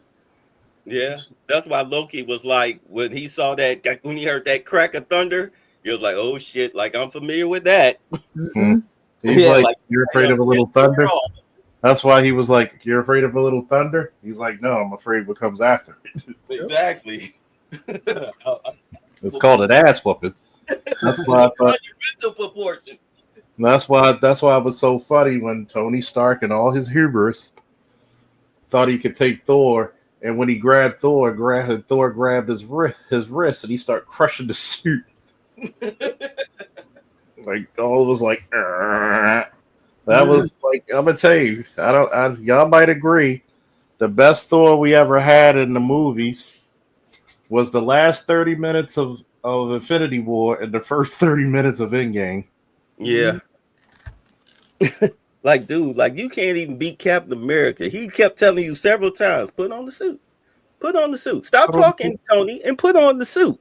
And then we saw what happened when, he put on that suit and went up against Captain. And you were fighting Captain America while pissed, and he could have killed you. He needed help. He needed AI help to get his pattern. Steve still beat his ass. Like, fuck. Steve was beating when you talk about Civil War. War. Steve Rogers put red, white, and blue foot in his ass. I mean, you had Steve is holding back too. Like, I want to kill you, man. Beat you down. This is the Steve Rogers based on the Ultimate Universe, right? Yep. He's literally got superpowers. When you saw him do a bicep curl of a helicopter with Bucky. That helicopter like what? You've seen him. You literally seen him do some crazy shit. Like, Tony, do you really want to notice? Nobody was like, I couldn't have been in that scene. It would have been like a Dave Chappelle scene. You know, when they redo the scenes for the comical effects. Yeah. Put on the suit. You don't want him, don't do it. This motherfucker's on that shit. He's gonna whoop your ass. Saw them placing side bets and shit. Placing side bets. You know, I got this motherfucker coming out that iceberg, and he coming with an ass whooping with him. No, he got the suit. No, he gonna fuck him up. There's always that one guy that's telling him he's gonna fuck him up. Telling Tony to put on the suit was the equivalent of you sliding your enemy a gun. Like, here, you don't need this. It ain't gonna even it out, but you're gonna need this. Slow me down. Like, you really think you bad? Oh no, he's gonna fuck you up. Matter of fact, speaking of Ultimate Steve, man, it's just like, you know, when Steve found out Hank Pym did what he did to Janet, he found them in that bar. He was like, "Yo, can you please step outside, man?" You know. Oh, you talking about the Ultimate Universe? Yeah, the Ultimate Universe. Oh my god! Janet. Oh my god! Ass whooping he gave him. Oh, we gave him an ass whooping. Use your motherfucking powers. I don't care. He can use your power. You know, I have to say this. I'm a big fan of the Ultimate Universe and the Ultimate Avengers, the original Ultimates. Yeah. Steve Rogers and the Ultimates was not a superhero. He's a super soldier. There's a big difference. He will kill your ass. That's all he knew. That's why he told Tony what? Oh, that was back during, even in the original Civil War comic book. He was like, no, you don't want to go to war with me. This is not a war. You don't want war with me. He will kill you. Because that meant motherfuckers had to die. Yeah. You ain't ready for that. Like, I'm going soft on you motherfuckers. I'm pulling my punches. Like, remember, people forget this in the first Avenger, right? He's coming through the door with a gun. Okay. Captain motherfuckers. with a fucking he had a 1911 just putting 45s in your ass. He came to the door shooting niggas. And you know he wasn't missing because he's a super soldier. He's a super soldier. Fuck that. That motherfucker was the Punisher. That's why the Punisher loves him so much, because he was a soldier. He got busy. Okay, he got busy. People forget that. No, you don't want that guy. You're talking about. Wait a minute. You want to fight who? Yeah, I want to fight him. That motherfucker on super steroids, right? Yeah, the motherfucker bicep curling helicopters, right? Yeah. What do you got? I got my suit of armor. Good luck. Wait. You want to fight the guy that's on super soldier serum who has post trauma issues from being bullied all his life until he took the shot. He's got a lot of anger management to work out. You sure you want to do that? And by the way, you do know he didn't back down from them fights when he was skinny, right? Right. He could do this all day. And some of those fights he actually won. Good Lord. Good Lord. It's like, what if Spike to stop pulling this punch? Yeah. That was the whole thing. Remember when Doc Ock took over Peter's body? Yeah. And he was killing folks? Oh yeah, the sensation superior. That Peter was holding back. Yeah, he punched. Whose jaw did he? Was it the Scorpion? One of them, he punched their jaw off. Yeah, it was Scorpion. Punch his jaw. Yeah, first time he threw a punch, he was like, "Oh shit!" Doc Ock was like, "Fuck, you mean to tell me all them little taps he was giving me that was giving me concussions and shit was just him basically slapboxing me like I'm a little kid?" Like that humbled the fuck out of him. He could have killed me all this goddamn time. Oh, he's a better man than me. Yeah, like shit. And he got bitches on top of bitches. Yeah. Peter Parker. Like Peter Parker, I thought he was a nerd. This nigga stayed with his dick wet. Hey, you mean to tell me Mary Jane Watson is the famous actress model? That's your bitch? That's your bitch? I can imagine Otto going up to Peter and walking up to him, my nigga. Here, take your body back, man. Take your body back. Take your body back. You know what? What's up, son? I've changed. I'm gonna get in the gym. Find me. I'm gonna make me a young clone body. Get these arms off me. Find a way where I can take them off. Oh my God! Change my whole perspective. He like, yo, I changed. Peter Parker's my hero. He like, did you hear the gospel of our Lord and Savior Peter Parker? With pamphlets and shit. Yeah, he's our new savior. What? America get muscles and bitches too. Do you know who the fuck he's fucking? Who? You see that redhead in that magazine? Yeah.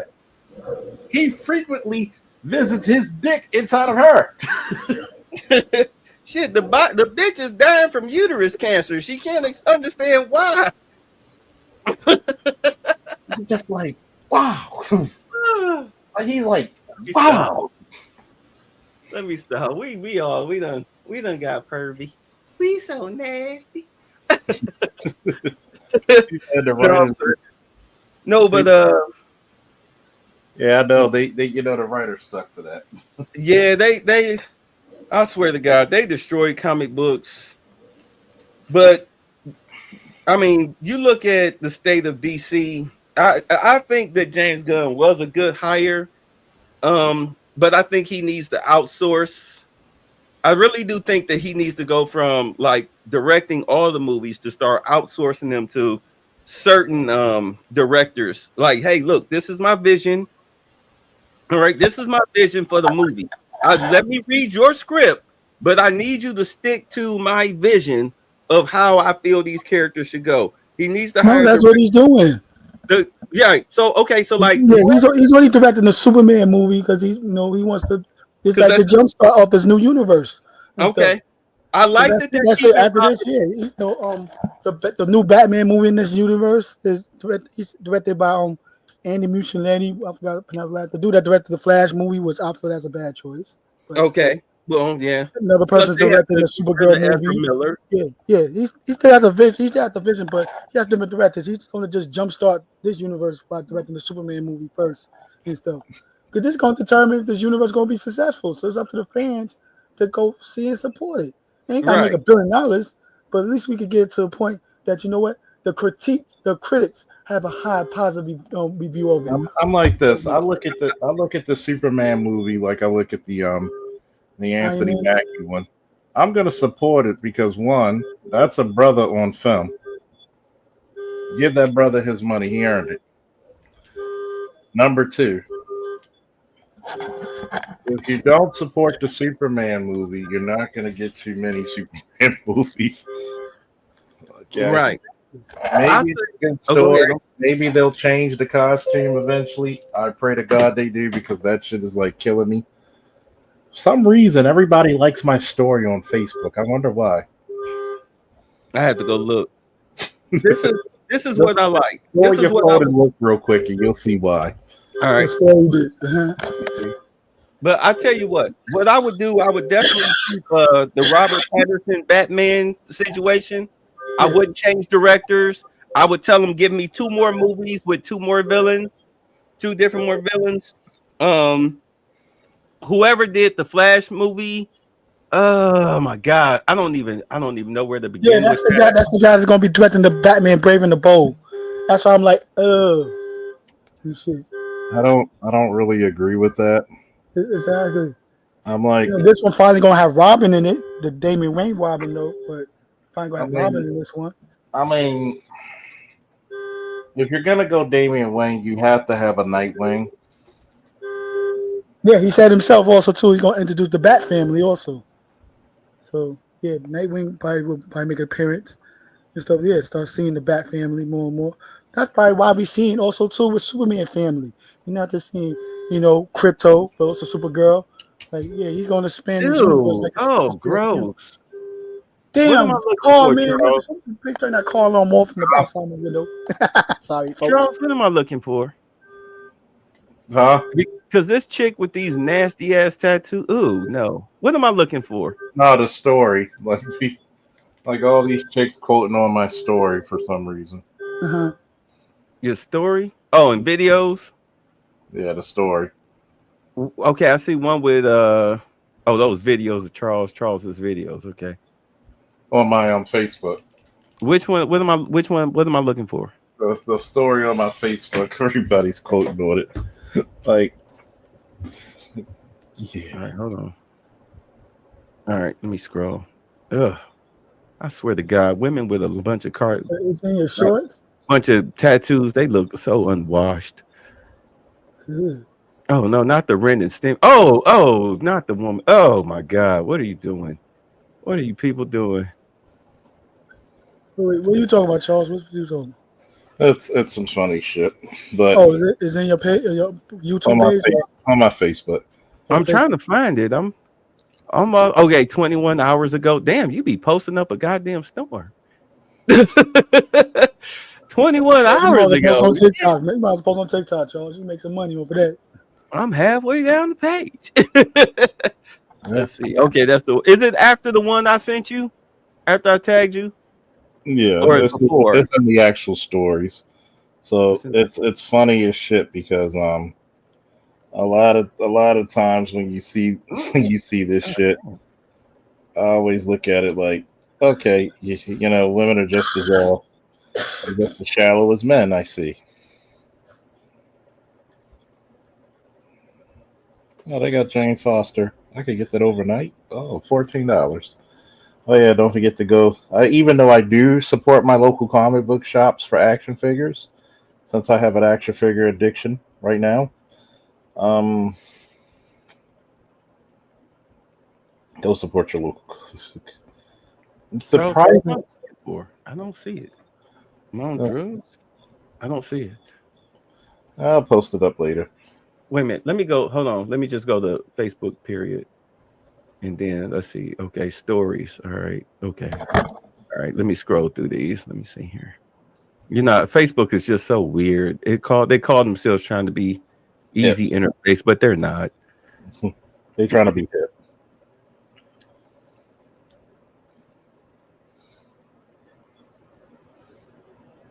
And it stopped there. Okay. Wait, hold on. Wait, let me go back to that. Hold on. All right, let's see here. Let me go now. I swear to God, their fucking interface is just heaven help you if you're on your phone. Yeah, right.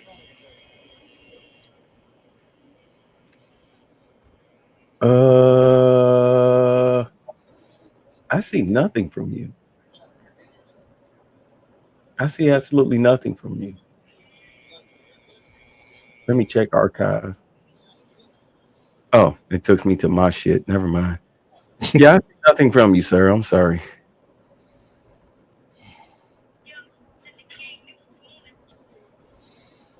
Pull it up on. Can you pull it up on here? Is it YouTube friendly? I'll post it later. It's Okay. just funny as shit. Like I'll be like, oh, when I post anything else, like it would post anything else, all these fucking females I haven't talked to in a minute. I'm like, yeah, I still work out, chick. Come on now.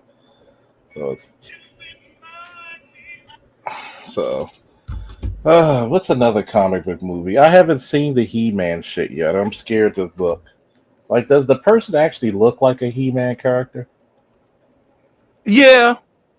He's got the whole Prince Adam haircut, and he's muscular. Muscle look like a Prince Adam mode, like the muscle Prince Adam and shit. If you try to look for a Dolph London type, he got the muscle look in that way, yeah. But try to differentiate the two when he transformed to He-Man and shit. It's like the classic old He-Man cartoon when he's already muscular, but it's just a different skin tone. He's wearing bare shirt versus wearing shirt, and and shit in the deep ass voice. So basically, he turns into a black guy. Exactly. A blonde hair black guy. A white person been to the tanning pool too damn long. I mean, watch this clip. Watch, he turns into a black guy. Yep. By the power of Grayskull.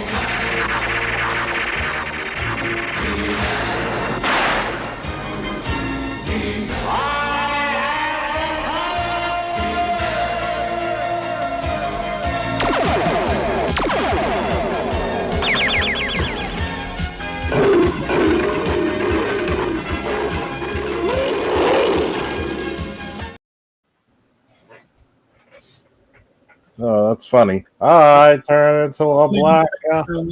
I turn into a Negro.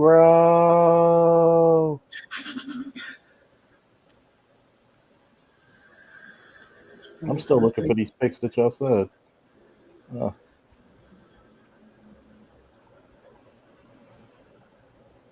No, I'm glad they didn't pick Chris Hemsworth to play him. Because good lord. If Chris Hemsworth played him, I'm like, good God. You're gonna have to send me those pictures y'all seen because I haven't seen it. Oh wait, hold on. I posted there's a video in the back. I posted it. Okay. Talk about it. How they gonna do this version? Like he's gonna land the planet Earth or some shit and forget his identity type shit. I'm like, studio's just trying to save money as usual, doing it this way.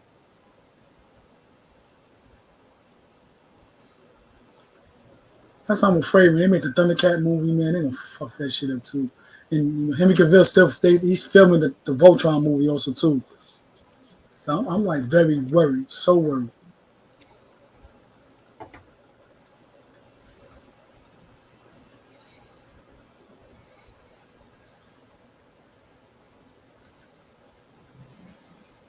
Looks like they got these new age writers that don't know nothing about MGM Studios project. We have Sashir Zamata as Susie. Yeah, she was in Agatha All Along. She was one of the witches in that. Okay. All right.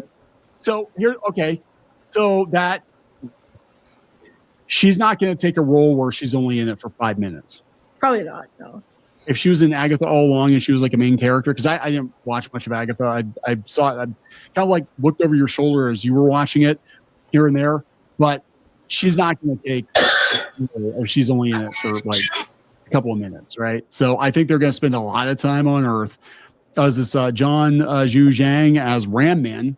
So, well, he's built like Ram Man. He's built like Ram Someone Man. made a joke though. I thought he was gonna be Jitsu. That's what someone said in the comments. Oh my God. That was like the Origins Jitsu they made because they didn't want him to look like a racist stereotype, so they gave him like hyper caffeinated eyes. It was so weird. Wait, because so the round is that why?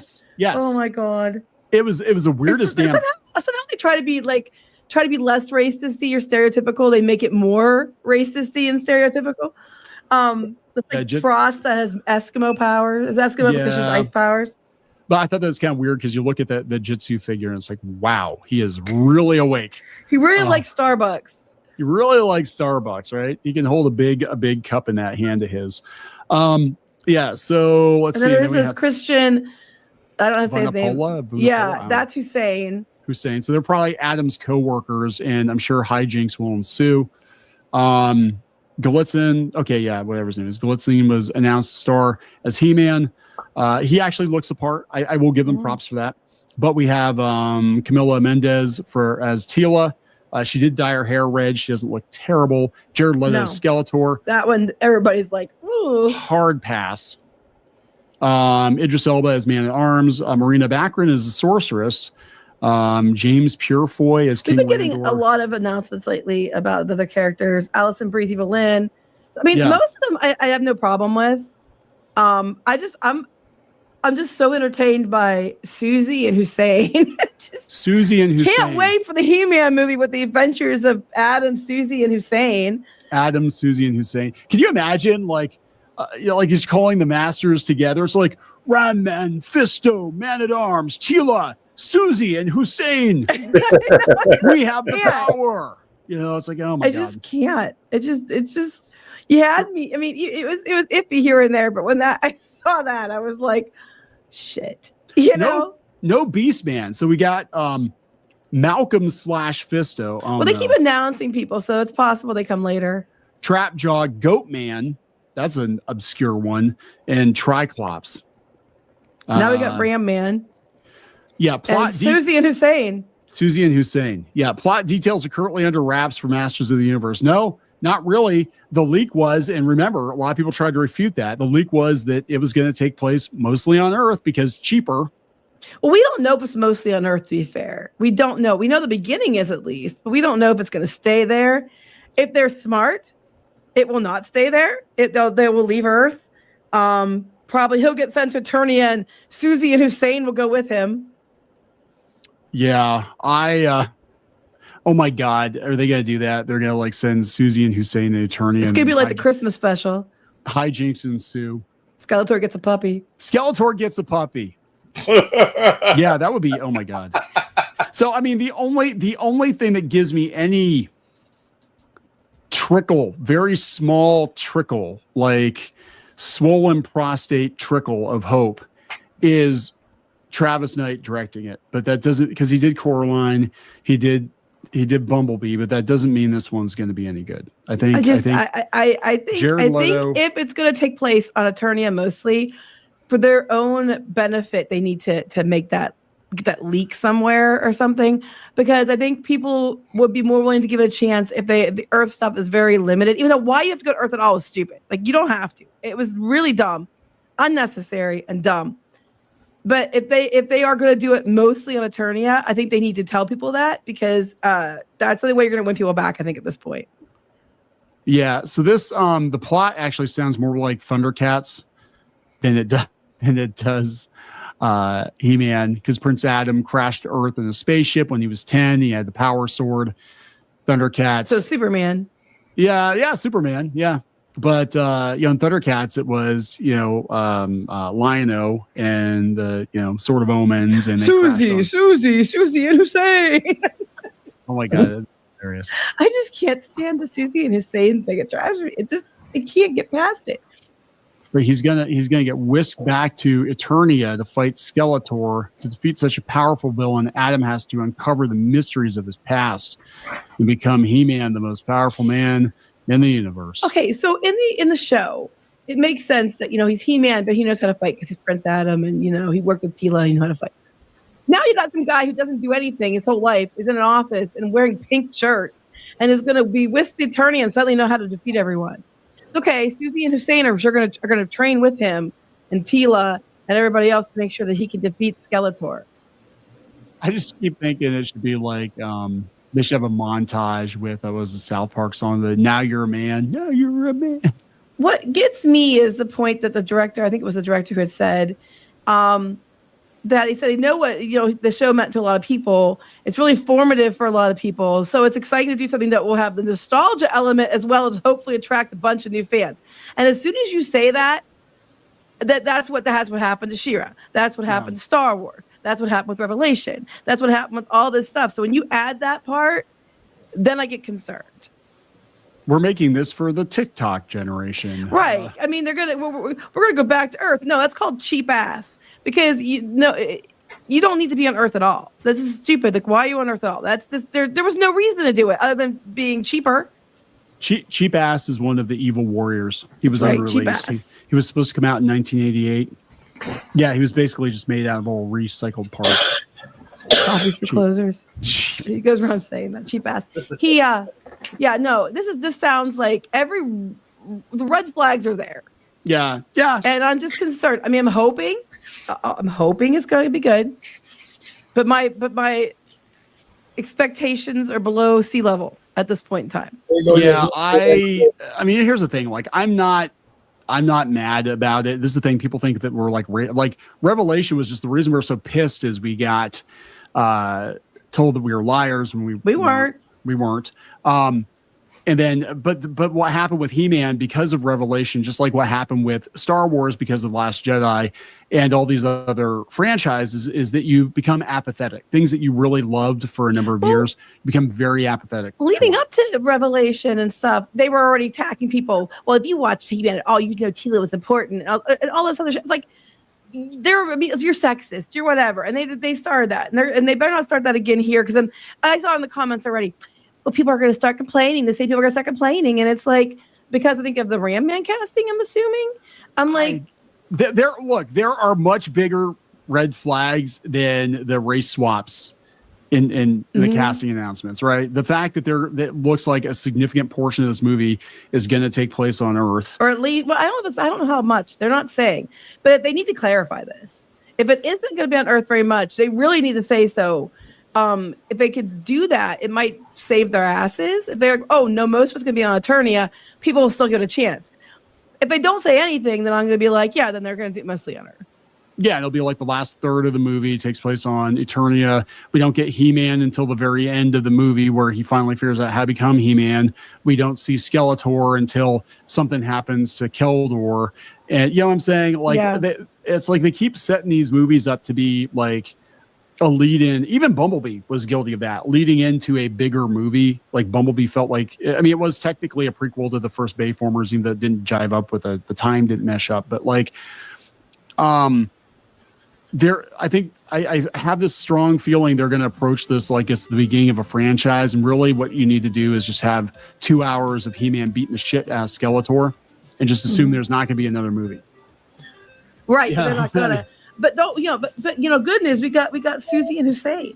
They're gonna Susie and Hussein are gonna save. They're the masters of the universe. So there we go, guys. That's our reaction to these leaks and announcements. And I don't give a shit. Good luck with all that. I mean, this is you don't give a shit. I'm amused. It's the same studio that's given us, as Cosmic Book News correctly pointed out, Lord of the Rings, The Power of the Rings, which is terrible. Wheels of Time, which had significant changes. The people in charge of James Bond said that Amazon Studios are just freaking morons. Like they don't know what they're doing. So, I mean, yeah, my expectations are on the floor. If it somehow winds up being watchable, then I'll say so. I mean, I did with the Dungeons and Dragons movie.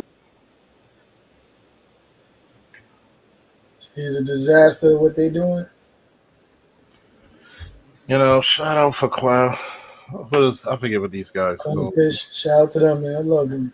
Shout out to Clownfish, because they caught a lot of flack for years about studios calling them liars, and they were right the whole time. Exactly. They stay telling the truth, but people get mad at them for telling the truth.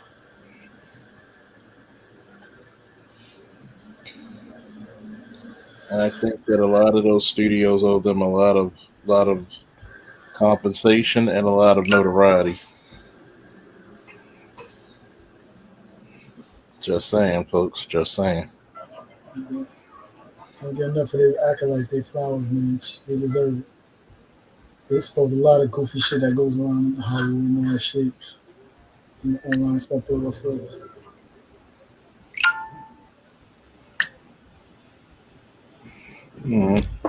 Let me get out of here, folks. Yeah. All right. I'm gonna get up here. I might get up here later today. All right. But whoo, till then, peace. Peace. And whoo, Hair grease and hair grease and bed sheets.